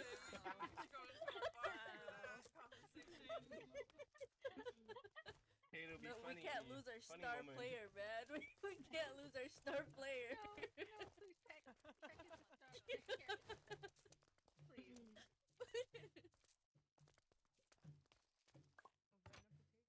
Oh no! Peck has been banned. Oh my god. Oh no. Oh The heck entire no! team falls apart. Oh no. You gotta defeat him with the power of friendship. It's like the next step. Man, she hit me. There's no friendship here. She hit me. You hit me too. I did not. How about both of you go in the penalty box? Get in your get along t-shirt and figure your shit out. Get a long t-shirt. Back with the deadly please. check-in. How you doing today, homie? What is happening here? Hey, Ref? Ross. Don't ask Do I need to tell the ref to put you in the box? No, don't know, does you this put her look in the better? box. This, yeah. Her. I am in a box. It's called a room. Like, Does that look have better? fun. Ayo! I quit. Wow. I quit. I'm Wow. no longer gonna be a Amazing. pro. I don't want to be a pro flocky player no more. My hopes and dreams are ruined. It's crushed.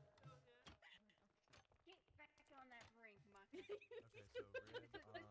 This is like the Eurovision movie, The alright? You chest gotta plate keep and the at it. It's like the Eurovision movie. You gotta keep at it. I give up on my hopes and dreams. Don't give up on your hopes and dreams. You go in the penalty Every box other to think working about what adult. you've done. Beck said I was keeping Crimson and Mugga friendly, and now they want to beat each other again. God damn it, let me. Jeez, Jeff, this is called sabotage. Yeah, you You're sabotaged your us. bias. Yay, Peck is back. It's an automatic thing when you Reason, put the unknown design. reason. Please come back. Peck, please. Help. Get back in the group. No. Stay away from me. Oh, I will tear down our house. You'll live by yourself. You can build your own house. I'll just live in a cave. I'll be a hermit. Get in the Not gonna lie, I can't stop a divorce here. I can't do nothing. If we get put in a box together, I promise you, we're just gonna slap each other to death. Oh my god! Speaking about caves, I'm also I get that for 1 minute. Hmm. Rev that sabotage. No, that's a Beastie Boys song. What? What is happening right now? Santa. He's up in the heavens right now. Excuse me, I'm not autistic. That's fucking. Ah yes, the power. Of You were supposed to be? What the heck, man? I seriously want to throw this ball at people. Oh, look, there's another god. The girl with the girl with unchecked There's two anger guys. issues. Oh, no. Okay, alrighty. you ain't gotta do me like that. Don't call it my anger issues like that, man. I'm working Y'all on don't it. mess makeup. I will throw this bubble on y'all. Trust me, you don't want Wait, it. I'm still fucking floating. Listen. You'll be best friends with her for 6 years. You don't want this bubble on me. Makeup. Literally. Sabotage. Hmm. Sabotage. Oh. I will. You want this Oh bubble my god, on me? God disappeared. Oh, I there's God. made it like 4 days ago. It's funny. By the benches. You don't want to hang out with peasants like us, I guess. Hmm. Oh. Wait, don't do it. Don't ban me. Don't do it. Wait. Oh. You'll see her in a sec. Oh goodness. Damn. She's up 1,000 blocks. Oh no. No, Maka. Oh, there she is.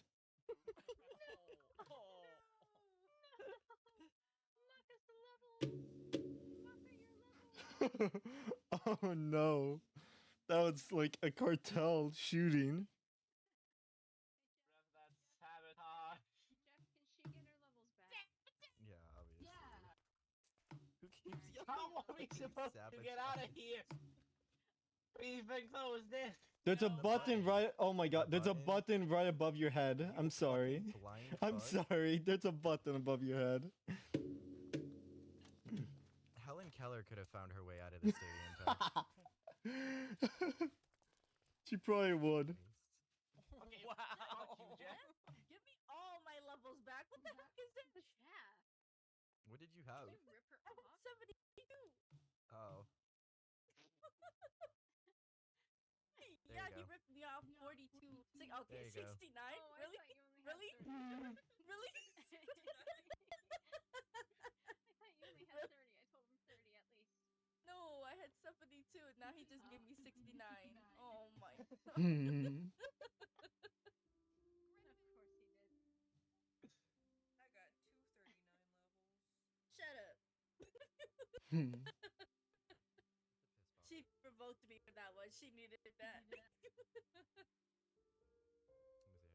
I'm not gonna be like a troublemaker, but you can definitely ask Jeff Dyer too. No. He won't. Okay. Who's saying my name? There's too many people talking. What's up? Ah. Odd. What's up? No, nobody. I said your name, Jeff. Ah. Oh God, again. Why? Why is God's armor disappearing on my screen? Because he's realizing how Why is God useless it getting is. naked? The fuck? What? Hey God, Peck said you're naked. I'm going to get banned again. No.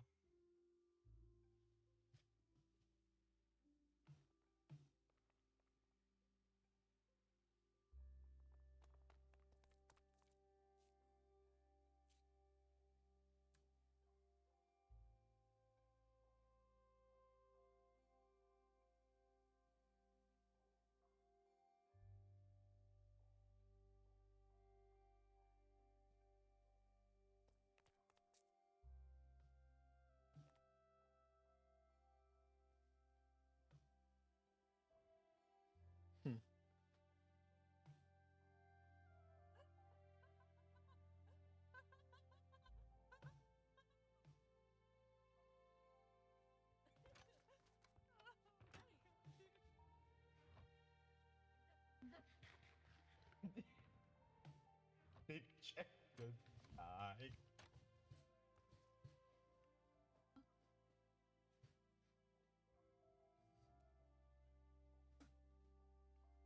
Oh, my neck is starting to hurt because my shrimping.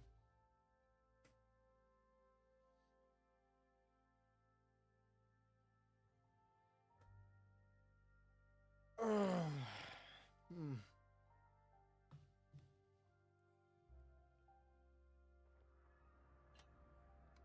Freedom! Oh, Peck escape.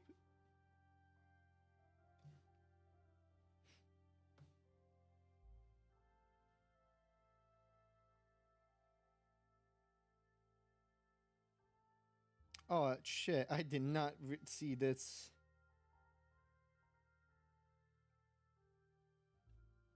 Oh fuck. Oh, okay. Let me click on the collaborate thing on PC. I did not see that. Back to Twitch.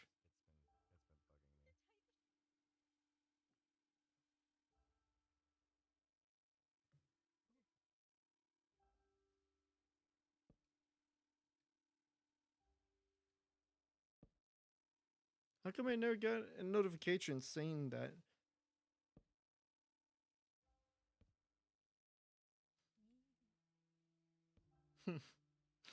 How come I never got the notification? What the hell? Too late. Like RFE is gone. Do we have a shared shot? We probably do. He's a get him! This guy over here, he's sabotaging the team, man. He's sabotaging the team. Torv. Look up. Where? Oh, you made a roof. Yo. Oh. Oh, it's tinted glass. I have trust issues. Oh, that's nice. I gotta. Oh, very good. Very good.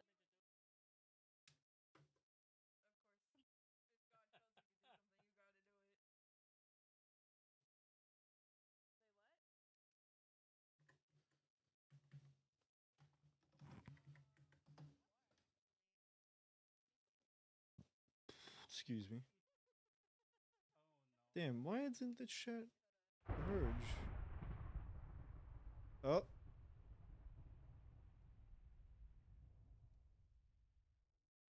Somebody's getting angry.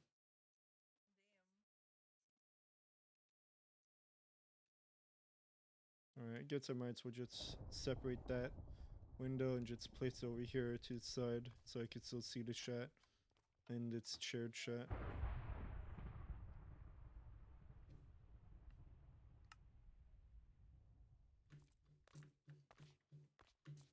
Somebody's angry.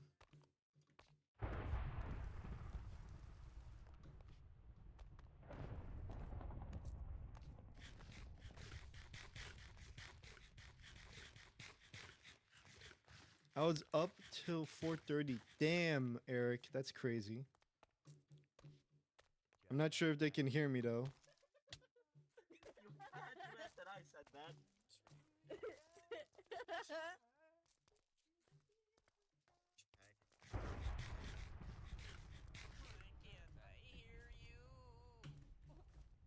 Rest in peace, Peck. The fuck you mean it can't be you? He said it can't be you. Also,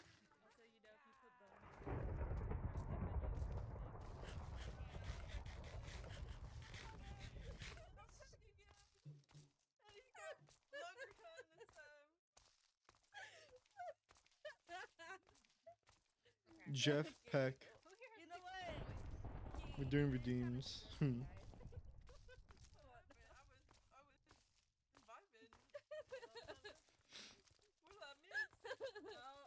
now! Oh, it's spin that wheel time. Robo, where are you? Oh shit. Robo, where are you?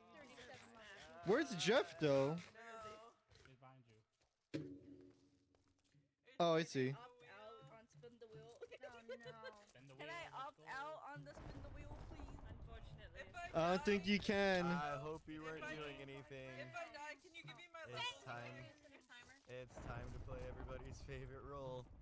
Spin that wheel. Ladies, Hey. Say it with me. Nope, it's time to spin that. Spin that wheel. Everybody must participate. Can I run? Oh my god. Can I just log out? Can this lightning strike me down? If you are not familiar with what spin that wheel is, No, I think you need a copper. It's a lightning. it's a He muted himself. So, yeah. Potato.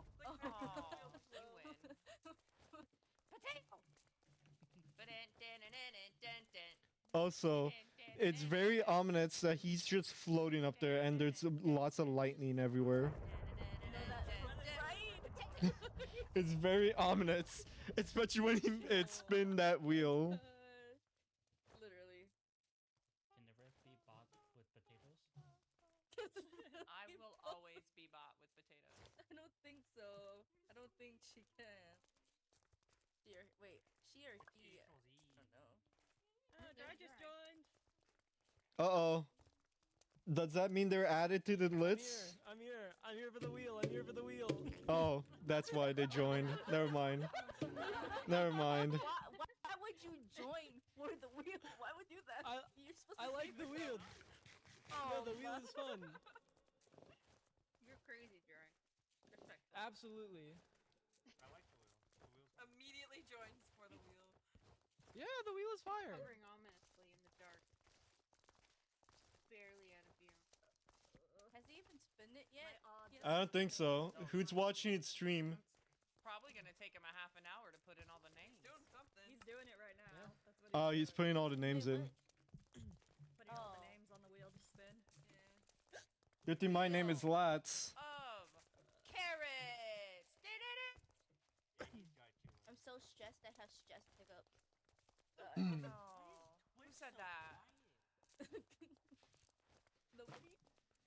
Oh, my heart. Stop it.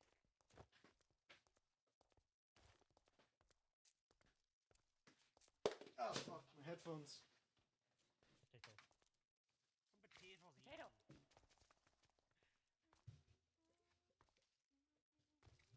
Hmm.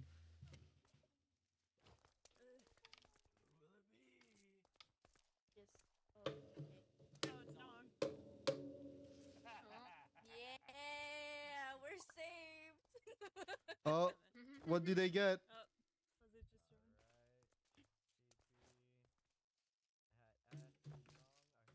Oh. How much it's to spin the wheel? All right. Well, I was just here for the wheel. I'll catch you all later. Bye. I'm not here. Oh, I see. 10K. Chat chooses. Oh. It's crazy. A reward. Nuke is crazy. Warden. No. He Who's must the like the victim? warden. Wait, who's the victim? Nong. Nong. Okay. It's chat chooses. He must fight the warden. That's not a reward. Yeah, that's a death sentence. That's the punishment. $10 bucks. My brain does not brain. One diamond. Dev. Rotation 100 for 25 seconds. Spawn by I want to throw hands. It's crazy. Levitation would be I hope you all are ready to spend some I goober can't points. crash We're on gonna it. run this for 3 minutes. Every 100 goober points is a vote. Decide Nong's fate. It was the first 5 that were suggested.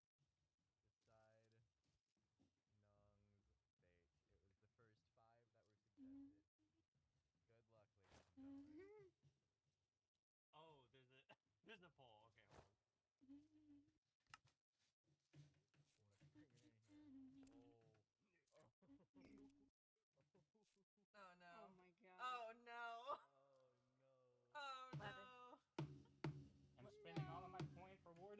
Let's go. How many points you got?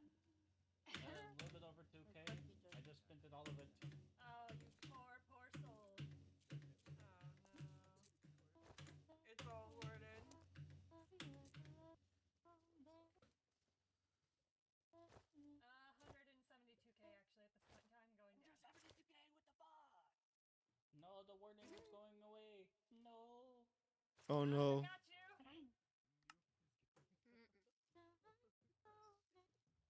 Or Nong. Come on, So we're Warden. sending Nong somewhere else to do this, or like, how's this working? Why do you sound like that? Why do you sound like he's smoking cigarettes right now? Why would you spawn it in the ice? He spawned the warden here. Oh, he's If sick? the warden gets sick, he's gonna spawn He it did. on Wait, the he ice. did what? Wait. No, if it's a warden, he's spawning it right in the middle of the ice. Oh my god. Oh heck no! Already, nope. You know, I'm good. Y'all are all being subjected Oh to heck it. no! Oh no. No. I'm a cat. Oh, I'm sorry. Oh wait, no. I'm getting Oh, off the I'm ice. sorry. Did you think that you were going to be able to leave? I mean, no. no. Oh no. No. This is a knock, guys. This is knock. This is a knock. I got you guys. This is knock. I got you. Go. Wait. Can I do this? No, it doesn't work for me. Oh, I have loyalty at least. That's good. Oh no. Get me out of here. No.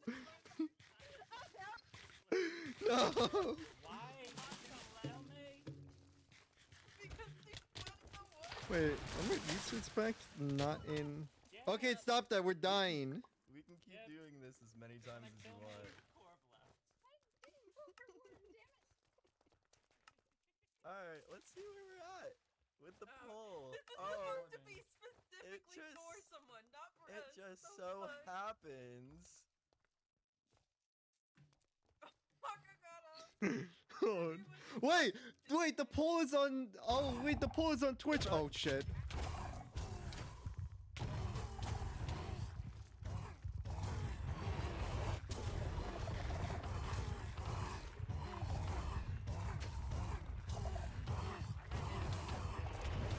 Oh, shit, I'm about to die.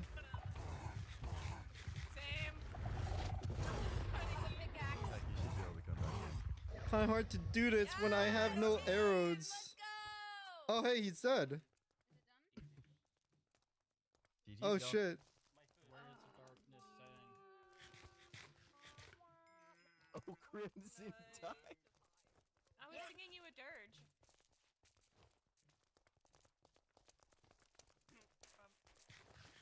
Where is my body? I didn't die. Oh, that's not you. Okay. Is that up there? Is that your body? Oh, yes.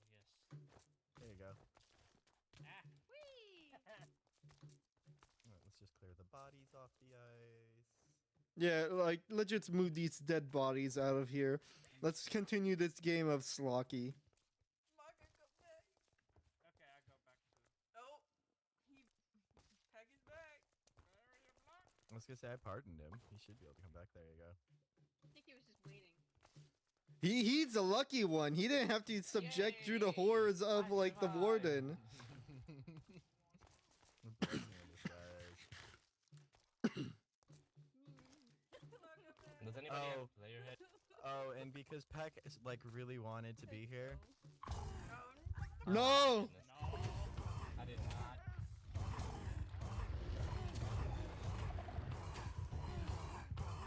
What the fuck? Oh my god.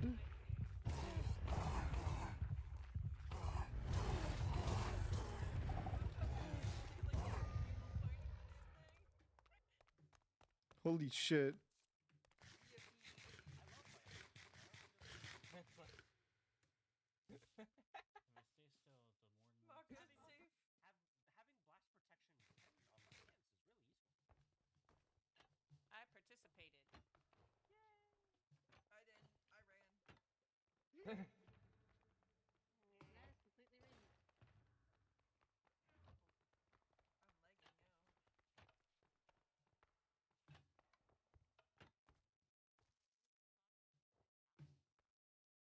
Did anybody get Fuzzy Mix's head? Aw. Is the game actually going to start? Hey. That's not creepy at all.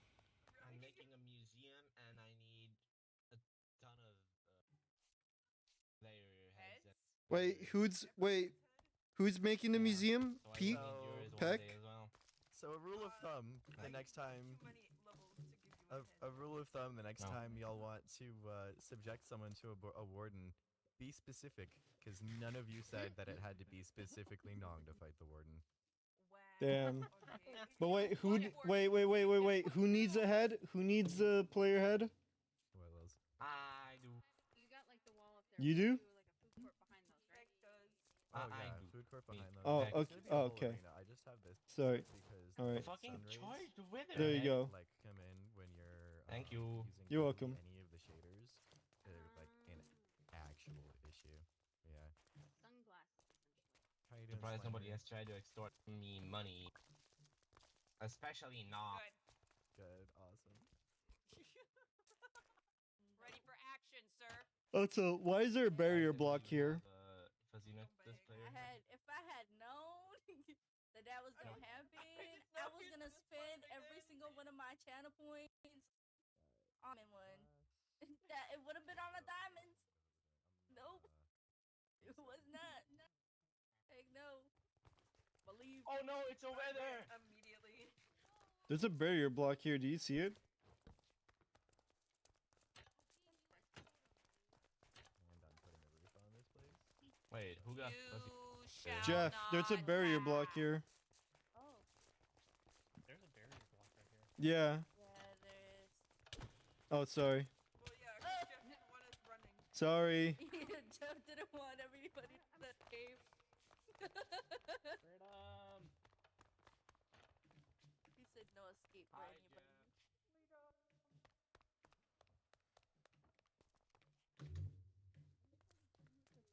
And we never finished the game. I don't think we're going to be playing any more Slocky for today. Well, we're gonna play more games, but then everybody else joined. So are we ready to play now? I'm waiting. I'm trying to be an announcer. Good. I'm trying to. I got my Gucci shirt and like Hail. I have my Gucci shirt and Hail sandals on. I'm ready Alright, to be an announcer. All right, to everyone who's playing, hop on the ice. I am playing. I just gotta place my armor Oh down. my and- god, I lost 3 hearts jumping off of that. Oh hell no. So the new Who's way on that the blue game's team? played. Cause like we need one more person on blue There team. are now 2 different sticks. There is Slapshot, which is the one that y'all have already been using, and there is now Crosscheck. If you hit someone with Crosscheck, it gives them slowness for what is it, like 1 second, 2 seconds? So now it's illegal to smack somebody. So it is now illegal to smack the goalie unless the goalie swings first. Our Slimery over here will be making sure that that does not happen. The way she just woke up. We are also going to give the Slimery a what is it? The fucking goat horn? What are you getting? Oh yeah, goat horn. There's a couple gold horns. Nong, I wouldn't suggest What? Hey, Nom, can I get that player head? Oh my god. So the goat horn Oh shit. Hello? Oh yeah, that's a is bit too going to loud. act as the Slimery's whistle. If you hear the whistle blown, all gameplay is stopped. Yeah, Peck. Once gameplay is stopped, Hyperbaric will tell which player to go to the penalty box.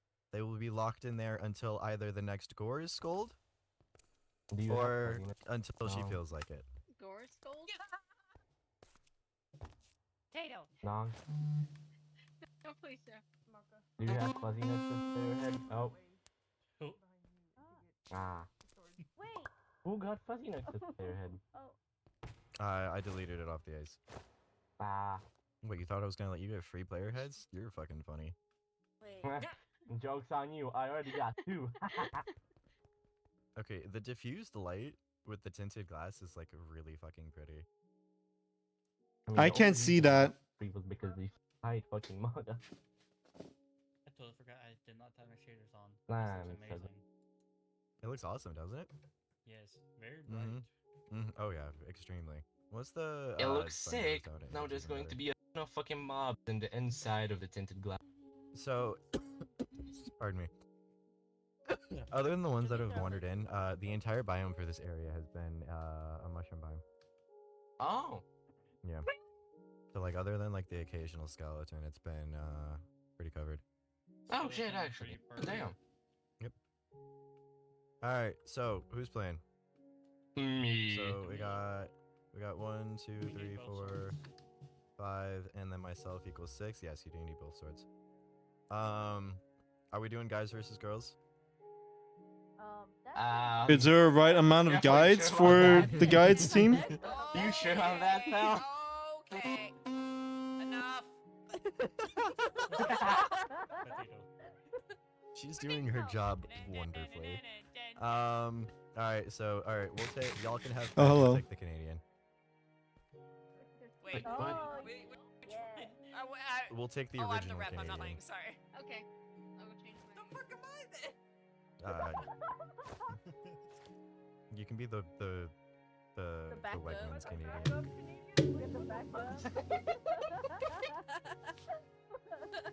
So wait, who's on blue team? Canadian.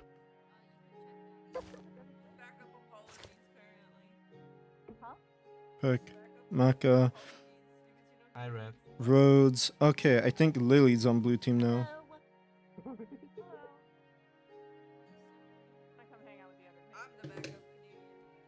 Oh no, she's the only Canadian.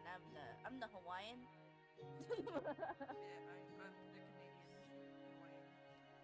Okay, yeah, Lily's on blue team now.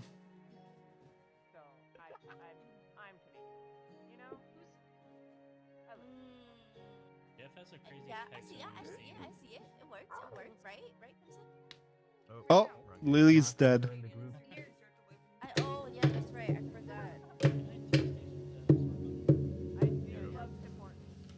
So that's slowness. I So if think I'm Lil should be in so if goal. I'm sprinting, hit me. It sucks in America, I hear.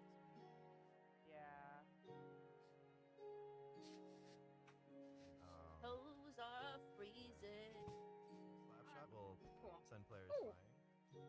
And slowness slows people down. As a goalie, I'm gonna need to use a slap shot a lot. Wait, Alright. so which one is the cross check again? They're named. The cross check is the thing that slows. Slapshot is the thing that poof. Oh, okay. And check this Thank out. you. Like that. Okay, already. Hey, ref, come on. Something happened. I don't know what it is. She said she wasn't on clock. She wasn't on clock. Damn it. Yeah. All right, game. You have lost a potato. J Loves. Whenever you're ready. All right, game starts now. I got an inventory full of Oh, I stuff. don't see the slime here.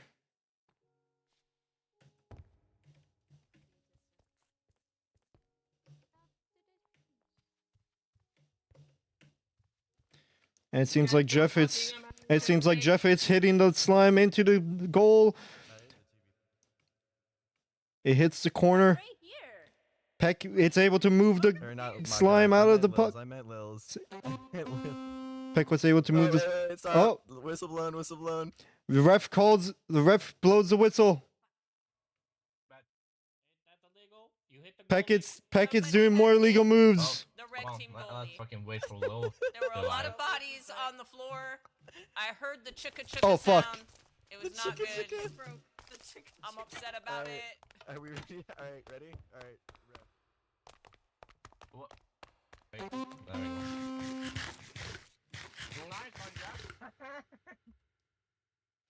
Lily hits it towards blue team. Fuck. The problem is, I don't have the right render. I need to raise my render distance. Oh my god, another one. Someone hit.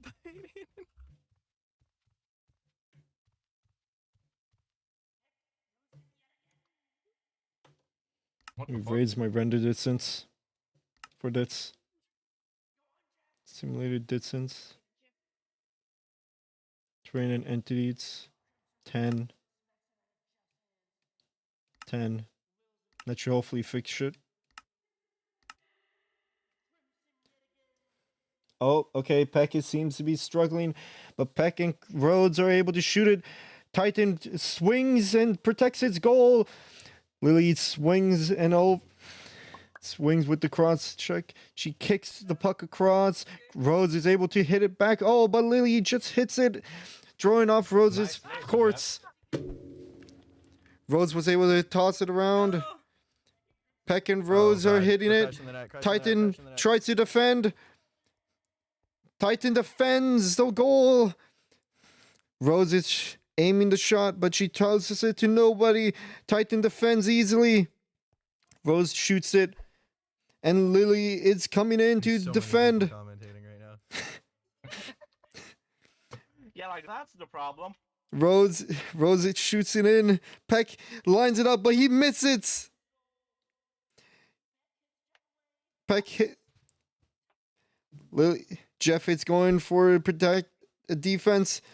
Rose shoots it down. Titan couldn't defend. It's so close. Oh, but Titan defends it just in case. Oh, the ref blows the whistle. They notice They notice something. It was a self-team hit. Okay. Jeff is still playing the game. Jeff shoots the ball, but he misses. Lily's hitting the slime. Oh, Lils is fucking pushing it. I didn't realize. Lily's pushing it. Peck defends. Lily keeps on pushing.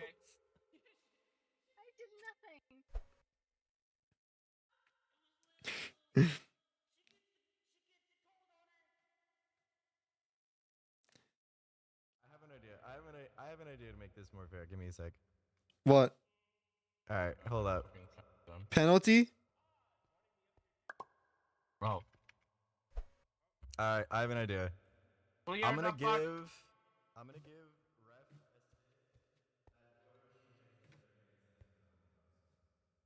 I cannot hear them.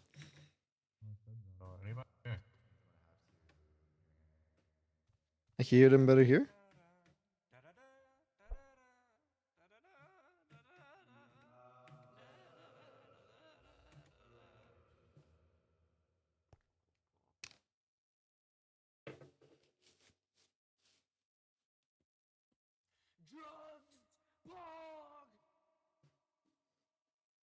That would actually be nice, yeah, a barrier from goal to goal.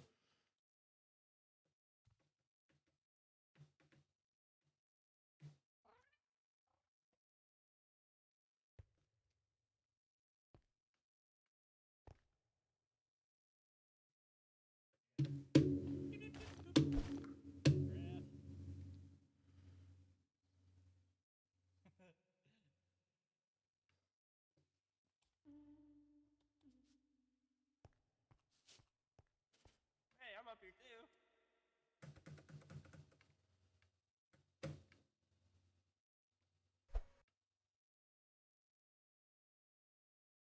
Hi, entity. Hey, I heard my name. Yeah, I said hi. Oh, what's up? Oh, you fell. There goes Entity.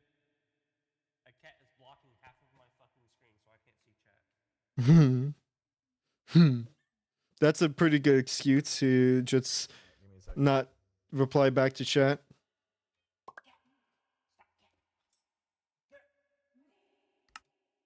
Oh, I am down my inventory, god damn it. What else? You told me to. You told me to. Yeah. Now we gotta Will's wait me. for the god to make stuff. What do you, so then what did you manage to open mid game? Oh, that was my. I had to exit out of Spotify because it was lagging me up. Oh my god. Oh fuck.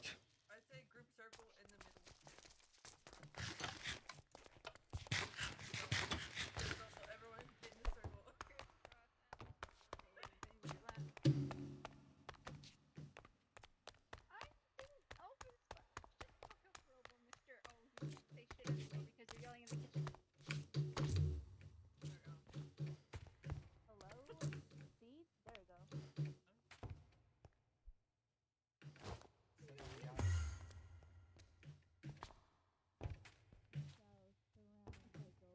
No. Where are you, Robo? Where are you? The ref is giving us- Oh, Giving is a potato fountain. that killed me. Ref is. The rest can be bottled potatoes. What's happening down there? I have an addiction. The addiction must be fed. Day 643. First pack.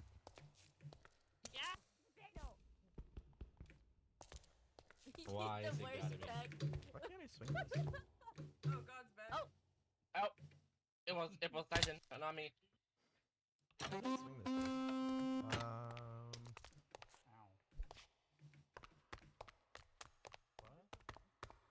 What the fuck?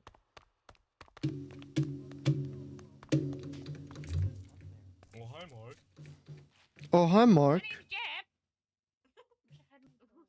No, Jeff's over there. Oh my god. Wings? Ah, fuck off. There's a roast on the top of the What's hilarious is he's being called. He's been called Roach before. It's because the wings. The wings make Titty look like a roach on the ceiling. I love how Fuzzy No left and has not joined back ever since the win. I think she was having connection issues, and she also Okay, who like, brought is the a, like a Wookiee? different. That was a Peter Griffin laugh, not a Wookiee. They sound the same. That was. Oh, are we gonna do this now? That was definitely a Wookiee. Yeah. Amazing. I'm in your ceiling. All right. Pack, stand up. Guys, the Stand up. flies, man. The roach is back. The roaches is back. What Car. happened to the can of Raid that we had? Why didn't we spray it? We got fired. Did somebody leave the quartz on? Where's the flamethrower? Where's the can of Raid? I do. Oh, that's a fire already. The roach. Oh, it's a flying roach! Oh Oh no! god, the roach flew towards me. Drive by potatoes. The roach Why? is back. Fuck. Roach performs a drive-by, Fire. setting someone on fire. Breaking news. What? I was just chilling here. I threw all my potatoes. How many I did didn't you mean have? to. Five. Does anybody have my five potatoes? Ref. No. I got I only have kelp, yeah. Kelp and a sword, Hey, that's Ref. it. Only call. I got your potatoes right here. Potatoes! Got your potatoes right here. It seems to me that the referee might be slightly autistic. The referee might be off. Aren't you? I'm severely Aren't autistic. we all? No. I'm No, not. I'm not. Nope. Nope. Duck? I mean, this think- I have friend group anger is crazy, issues. so. Mhm. Duck? I have anger issues. That Jeff's motto is, in the Jeff community, you're at least slightly autistic. I could be building right now, but instead I'm stuck here. Yes. What's wrong with that? Huh? What's wrong with that? You don't like being by us? No, just I need to be building my hotel and Yeah, I lose. You need to crouch, and then a We seat playing will Dr. appear, Goose or and then you something? right-click. yeah, I think they are. I'm going to be building. Call me when the game starts. You have to stay still. Stay still and crouch. The Pog Red Team versus the. Let me just type that to Jeff. What? Okay, there darts. Yeah, there you go. I feel out of It's been so long. There's so much red here. The bomb site.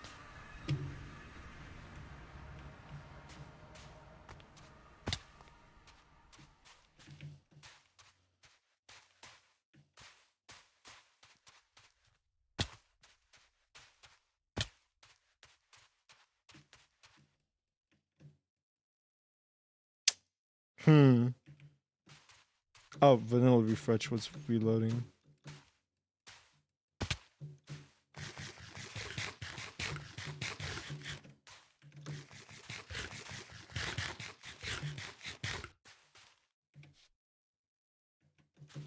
Hold on.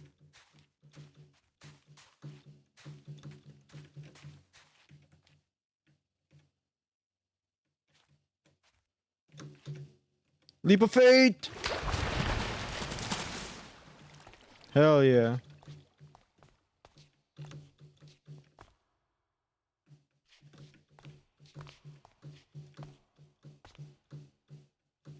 No.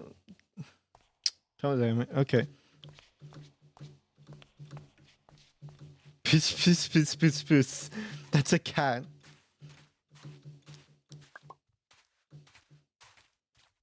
Oh, it seems like Maka left the game.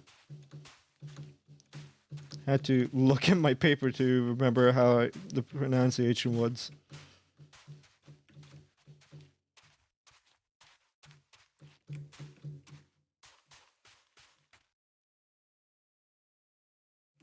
Cool mushroom volume. Where's the Bates? Not Bates, the... Oh. Why does vanilla refresh keep loading? Oh, there's the stadium. Okay, I see.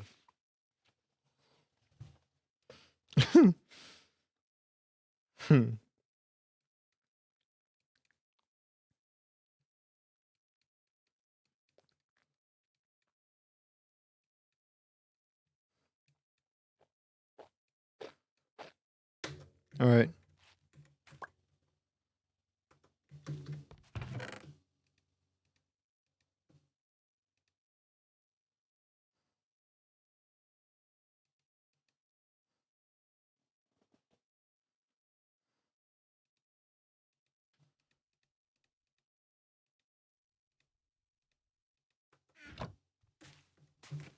No, fucking hell. It's going to keep passing me that one because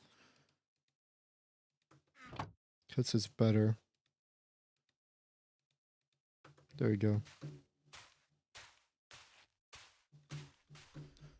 I guess I could keep playing the video now.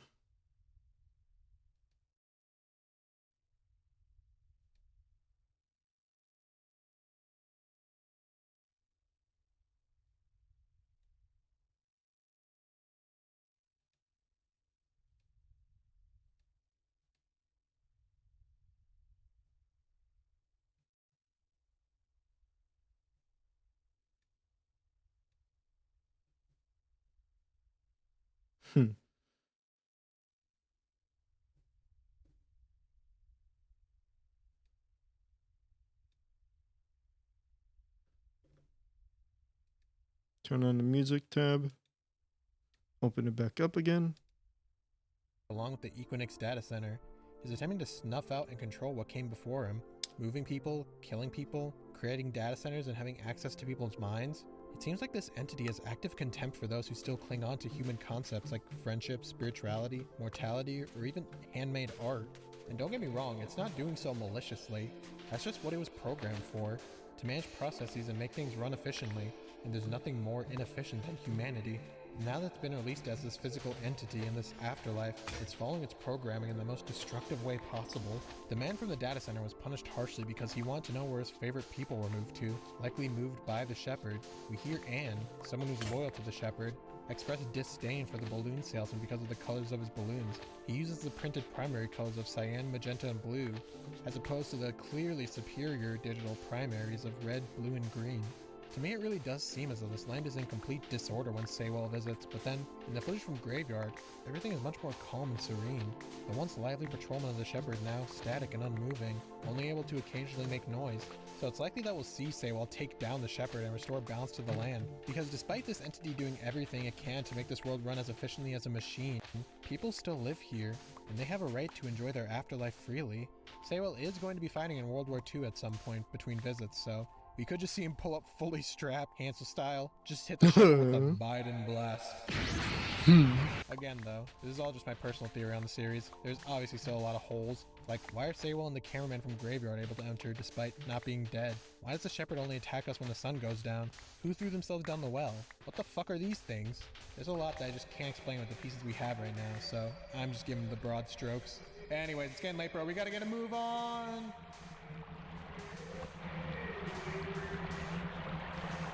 Oh god, wait, no, we're running out of time. Oh god, the day's almost over. Oh god, no, we gotta leave.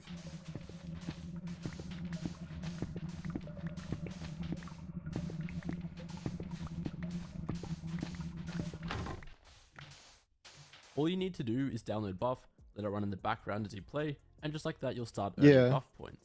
These can be used in the marketplace to purchase things like Riot gift cards, Steam vouchers, or even just gaming gear in general. It's a free program that works while you're playing your favorite games, and they support things like Valorant, League, as well as countless other titles. What are you waiting for? Nothing. I don't play any of those games. Yeah, just get out. Is Anne gonna be mad that we saw her secrets? Is Anne gonna be mad that we now know that she killed a man? Oh yeah, the sun's setting. We are running out of time. That traffic crossing sign is gonna be coming right into our ass, and it is gonna feel so good. What? You keep saying shit. I think we might actually fail this day. We might actually see the fail condition. Oh no. That can't be good. That cannot be good. Yeah, we're gonna fail. We are not gonna win the day.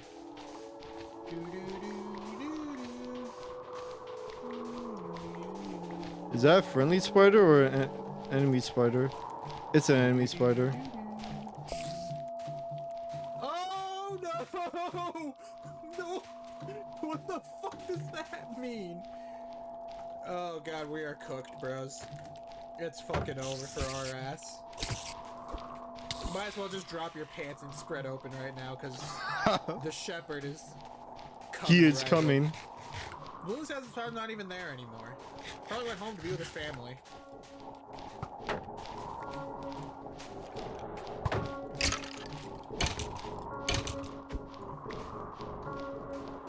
The Shepherd is coming. Oh no, we're not gonna make it. Come here, creeper. Oh, come on. What? God, fuck. What do we do? What do we do? Yeah, we just gotta go back to the castle. There you go. There's no other choice. We just gotta cut our losses. I'm lagging. Unless the bowling ball just happened to be like right at the beginning and we didn't see it.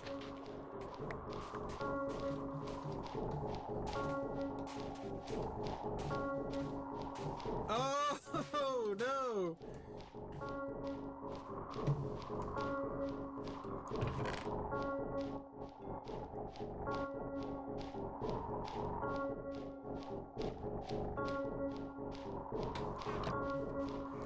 Oh god, we're not gonna be able to get back in though. We don't have all the items. Oh, I guess we did.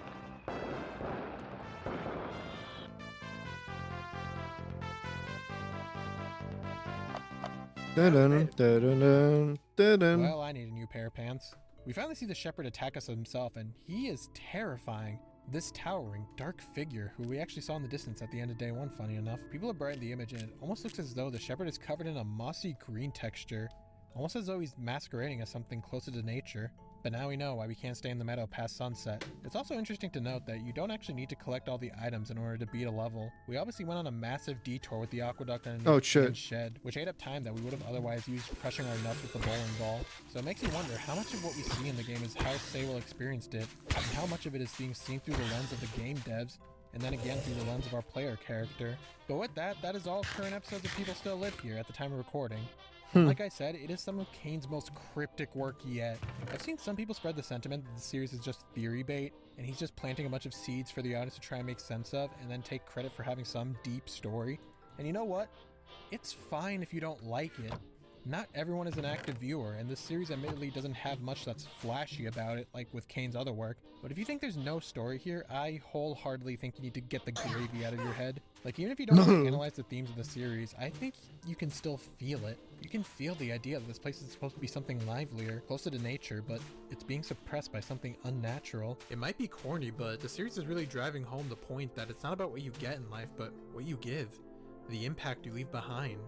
And I don't mean like the ego-driven sentiment of legacy, I just mean love as much as you can, and that is what'll be left behind. The world is really scary right now, but I want to believe that there's still beauty out there. That people still live there. Damn, what the what the hell? Such a like really heartfelt like message. So beautiful. And just his bare ass cheeks just hanging out.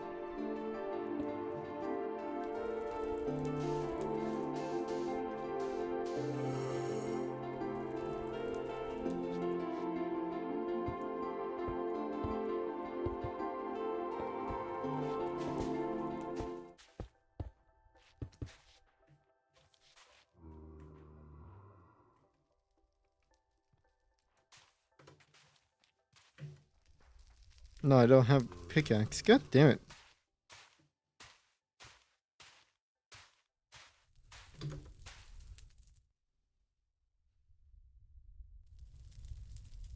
Idiots who tried to fake their own death. Ooh. Alright, let's watch that. Imagine being able to build anything. For any reason, in any style, at any scale. Just by thinking about it. Meet Base 44, a complete AI creation platform.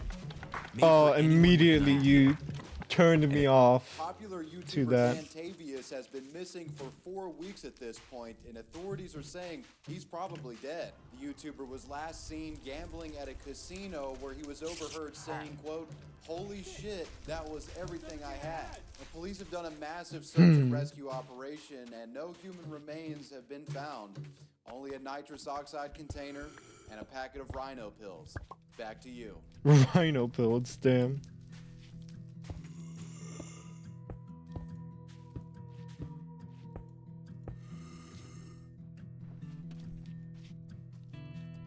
Oh, the game's starting now. Oh well. You know, I wouldn't really recommend faking your own death.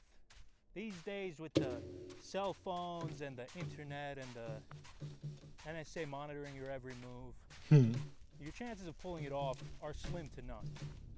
That being said, it's not impossible.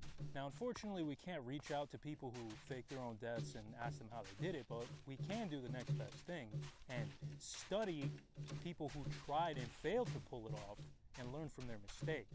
And that's exactly what I did. So I've compiled a list of 10 rules that you absolutely need to follow if you're gonna fake your own death. Okay, these are little oases. Never Nice. get anyone else involved.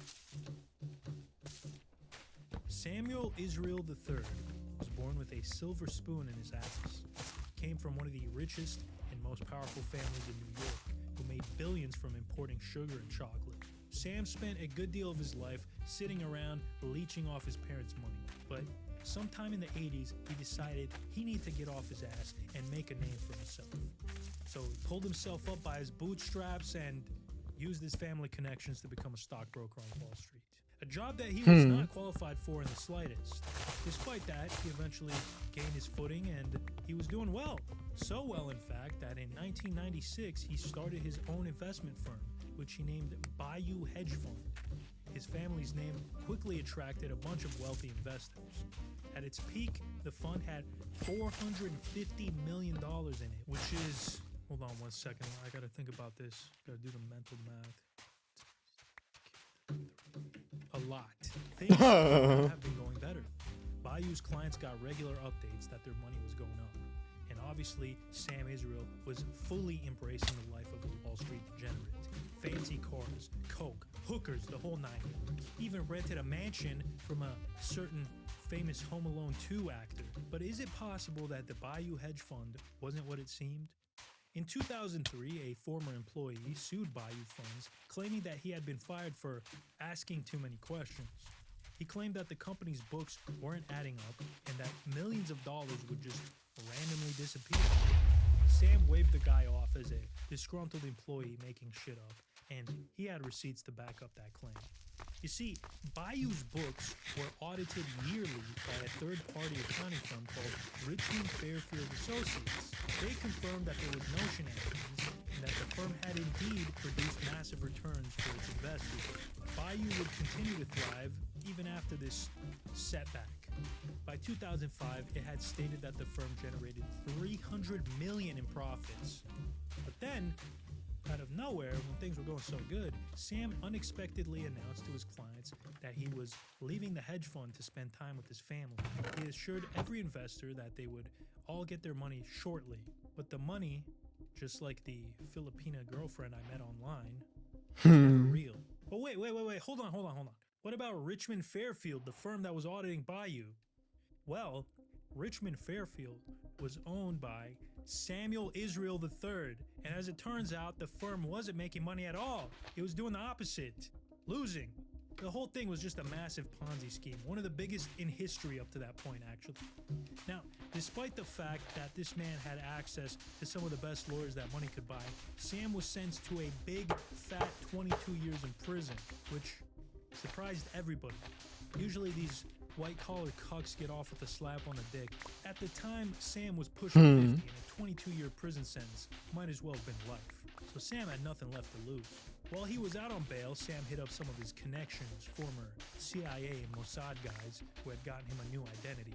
Social security Stonewall card, Titan. certificate, everything he needed. Then he purchased an RV for $55,000 and decided he was going to live out of that and travel the country. An idea he came up with after watching the film RV. But all that was the easy part. The hard part was staging his death. On June 9th, 2008, Sam drove up the Bear Mountain Bridge in upstate New York. He parked his car on the side and jumped off the bridge into the construction nets below, which are used to catch rogue pieces of concrete that might fall.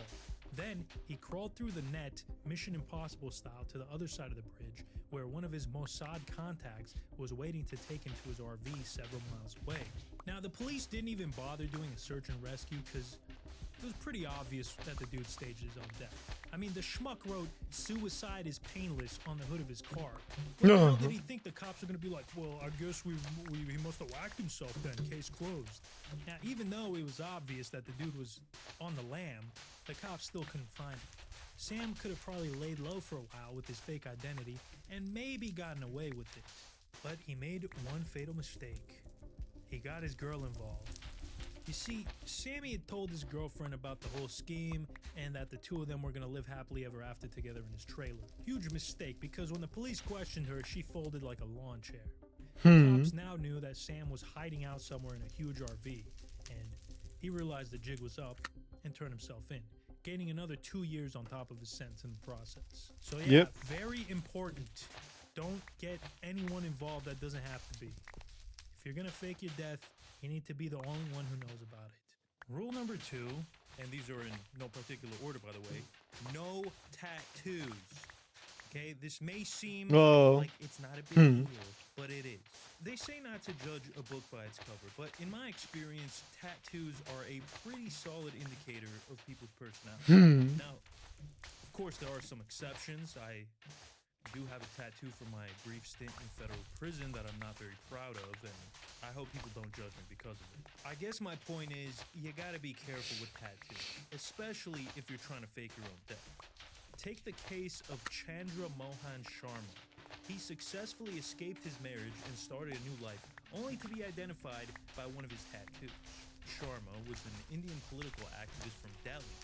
When he was approaching 40, bro had some kind of crazy midlife crisis, and he decided that he wanted to leave his wife to go be with his 26-year-old Guman. Now, getting divorced in India is a long and complicated process, apparently.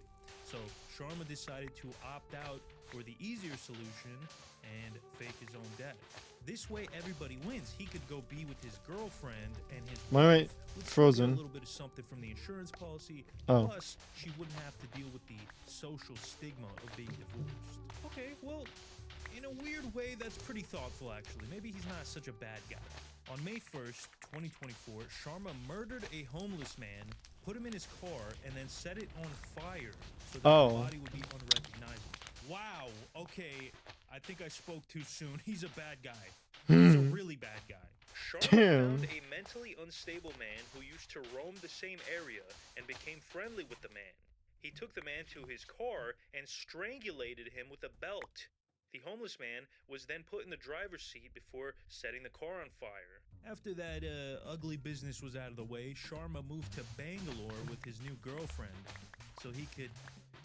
Well, but there was only one problem. The girlfriend never told anyone where she was going, so her parents reported her missing.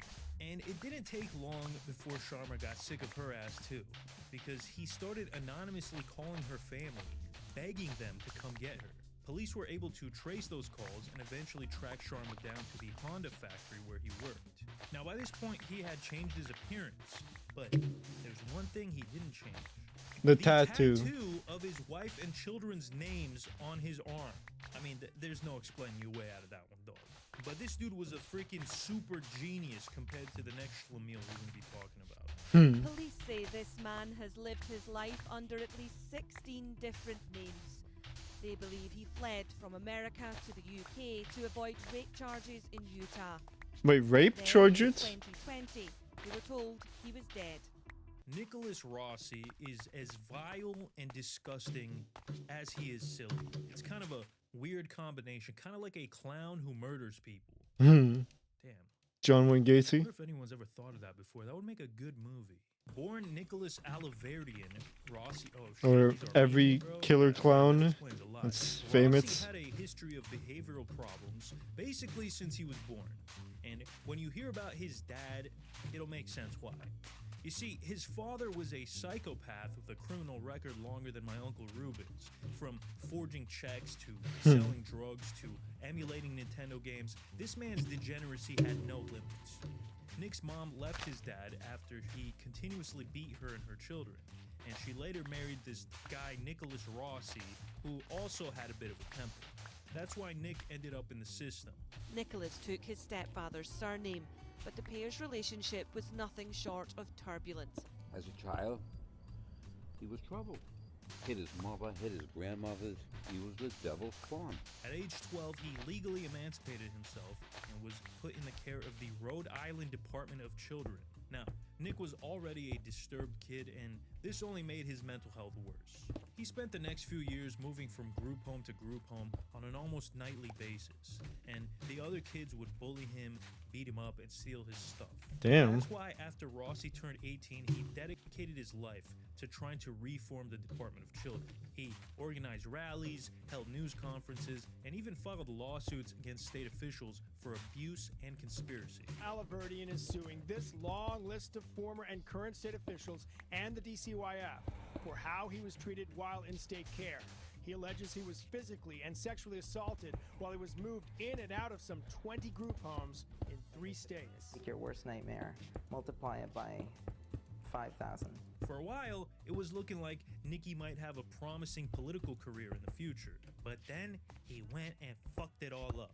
In 2008, Nick enrolled in college in Ohio, and bro couldn't even finish a semester without sexually assaulting someone. Not to be too graphic, but Nick was accused by a female student of groping and exposing himself to her. And that's putting it lightly. The Oh, woman God. decided to press charges, and Nick, being the ridiculous man that he is, showed up to court with a cane and a fake limp and claimed that the accusations were made to cover up the woman cheating on her boyfriend. And to his credit, he had some pretty solid evidence to back up this claim. The woman had made a post on MySpace around the time of the alleged sexual assault. "I can't forgive you for what you've done. I loved you so much and you'll never have any idea. But I went too far by lying and getting some stranger to go to jail so you wouldn't think I would cheat on you, even when I did slip because he was cute." If it wasn't already obvious that this was He wrote complete that. horseshit, Yeah. the court called in a forensics expert who confirmed that it was complete horseshit. He said there was 90% certainty that the blog post had been completely fabricated. Unsurprisingly, Nick was found guilty and was required to register as a sex offender, which pretty much destroyed his chances of having a political career. Following his court loss, Nick wrote an essay titled "My Personal 9/11." He compared his legal troubles to 9/11, which was a national tragedy, by the way. By the time this was written, Nick had sexually assaulted at least 4 other women across the United States. And if that wasn't bad enough, he was also a con man. Nick had scammed people out of hundreds of thousands of dollars and was being investigated by the FBI for identity theft and fraud. Investigations have also been carried out into various counts of fraud. This man began working for a Canadian woman who's expanding her business across the pond. I lost a lot of money, not just the 40 grand, but, hundreds of thousands because I had to do damage control. Somehow, he was able to avoid going to jail, but it seemed like the walls were closing in on him. On top of the fraud case, he was also wanted for a rape that was committed in Utah all the way back in 2011. So basically, bro was cooked. But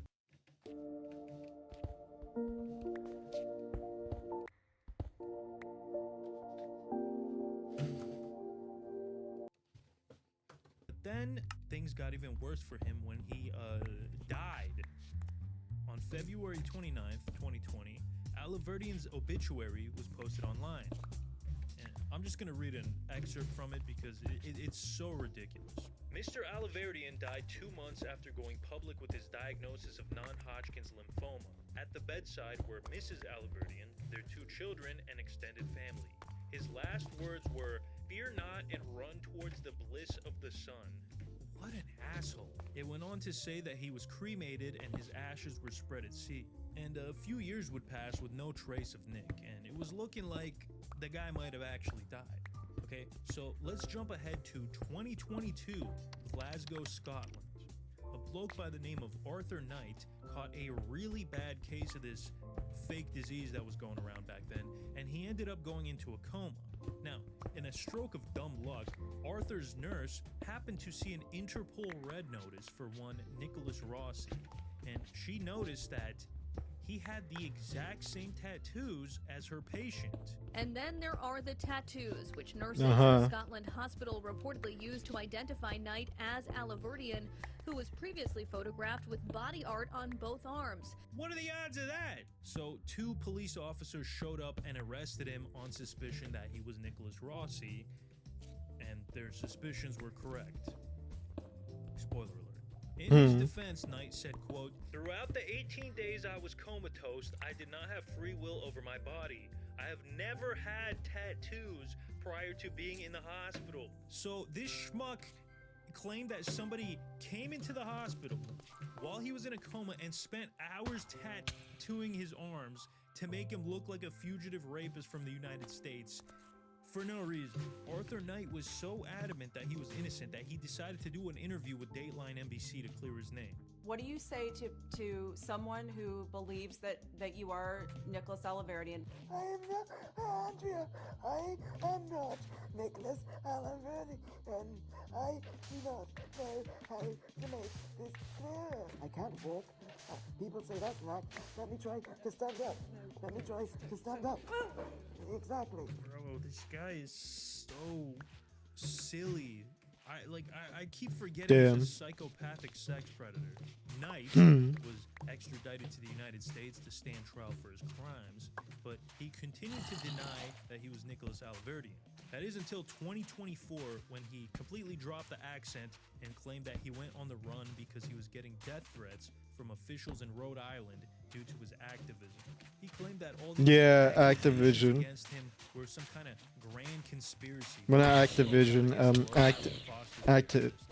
Whatever the fuck he said. An Irish orphan framed by authorities named Arthur Knight. However, today, under oath, Rossi admitted to using a number of aliases, including Arthur Knight, but claimed the reason behind the name changes was because there was a number of threats made against him. These threats, Rossi say, stem from his previous work in child services. However, when asked who made the threats, he refused to answer, claiming the assailants could still go after him. Amazing stuff, man. Absolutely incredible. Wow.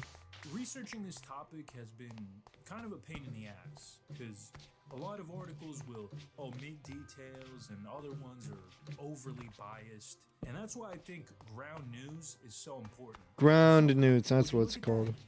They just happen to be the sponsor of this video. Ground news helps me sort through all the bullshit that often comes with reading a lot of articles. They have a bunch of tools that help you better understand the content. I was trying to tell my cousin about ground news, but like I couldn't remember the name of it. But yeah. Not sure if it's actually good or not, but I always keep hearing about it. I should probably look it up if it's still actually good. Ground.news/DTVX, or use this QR code and see the truth. Yeah, thank you, Ground News. I love you. Now, I think this goes without saying, but if you're gonna get away with faking your own death, you need to stay out of trouble. On October 6, 1988, a Colombian hotel in Wenatchee, Washington, burned to the ground. It didn't take long for the fire department to figure out that the fire was no accident. The prime suspect was the building's owner, Ricky Weta. Now, the case against him was pretty strong. Weta only made things worse for himself when he shot his best friend in the head. On September 5th, 1989, Weta invited his friend Emmett Thompson to go shooting. But Thompson had no idea that the target was him. The two of them were walking back to Ricky's car when all of a sudden Thompson heard 3 pops and realized that he had been shot in the head, and he somehow survived. How the heck do you survive getting shot in the head 3 times, bro? This guy think he's Vince Foster or something? Now, Thompson surviving was the worst thing that could have happened to Ricky Weta because he went to the police and spilled everything. Thompson told them that it was him who lit the fire, and Ricky had taken out a $3 million insurance policy on the hotel and promised to split the profits with him if Thompson burned the place down. But the story gets so much more insane because, you see, after getting booked in prison, police figured out that this man wasn't Ricky Weta at all. His real name was Jerry Balasag, and he was supposed to have died a decade prior. So let's back up a little bit. Jerry Balasag was a professional wrestler on the stage named Mr. There we go. X. Unfortunately for Jerry, his wrestling career would be short-lived due to blowing his kneecap out. So in 1974, he used some of the money he saved up to open up a motorcycle shop in Alabama. But his career also wouldn't last long because he would soon be indicted on 13 counts of check forgery in connection with his business.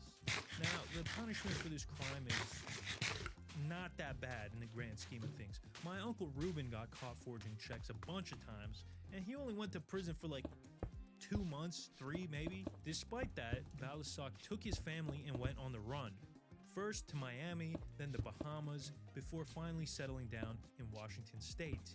The FBI was on his ass the whole time, but somehow he managed to evade them. By the time they got to Washington, Balasag had stolen the identity of some poor schmuck named Ricky Weta, and he used it to somehow get a job at Boeing. But after a few weeks, his boss figured out that he lied on his resume. The schmuck apparently said he went to Cambridge University in England.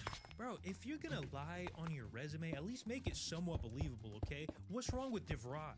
So this man's life was completely in shambles. Not having a job was bad enough, but he knew that it was only a matter of time before the FBI found him. But then, in the most psychotic twist of fate, this The nightmare at Jonestown left more than 900 members of the People's Temple dead. Americans who had followed the Reverend Jim Jones into the Guyanese jungle in search of a better life. The Jonestown Massacre was one of the worst tragedies in American history. But for Jerry Balasag, it was the best thing that could happen to him. You see, for some reason, his mother was convinced that Jerry and his wife and stepson were among the dead. She even identified them in a photo. She was quoted as saying, "There is no doubt in my mind about that figure being the body of my son." Now, at first the FBI wasn't convinced. They just thought she was an insane old woman.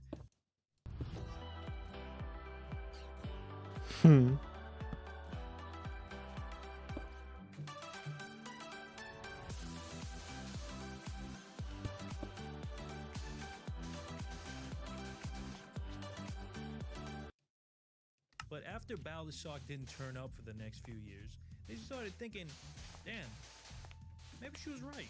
So Jerry Balasag was declared dead and all his forgery charges were dropped. Jerry was pretty much in the clear. The feds thought he was dead and everyone else thought he was Ricky Weta. But then the guy had to go and be stupid. After a decade of living life under the radar, I guess our boy Jerry started getting a little restless and he needed a big cash injection quick. So, in June of 1988, he bought the Colombian Hotel, which was an abandoned failed business that only cost him a few grand. Over the next few months, he would take out a multi-million-dollar insurance policy on the building and convinced his friend to burn it down, and well, you know the rest. So yeah, Let me don't commit turn this crimes off. if you fake your own death. In fact, you gotta lie low. You gotta stay under the radar as much as humanly possible. Which brings me to rule number 4. Keep a low profile. I don't know who needs to hear this, but if you're gonna fake your own death, try not to write a New York Times best-selling book. You're supposed to be dead. Because this guy, Philip Cesarego, fumbled the perfect fake death because he was too hungry for attention. Since he was a kid, Philip's dream was to join the British SAS. But when he was finally old enough to join, he was rejected multiple times. Instead, he joined the British Royal Artillery, but that only lasted about 2 years. Afterwards, he became a mercenary and got involved in a bunch of sketchy military operations. Like in 1988, he participated in a coup attempt in the Maldives. Then, in the early 90s, he somehow ended up in the Balkans, where he recruited other mercenaries to join some super secret spec ops mission in Croatia that was supposed to have a huge payout. The only problem is, once they got there, they were just sitting around on their asses waiting for orders. After about 6 weeks, they finally realized why. The British media reported that Phil had gone missing somewhere in Bosnia and was presumed dead. Now, it's unknown if Phil planned all of this or it just kind of happened. Either way, he took advantage of the situation and took on a whole new identity, Tom Carew. Now, as Tom, he wrote a whole-ass book called Jihad! The Secret War in Afghanistan. In it, he claimed to be a member of the SAS who helped the Afghani Mujahideen fight off the Soviets in the late 70s. It was basically a pathetic way to LARP as the person he always imagined himself as. Seems kind of gay, I don't know. The book was released in 2001, and Tom received a £100,000 advance for it. But it wasn't very successful, at least not at first. But that would all change on September 11th of that year. Oh, I don't know if damn. you guys are students of history or not, but on that date, a national tragedy occurred in the United States. The mastermind of the 9/11, Osama bin Laden, was part of the Mujahideen, so this created a newfound interest in the topic, and Phil's book was suddenly flying off the shelves like baby oil on the night of a Diddy party. It sold 50,000 copies within a month, and Tom Carew started doing interviews everywhere as a so-called expert on the Mujahideen. Sort out the opium on the side, which is taking care of all the black money, which rolls over and funds a lot of these terrorist organizations, and also the The fakery didn't go on for too long.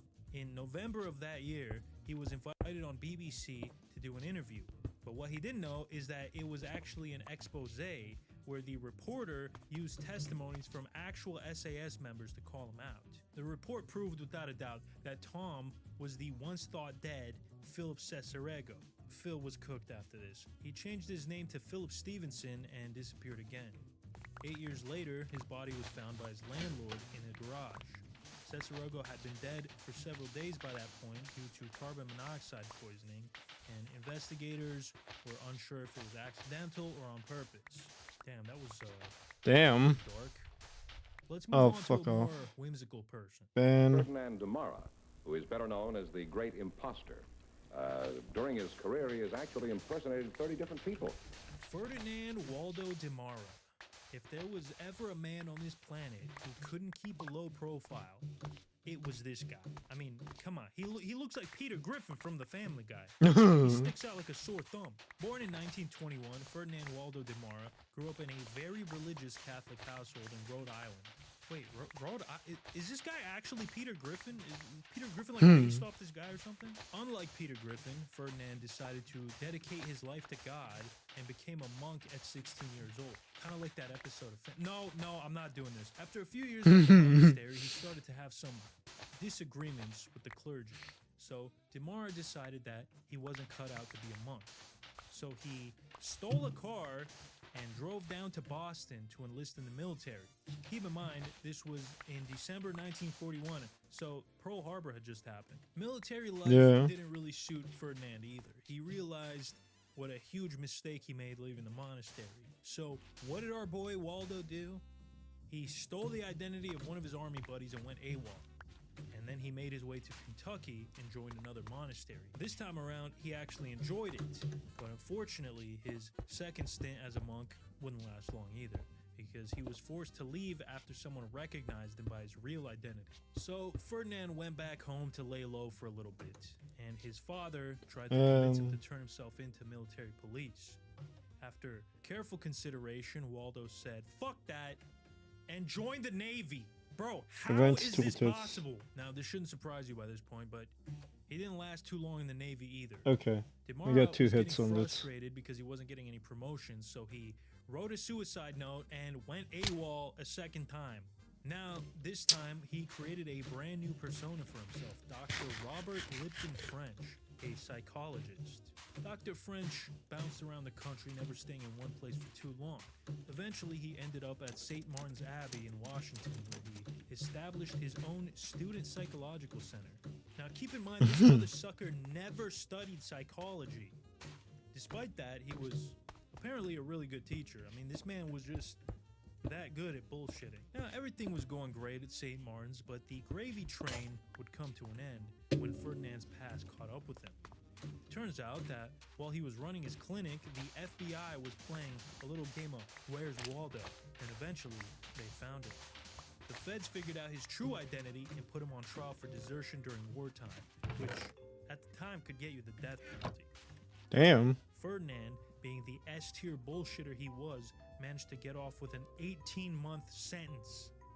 Bro, I gotta say, I am extremely jealous. I'm the complete opposite of this dude. I could talk my way into the death penalty for fucking shoplifting. After his release, Ferdinand went right back to his old shenanigans. He joined another Catholic monastery. While there, he met a real doctor named Dr. Joseph Sear. Sear helped treat some of the brothers at the order. Using the Family Guy clips, you're kidding. So that he decided to steal Dr. Sear's identity and use it to become a surgeon on a Canadian military vessel. During the Korean War, Ferdinand's vessel was stationed right off the coast. One day, 16 wounded soldiers were brought to the infirmary and needed immediate surgery. Now, keep in mind... Oh, I remember that story. ...surgery in his life. This sale only happens once a year. The Honda I remember that story from the Q-Kazar video. On KBB.com's best performance and best value brand. See all Honda cars, trucks, vans, SUVs. The only thing he knew was from random medical books he had read. Despite that, he was able to save the lives of all 16 men that he operated on. Bro, this could literally be a Family Guy sketch. Hey, Lois, remember when I pretended to be a surgeon during the Korean War? Now, guys, I am well aware that all this stuff sounds completely ridiculous and made up, but it made headline news at the time. Apart from dealing with the regular routine of trivial ailments, he was also called upon to undertake much more serious tasks. He performed many operations, including removing a bullet dangerously near the heart, a number of amputations, collapsing a lung, and treating severe head injuries. How did you set yourself up as a surgeon on a warship?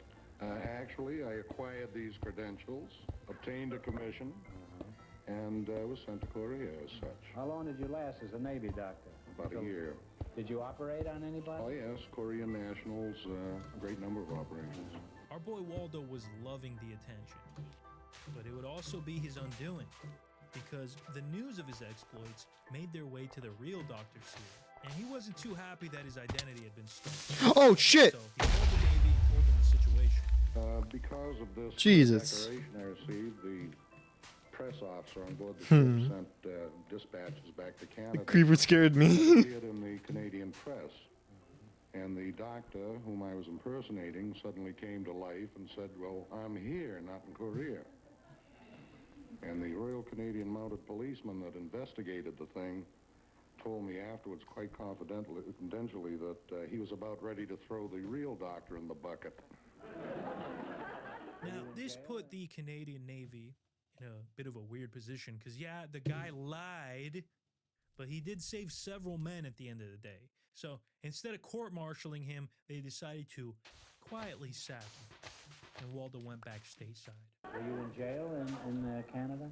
No. Once he was back in America, Ferdinand sold his story to Life magazine, which ended up being a really bad idea, because now everybody recognized him, so he couldn't pretend to be other people, which was his favorite pastime. The whole grift came to an abrupt end, but at the end of the day, this man was a legend, one of the greatest bullshitters in history. But the next guy we're going to talk about was pretty good too. On November 7th, 1974, Veronica Bingham was attacked at her home in London and badly beaten. Luckily, she was able to get away from her attacker. Unfortunately, her nanny, Sandra Rivet, wasn't so lucky and lost her life. Veronica claimed that the attacker was her estranged husband, Richard Bingham, the 7th Earl of Lucan, and Lord Lucan was nowhere to be found. The police looked everywhere. Lucan? It was like he disappeared off the face of the earth. 2 weeks What later, type of name is Lucan? Not gonna lie. in Australia out of the blue and started opening up bank accounts, transferring large sums of money from overseas. British authorities had found their man, so the man was arrested and questioned, but Oh, wait. this guy was no lord. In fact, the police arrested a completely different British criminal, a guy by the name of John Stonehouse, who just 2 months prior was thought to have committed suicide. I mean, what are the odds, bro? I don't know. Anyways, let's talk about this John Stonehouse guy. John Stonehouse basically dedicated his entire life to politics. He joined Britain's Labour Party at just 16 years old. Pretty impressive. At 16, I was gooning, playing WoW, and selling fake insurance policies with my Uncle Reuben. Now, John's early political career got off to a bit of a rocky start. He ran twice for public office and lost both times. Despite those setbacks, Stonehouse continued to stay active in politics. He spent most of the 50s championing left-wing policies and speaking out against English colonialism. But his career would really take off in 1959 when he visited the African country of Rhodesia. Now, you might be familiar with Rhodesia because racist losers on the internet are sort of obsessed with it. Today, it's called Zimbabwe. But prior to 1980, it was a colonial apartheid state ran by British people. Kind of like South Africa, but gay. So John came to Rhodesia to encourage the local black population to stand up for their rights and fight against apartheid. And he wasn't very popular amongst the British people there. The Rhodesian government expelled and banned him from the country, which only made him more popular with the liberals back home. At 32, John became the youngest member of the UK Parliament in history, and his career continued to soar until the late 60s, where he would get into a little bit of hot water. A former spy from Czechoslovakia claimed that Stonehouse was compromised by communists, and apparently this spy fellow was John's handler and had paid him over $100,000 in exchange for British state secrets, including government plans, policies, and even aircraft blueprints. Now, British intelligence took these accusations very seriously, and Stonehouse was interrogated for multiple days. But our boy John held his own. MI5 couldn't find any evidence that John was compromised. Either way, it didn't really matter because John's Tighten the immovable stone wall. Oh no. the Labour Party He spoke too soon. relegated him to some schmuck position, so while he was still a member of parliament, he lost most of his power along with his salary. So John was out on his ass. No job, no money, and worst of all, he still lived in England. He remembered that he had a degree in economics from a pretty prestigious university. I mean, it was no DeVry, but still pretty good nonetheless. He decided to put his degree to work and become a businessman. But he was a lot better at politicianing than he was at businessing, and every single one of his ventures went straight into the toilet.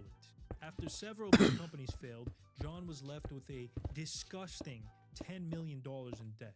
What a loser, bro. Damn. He could have just gone to the casino and made double that, like I will one day. Any day now, you know? Figure out how to stop losing first. Anyways, John had a lot of shame and a regret on account of all his failures and whatnot, so he fell into a deep depression. So he decided that he had two options. One, take his Kill own life. himself. Two, fake his own death. Obviously, he Fake chose himself. he wouldn't be in the video. So in 1974, John started plotting and scheming on how to disappear so he could start a new life with his mistress. Oh, I forgot to mention, in true 70s fashion, he was banging his secretary. In 1974, okay. John had stolen the identity of a deceased man named Clive Muldoon, and in November of that year, he was finally ready to put his plan into action. Stonehouse told his family he was going to Miami on a business trip. The day after he landed, he went for a swim on the beach, where he left a pile of clothes behind and disappeared. Everyone back home, including his wife, assumed he whacked himself because he was depressed. A ceremony was even held in the British Parliament in his honor. Meanwhile, John used his Clive Muldoon identity to fly to Australia, where he met up with his Guma. He did it! The bastard did it! He got away with it! But unfortunately, John didn't cover his tracks well enough. 2 weeks before his disappearance, a member of the British royal family murdered his nanny and attempted to whack his wife. On the surface, this was good news for John because it was a huge story in the British press, so people would be less focused on him. But as we know, it would be his undoing. If you have a rather charming Englishman living next door to you who looks like that, go straight along to your local police, ask them to contact Scotland Yard through Interpol. You'll do the rest. This fancy pants rich Englishman materializing out of nowhere right after the disappearance of a murderer set off more than a few alarm bells. When Melbourne police were tipped off that this guy might be Lord Lucan, they raided his house and quickly realized that he wasn't Lord Lucan and that he was John Stonehouse, so they shipped his ass back to England where he, and this is true, joined the parliament again. He remained in parliament for 2 more years before eventually resigning, after which he was finally prosecuted for his crimes and eventually found guilty on 18 counts of fraud, for which he only served 3 years in prison. After that, he rejoined politics and started doing a bunch of radio and TV appearances about his disappearance. Say what you will, but these last few guys, they had decent enough plans. I mean, they did get away with it. So that brings me to my next one. Have a good plan. I know this is pretty obvious, but I cannot stress it enough. If you're gonna fake it, you have to have a meticulous and well thought out plan. Unlike this mother sucker, Ryan Borgward. What kind of name is that, asshole? You see, Ryan was going through a pretty bad midlife crisis. When you're a male going through a midlife crisis, you basically have 3 paths. Path number 1, find God. Path number 2, get a hair transplant in Turkey and start taking TRT so you can hit on young women with father issues to distract you from the fact Oh, that shit. you're inching closer and closer to the grave. Or fake your own death. Ryan went with option number 3. His story begins like many sad tales with a woman from Uzbekistan. Ryan started chatting up this woman on some Uzbek dating site and fell for her hard. So hard that he made the decision to abandon his wife and children to be with her in Uzbekistan. So with the help of his Guma, Ryan came Oh, up with no. a plan so stupid Buff is an authorized app of Overwolf That with more than damn- 16 million users, supporting multiple games including Marvel Rivals, League of Legends, Minecraft, Valorant, Fortnite, and Fuck a bunch off. more. You can earn buff points across all games. Buff doesn't work with Minecraft. You can use them for purchasing V-Bucks. They're lying. That it just might work. Well, obviously it didn't, but just keep watching. In January 2024, it was time to put this plan into motion. It also doesn't help that their fucking gift cards never work. Or they never have any gift cards for the games that you're looking for. It's always something for like League of Legends or Riot or something Riot. But I don't play League of Legends. I don't play Valorant. I have a life. Why would I want to ruin my life by playing those games? Oh shit, it's a child. Fuck off. Stupid baby. $375,000. They're the reason why the Minecraft movie turned so shit. Not the a Minecraft movie was so shit. He started moving all his money into a foreign bank account. And finally, he deleted his browsing history and wiped his hard drive. Now guys, I don't think I need to explain why doing all these things right before attempting to fake your own death is incredibly dumb. So I won't. Once the groundwork was laid, Ryan was ready to carry out the final step. On August 11th, he took his kayak out to Green Lake. When he was far enough away from prying eyes, he threw his phone in the lake and capsized his boat and swam back to shore. After Ryan hadn't come home that night, his wife filed a missing persons report, and the police started searching the lake for him. It didn't take long for them to find his overturned kayak along with his unused life vest. Now, cops were pretty convinced that he had accidentally drowned in the lake, so the police launched a massive search mission to recover his body. And when I say massive, I mean it. They brought out all the brakes. The search lasted 54 days, and the Wisconsin government paid almost $40,000 trying to find his body. Meanwhile, this schmuck was across the globe doing backshots on some Central Asian broad. Now, Ryan never anticipated that the police would go so hard in trying to find him. And while the search and rescue team were doing their thing out there in the water, the investigators back at the office started noticing some weird stuff. After detectives searched Ryan's laptop, they noticed that he had completely wiped everything clean, which was weird. But hey, it's entirely possible that he was just into some weird fetish stuff involving midgets and octopuses and wiped it clean every night so his wife wouldn't catch him. I know some guys who do that. Not me.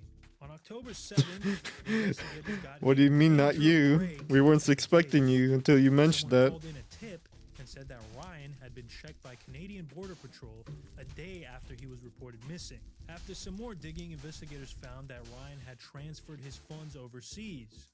But the final nail in the coffin came when they uncovered Ryan's secret email account, which he used to communicate with his Uzbek Guman. So, the jig was up. Everyone knew that Ryan was alive. On November 8th, 2024, Green Lake County Sheriff's Department issued a press conference saying they knew Ryan was somewhere in Europe and pleaded for him to come home. At this point, Ryan was in Georgia, the country, not the state. He saw the press conference and he knew he was totally and completely screwed. Not too long after this, police were able to get in contact with Ryan, and he sent a video of himself proving that he was in fact alive and well. Good evening, it's Ryan Borgward. I'm in my Why is he filming like it's a vlog? safe, secure, no problem. Hope this works. But Ryan was still apprehensive. He didn't want to come back and face the music. It was embarrassing, honestly. So investigators appealed to his sense of fatherhood, saying stuff like, "Christmas is coming, and what better gift could you get your kids than to be there for Christmas?" It took several days, but eventually Ryan caved and decided to go back home. As soon as he landed, he was arrested on charges of obstruction, which carries with it a sentence of 9 months in prison and a $10,000 fine, which honestly seems kind of like not that bad. All I know is that all of this could have worked out for him if he just spent more time thinking about his plan. But hey, it could have been worse. Just like the next guy we're going to talk about. Marcus Schrenker. Okay, honestly, I think a lot of these could go in the category of don't get into astronomical amounts of debt. Because here we have Have another Oh my case God. of a guy who was so in over his head that he felt he had no way out but to fake his death. Marcus Schrenker was a man who had it all.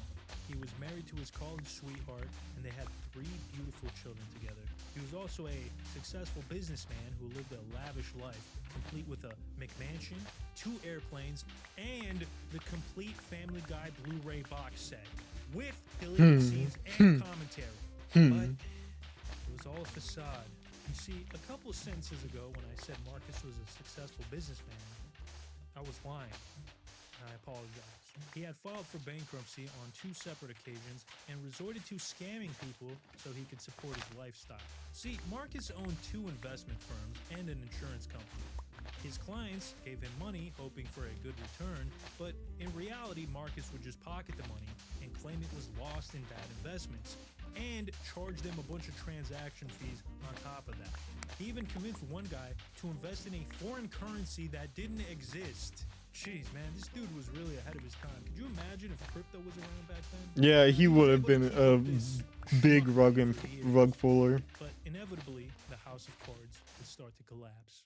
By 2008, Marcus was facing multiple lawsuits, including one for $1.4 million. And if that wasn't bad enough, the Indiana Department of Insurance filed a complaint against him, claiming he had scammed investors out of $250K, and things would only continue to spiral out of control from there. Within the span of a month, Marcus's father had died, his wife had filed for divorce, and the police raided his house. That's a lot for a guy to deal with all at once.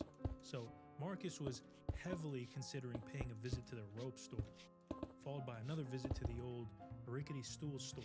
Then he thought of a better idea. On January 11, 2009, Marcus Schrenker took off in his airplane and started flying towards Florida. As he was approaching Huntsville, Alabama, Marcus issued a distress call saying his plane was experiencing severe turbulence and that his windshield had blown out, causing him to bleed profusely. Now, I should probably mention that if you switch the month and year around on the date, it comes out to 9/11. Coincidence? Probably. Still kind of weird though. Anyways, after making the distress call, Marcus jumped out of his plane. Luckily, he remembered his parachute and safely landed on the ground somewhere in Alabama. Unluckily, he was now in Alabama. Meanwhile, his plane had crashed about 200 miles away in a swamp in northern Florida. The plane very narrowly avoided hitting someone's house, by the way, so this guy's a complete asshole. It was pretty obvious that Marcus put a lot of effort and time into this whole scheme, but that doesn't mean it was a good plan. I mean, it is complete dog shit. After landing, Marcus walked to the closest house he could find and told the homeowner that he had been in a new accident. The owner called the police, who offered to drive Marcus to the nearest motel. Keep in mind that by this point, they had no idea about the plane crash, so they dropped him off and went about their business. The next day, officers caught wind of the whole situation and realized that Marcus was probably the pilot of the crashed plane. So they went back to the motel to question him, but by that point, he was long gone. He snuck out of the back window in the middle of the night and made his way to a storage unit where he stashed a motorcycle. And then he went on the run. Back at the crash site, investigators discovered a book with a list of campsites, and the pages for Alabama and Florida had been ripped out. There could not have been a more obvious clue. Come on, man. The FBI was involved. And once they knew Schrenker was hiding out in a campground somewhere near Alabama, it didn't take long to track him down. When the feds finally tracked him down, Marcus was lying in a tent in a pool of his own blood with both his wrists slashed. According to one of the agents, he had deep cuts on his wrists. He was incoherent and bleeding so profusely that he probably would not have survived another hour. Fortunately, the officers were able to save his life, but unfortunately, he was sentenced to 10 years in prison and basically had to have all his assets liquidated to pay back all the people he scammed. This man thought he was going to be D.B. Cooper, but he was more like Dumb D.B. baby. Cooper. Dumb baby pooper. Yeah. So let's move on. Once you're past the planning phase and you're into the new life phase, you gotta make sure to keep your story straight, or else people will start to get suspicious and it'll screw everything up. Rule number 6. Keep your story straight. Kim Avis was born Vince Avis in Suffolk, England. In his younger years, Kim was a typical British street punk with a penchant for drugs and crime. After getting in trouble with the law multiple times, Kim decided to give up his old life and reinvent himself. So, at some point in the early 90s, he Yeah, I've been streaming for 4 hours. to honor his favorite yeah. Sometime in the 90s, he This showed video. up to the city of Inverness, Okay, Scotland yeah. on horseback and became a street vendor. Once this video ends, yeah, I'll basically just Developed a strong Scottish accent despite not being end the Scottish. stream. Okay, so I'll on keep paper, working this guy in sounds my like a free complete time, but asshole, yeah, but he I'm was gonna actually end the pretty stream and shit. popular and even became kind of a local celebrity due to his fundraising efforts. His most famous one was this event where he would swim across Loch Ness to raise money for charity. So naturally, the guy attracted a lot of attention from the local ladies. One girl in particular really fell for Kim hard. Jade Skea was 18 years old when she met Davis, who was in his 40s. The two of them started dating, and at first everything was going pretty well. But as time went on, Kim started getting more and more possessive of Jade. He isolated her from her friends and family and would often abuse her. After almost a decade of putting up with his abuse, Jade decided she couldn't take it anymore and went to the police. Good for Kim her. was absolutely shocked that Jade would betray him, and he was even more shocked when another woman filed a report against him, followed by two more women. As they say in England, he was plumb fucked. Do they say that in England? I don't know. I don't know. I don't really like knowing anything about that place. Kim was arrested and charged in court, and while he was out on bail, he realized there was no way for him to avoid prison time. So he decided to improvise. First, he sold his house, which he called the Wolf's Den, and used the money to buy himself a plane ticket to the United States, specifically Monastery Beach in California. Now, there was a reason he chose this beach, in particular out of California's 840 miles of coastline. Monastery Beach had a bit of a reputation on account of a lot of people drowning there, which earned it the nickname Mortuary Beach. Now, I think you guys know where this is going. 3 days He's going later, fake a Kim was drowning reported death. missing. After a couple days of searching, the police got word about Kim's legal trouble back home, and the search and rescue mission turned into a manhunt. And Kim turned out to be way more slippery than the police ever anticipated. Months would go by with no leads. Meanwhile, about 1,200 miles away in Colorado Springs, a man named Cameron McGregor showed up to town out of the blue. He opened up a stall on the side of the road and started selling rocks and gemstones. Cameron immediately attracted attention to himself on account of his flamboyant personality and thick Scottish accent. Now, this is gonna blow Finally, your mind. on the last one. Cameron McGregor was none other than Kim Avis. I know, you weren't expecting that. So, Kim had basically settled into his new life as a Colorado Springian, and he even had his own business, a solid group of friends, and best of all, the police had no idea. But things would inevitably unravel, because the schmuck couldn't get his story straight. See, he had told everyone in town that he was born and raised in Montana, despite sounding like Shrek.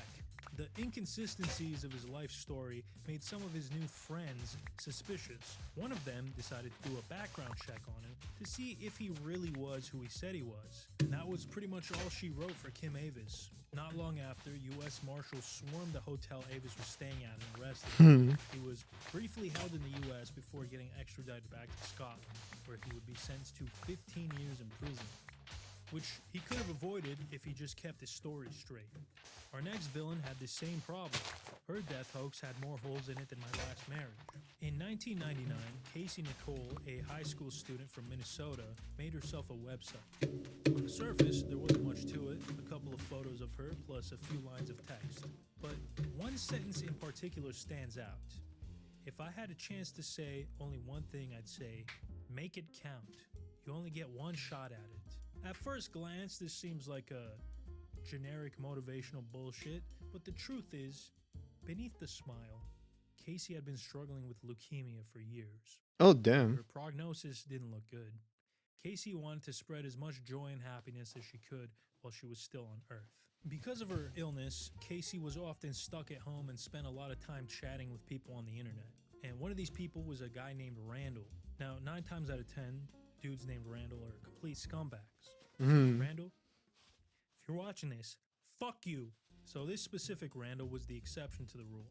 After Casey told him her life story, it hit him right in the feels, and he decided that it was a story that needed to be told. He pretty much dedicated his life to getting Casey's story out. He even made her a new website, which he managed and paid for. And before long, it started gaining a lot of traction. Casey became an internet celebrity. Thousands of people were reaching out to her every day, sending her thoughts, prayers, and gifts. Mostly through email, but some even talked to her on the phone, and she would receive gifts and donations through the mail. Sadly, all the well wishes in the world couldn't stop the inevitable. On May 14th, 2001, it was announced that Casey had died due to complications from her leukemia. Casey's mother, Debbie Swanson, came out and thanked everyone for the love they shared for her daughter. Her fans were absolutely devastated by her passing. Except there's one thing. She didn't Casey die. never had leukemia. But that's not the twist. The twist is that Casey Nicole never existed. Let's take a step back. You guys remember Casey's mom, Debbie, from like 4 sentences ago? Well, for some reason, she decided to cook up this Casey Nicole character sometime in 1999. She used photos of one of her friend's daughters and Damn. stories of real cancer victims to make the story convincing. And the broad That's almost got away fucked. with it too, but things would start to unravel after Casey's supposed death. Some people online started pointing out inconsistencies in Casey's story and noticed that a lot of things weren't adding up. First of all, there was no obituary or funeral service posted. Uh-huh. And some people who talked to Casey on the phone noticed that she sounded an awful lot like Debbie. At first, these were just rumors, but it wouldn't be long before people figured out the real identity of the girl in the photos. So Debbie was forced to come clean about all this tomfoolery. She claimed that she never meant to hurt anyone, and the lie just kind of snowballed out of control. Also, she felt horrible every time people gave her gifts. Yeah, I'm sure she did. Yeah, you It sure was did. So weird that it's actually classified as a disorder, digital fictitious disorder, or Munchausen's by internet. And sadly, a similar disease has been on the rise in recent years. A disease which I've dubbed anything for views syndrome, or AFVS. Oh. Which brings me to my next rule. Hmm. The views aren't worth it. Now, This is going to be a YouTuber. school here, but a lot of YouTubers are degenerates. There we Just go. a bunch of narcissistic, immature sociopaths starved for attention and money. But enough about me. I would never so solo as to fake my own death for views. Unlike this Belgian TikToker who showed up to his own funeral in a frickin' helicopter. A Belgian man has faked his own death to see who would attend his funeral in a TikTok stunt. What the fuck? That's pretty cruel, if you ask me. Many such cases. What? But right now, I want to talk about Neon.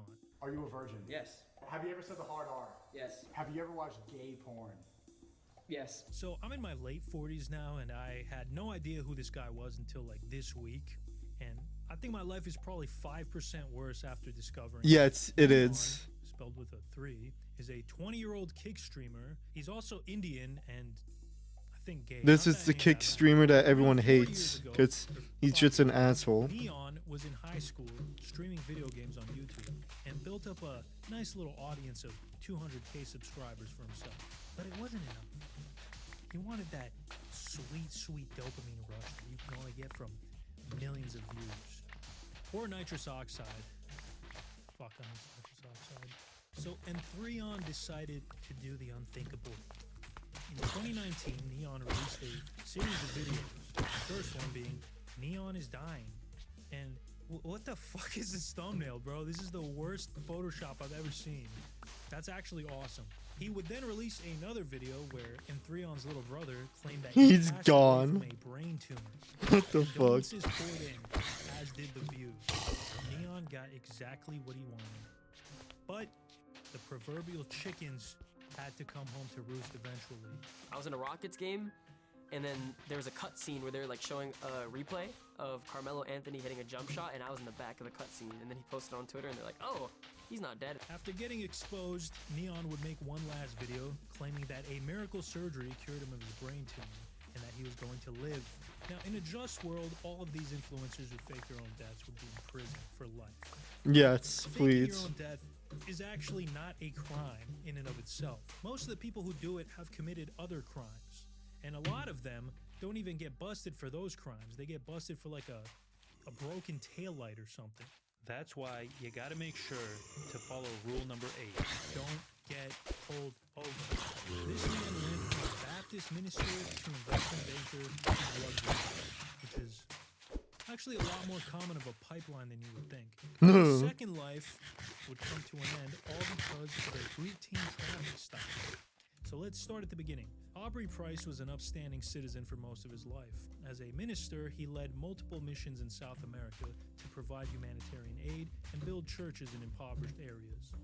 But the thing about these missions is that they tend to be expensive. It's and raining. Usually exclusively funded by donation. Now, when he wasn't ministering, Aubrey worked as a financial advisor for a bank. The guy wore a lot of hats. Not more than me, though. Look at all these fucking hats. At some point, Aubrey decided to start his own investment firm called PFG with the goal of using the profits to fund his missions. At first, things with PFG were going pretty good. Aubrey had close to 100 investors, mostly people from his church, and everyone involved was getting their nut.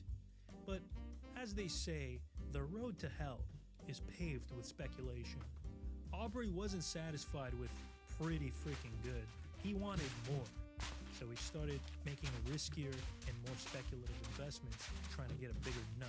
When these investments didn't go his way, Aubrey falsified documents to make it seem that they were. And he figured that with a large enough cash injection, he could get all the money back and then some. So Aubrey convinced some of his wealthier clients to dump $10 million into a failing bank, which he planned to turn around. Come on, blow up. Basically the standard There we go. gambler's fallacy. Oh, bro, I just gotta do one more big bet and I'll get back everything I lost. I just gotta bet the rest of my money on black at the roulette table. Well, guess what?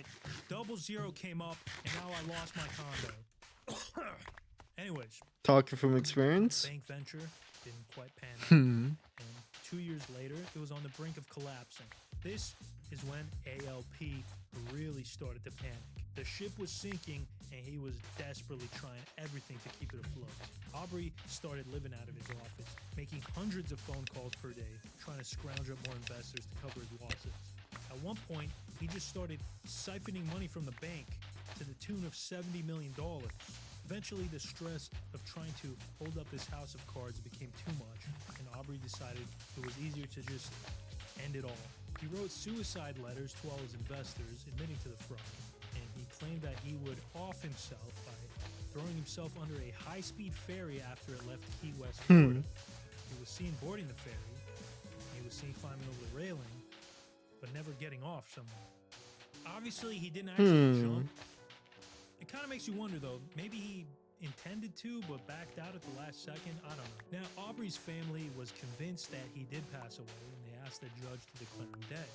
But the FBI wasn't so convinced, and they continued the investigation, even offering a $20,000 bounty for any information, which didn't help, because this man disappeared like my dad when I was 8. The FBI started to think the mother sucker was really dead.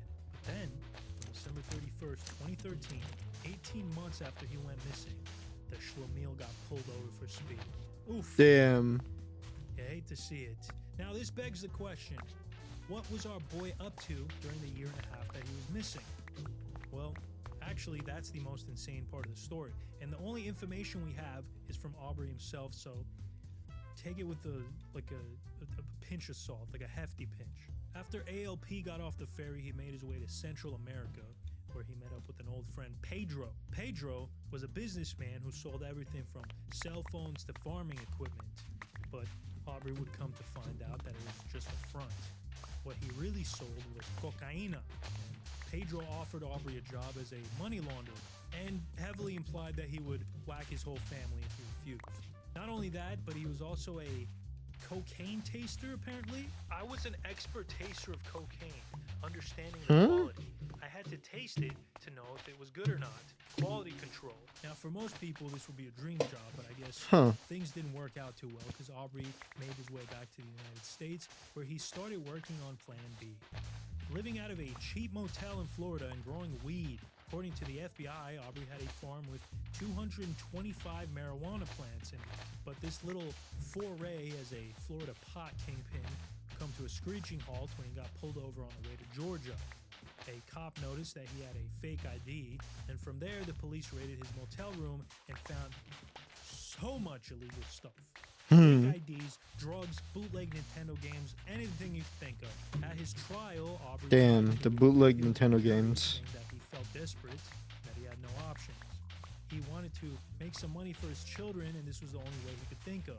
But the jury didn't buy his Breaking Bad bullshit. 30 years in prison. You'd be surprised at how many fugitives get caught after they get pulled over for something random. So that's why you should probably avoid cars altogether. Also, you should definitely avoid getting your picture taken. Which brings me to rule number 9. No photos.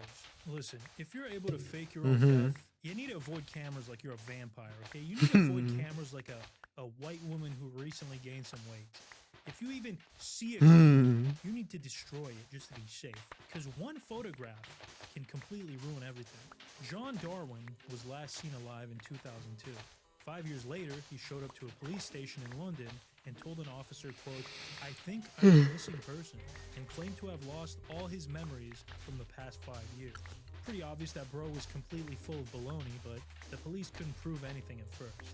That is, till they got a smoking gun, and it came in the form of a photograph. We'll get to that in 1 second.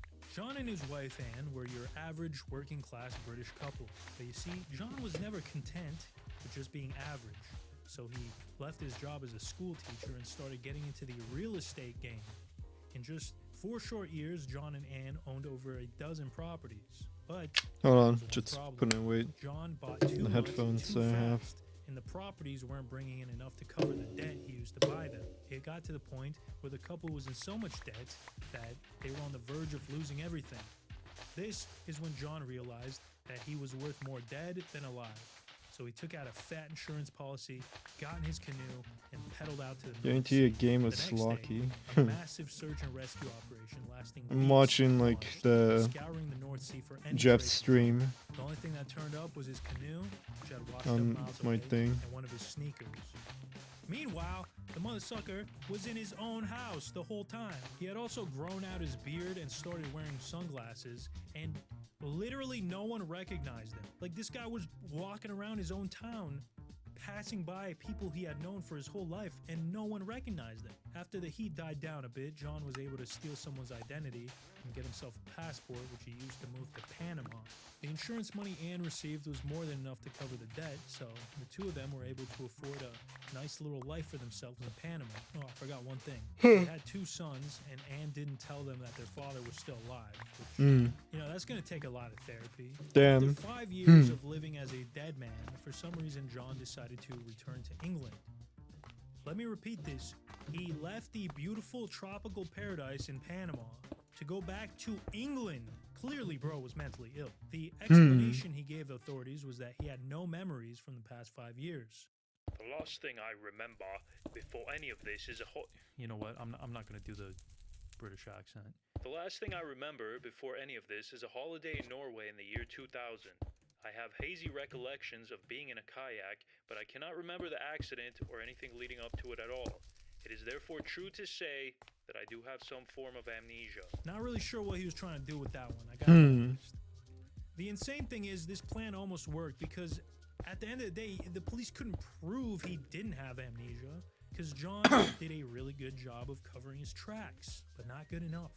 One of John's neighbors heard about the news and decided to Google the words John and Panama. Now, keep in mind, this was back when Google wasn't a piece of absolute dog shit, so she actually found something relevant. She found a website called Move to Panama, which promised to, quote, help you find a home, clear customs, and move to Panama without a hitch. Well, unfortunately for John and Anne, there was a hitch. Because on that website was a photo of both of them. and it was Wow. dated July 4th, 2006, a year before John's alleged amnesiac ass turned up in England. So, this photo was everything the authorities needed to throw John and Anne in prison. They both were sentenced to about 6 years apiece, but hey, at least John wasn't Mr. Average anymore. Now, we've reached our last rule, and this is a very important one. Probably, I'd say, top 10 in terms of importance. Rule number 10, don't push your luck. Nazario Moreno Gonzalez was one of the biggest drug lords in Mexico who headed the Knights Templar, a cartel based out of Michoacan, and incorporated a lot of Catholic rituals and imagery. Gonzalez grew up in a family of 13 children with a very religious and very violent mother, which was fitting because his entire life would be defined by both religion and violence. That's some Freudian bullshit if I ever heard it. Now, Nazario's foray into the drug business actually started in the US. At 16, he worked on a ranch near San Jose, California. It was there where he got involved with drugs shit. because a lot of the farmers grew and sold weed on the side. So once he had some money, Nazario returned to Mexico and set up his own weed farm and trafficked it into the US himself. And business was good. Our boy became so successful with his route that he ended up becoming the right-hand man to Michoacan's drug kingpin, Carlos Rosales. Now, even though Nazario's business was booming, his personal life wasn't doing too well. You see, the guy really liked the booze, and it was starting to become a problem. He was constantly drunk, getting into fights, and waking up naked next to dudes. So he decided enough was enough and joined Alcoholics Anonymous. It was there that he rediscovered his interest in Christianity. He replaced his addiction to booze with an obsession with religion, which would greatly impact him later in life. In 2004, Nazario's boss, along with several other big-time drug lords, were thrown in He was prison. still a drug lord, though. Somebody had to fill the vacuum, so our boy stepped up. Now, it should be mentioned that by this point, Nazario started to develop a bit of a messianic complex. As he rose through the Mexican underworld, this delusion would only grow stronger. By 2006, Gonzalez fully controlled the state of Michoacan and was one of the most powerful people in all of Mexico. And let me tell you, this dude was absolutely brutal. He would punish so-called criminals by flogging, decapitating, and even crucifying them. At the same time, he was funding the construction of churches and drug rehabs across Michoacan, which, I don't know, I guess it balanced out. Double-sided motherfucker. Not really. Jeez. He also distributed religious sermons among his followers written by him. This man genuinely believed that he was leading some sort of holy crusade, and his foot soldiers started believing it too. So not only was the dude running one of the biggest drug cartels in the world, but it also doubled as a cult. As you can imagine, the Mexican government wasn't too keen on having this A literal cult. drug kingpin running amok. When the 2006 elections rolled around, Mexico's new president basically made Gonzalez public enemy numero uno. That means number one. It would be 4 more years until they were able to actually do something about it. In 2010, a massive gunfight broke out between 2,000 Mexican federales and 500 cartel members. A lot of the people involved were taken off the census that day, including Nazario Gonzalez. Drug cartel boss Nazario Moreno Gonzalez, alias El Chayo, was killed in a shootout with the Mexican army on Thursday. Mexican authorities trumpeted the incident as a significant victory in the country's fight against organized crime. In reality, he was alive and well, and just Damn. hiding. Nazario played along and allowed the government to take a victory lap. Meanwhile, the people of Michoacan started venerating him as a saint and erected a massive grave in his honor. Now, Gonzalez should have just used this opportunity to lay low and start a new life. He should have just changed his gender and moved to Europe like the Academy Award-winning film Amelia Perez. From penis to vagina. No, what the But fuck? instead, Gonzalez decided to push his luck. He continued to run his cartel from behind the scenes, but this time with a cool new rebrand. He changed the name from La Familia Michoacan to the Knights Templar. You see, Nazario saw his fake death as a sign from God. The guy already thought he was some kind of prophet, and this only solidified his view. The rebrand was like an outward manifestation of that. So his soldiers were now known as Templars, and they started wearing patches inspired by the Crusaders. It was Damn. ironic. By trying to whack Nazario, Mexican authorities made him more powerful than ever. And best believe, he abused that power. This man basically became the dictator of Michoacan. Every single dollar that was made in the state had to pass through Templar hands first. Now, the gang was already known for extortion prior to this, but now it was off the charts. The Templars charged people for the right to hold private parties. They taxed people buying their cars. God damn it. Why did you go down there? For the number of square meters in their homes. Oh, and it goes without saying, people were getting whacked left and right. If you even slightly stepped out of line, you were liable to get turned into a carnage shot. It was too much. The public perception of Nazario had completely flipped. He went from saint to Satan. Eventually, the people got so fed up that a group of vigilantes rose up to fight back. And it wasn't just the civilians. The Templars were getting sick of his antics as well. It was becoming clear to everyone that Nazario Gonzalez had to go. So his own bodyguards whacked him and handed his body over to the military, who of course took credit for the kill. On his second death, Nazario's grave was more likely to be met with piss rather than roses. Damn. Guys, I would love to tell you the story about how my uncle Ruben faked his death and ended up becoming the mayor of a small town in Moldova. But for legal reasons, I don't think I can talk about it right now. Maybe in a future video. So I'll end the video with this. Oh, that's it. That's it. He ended it.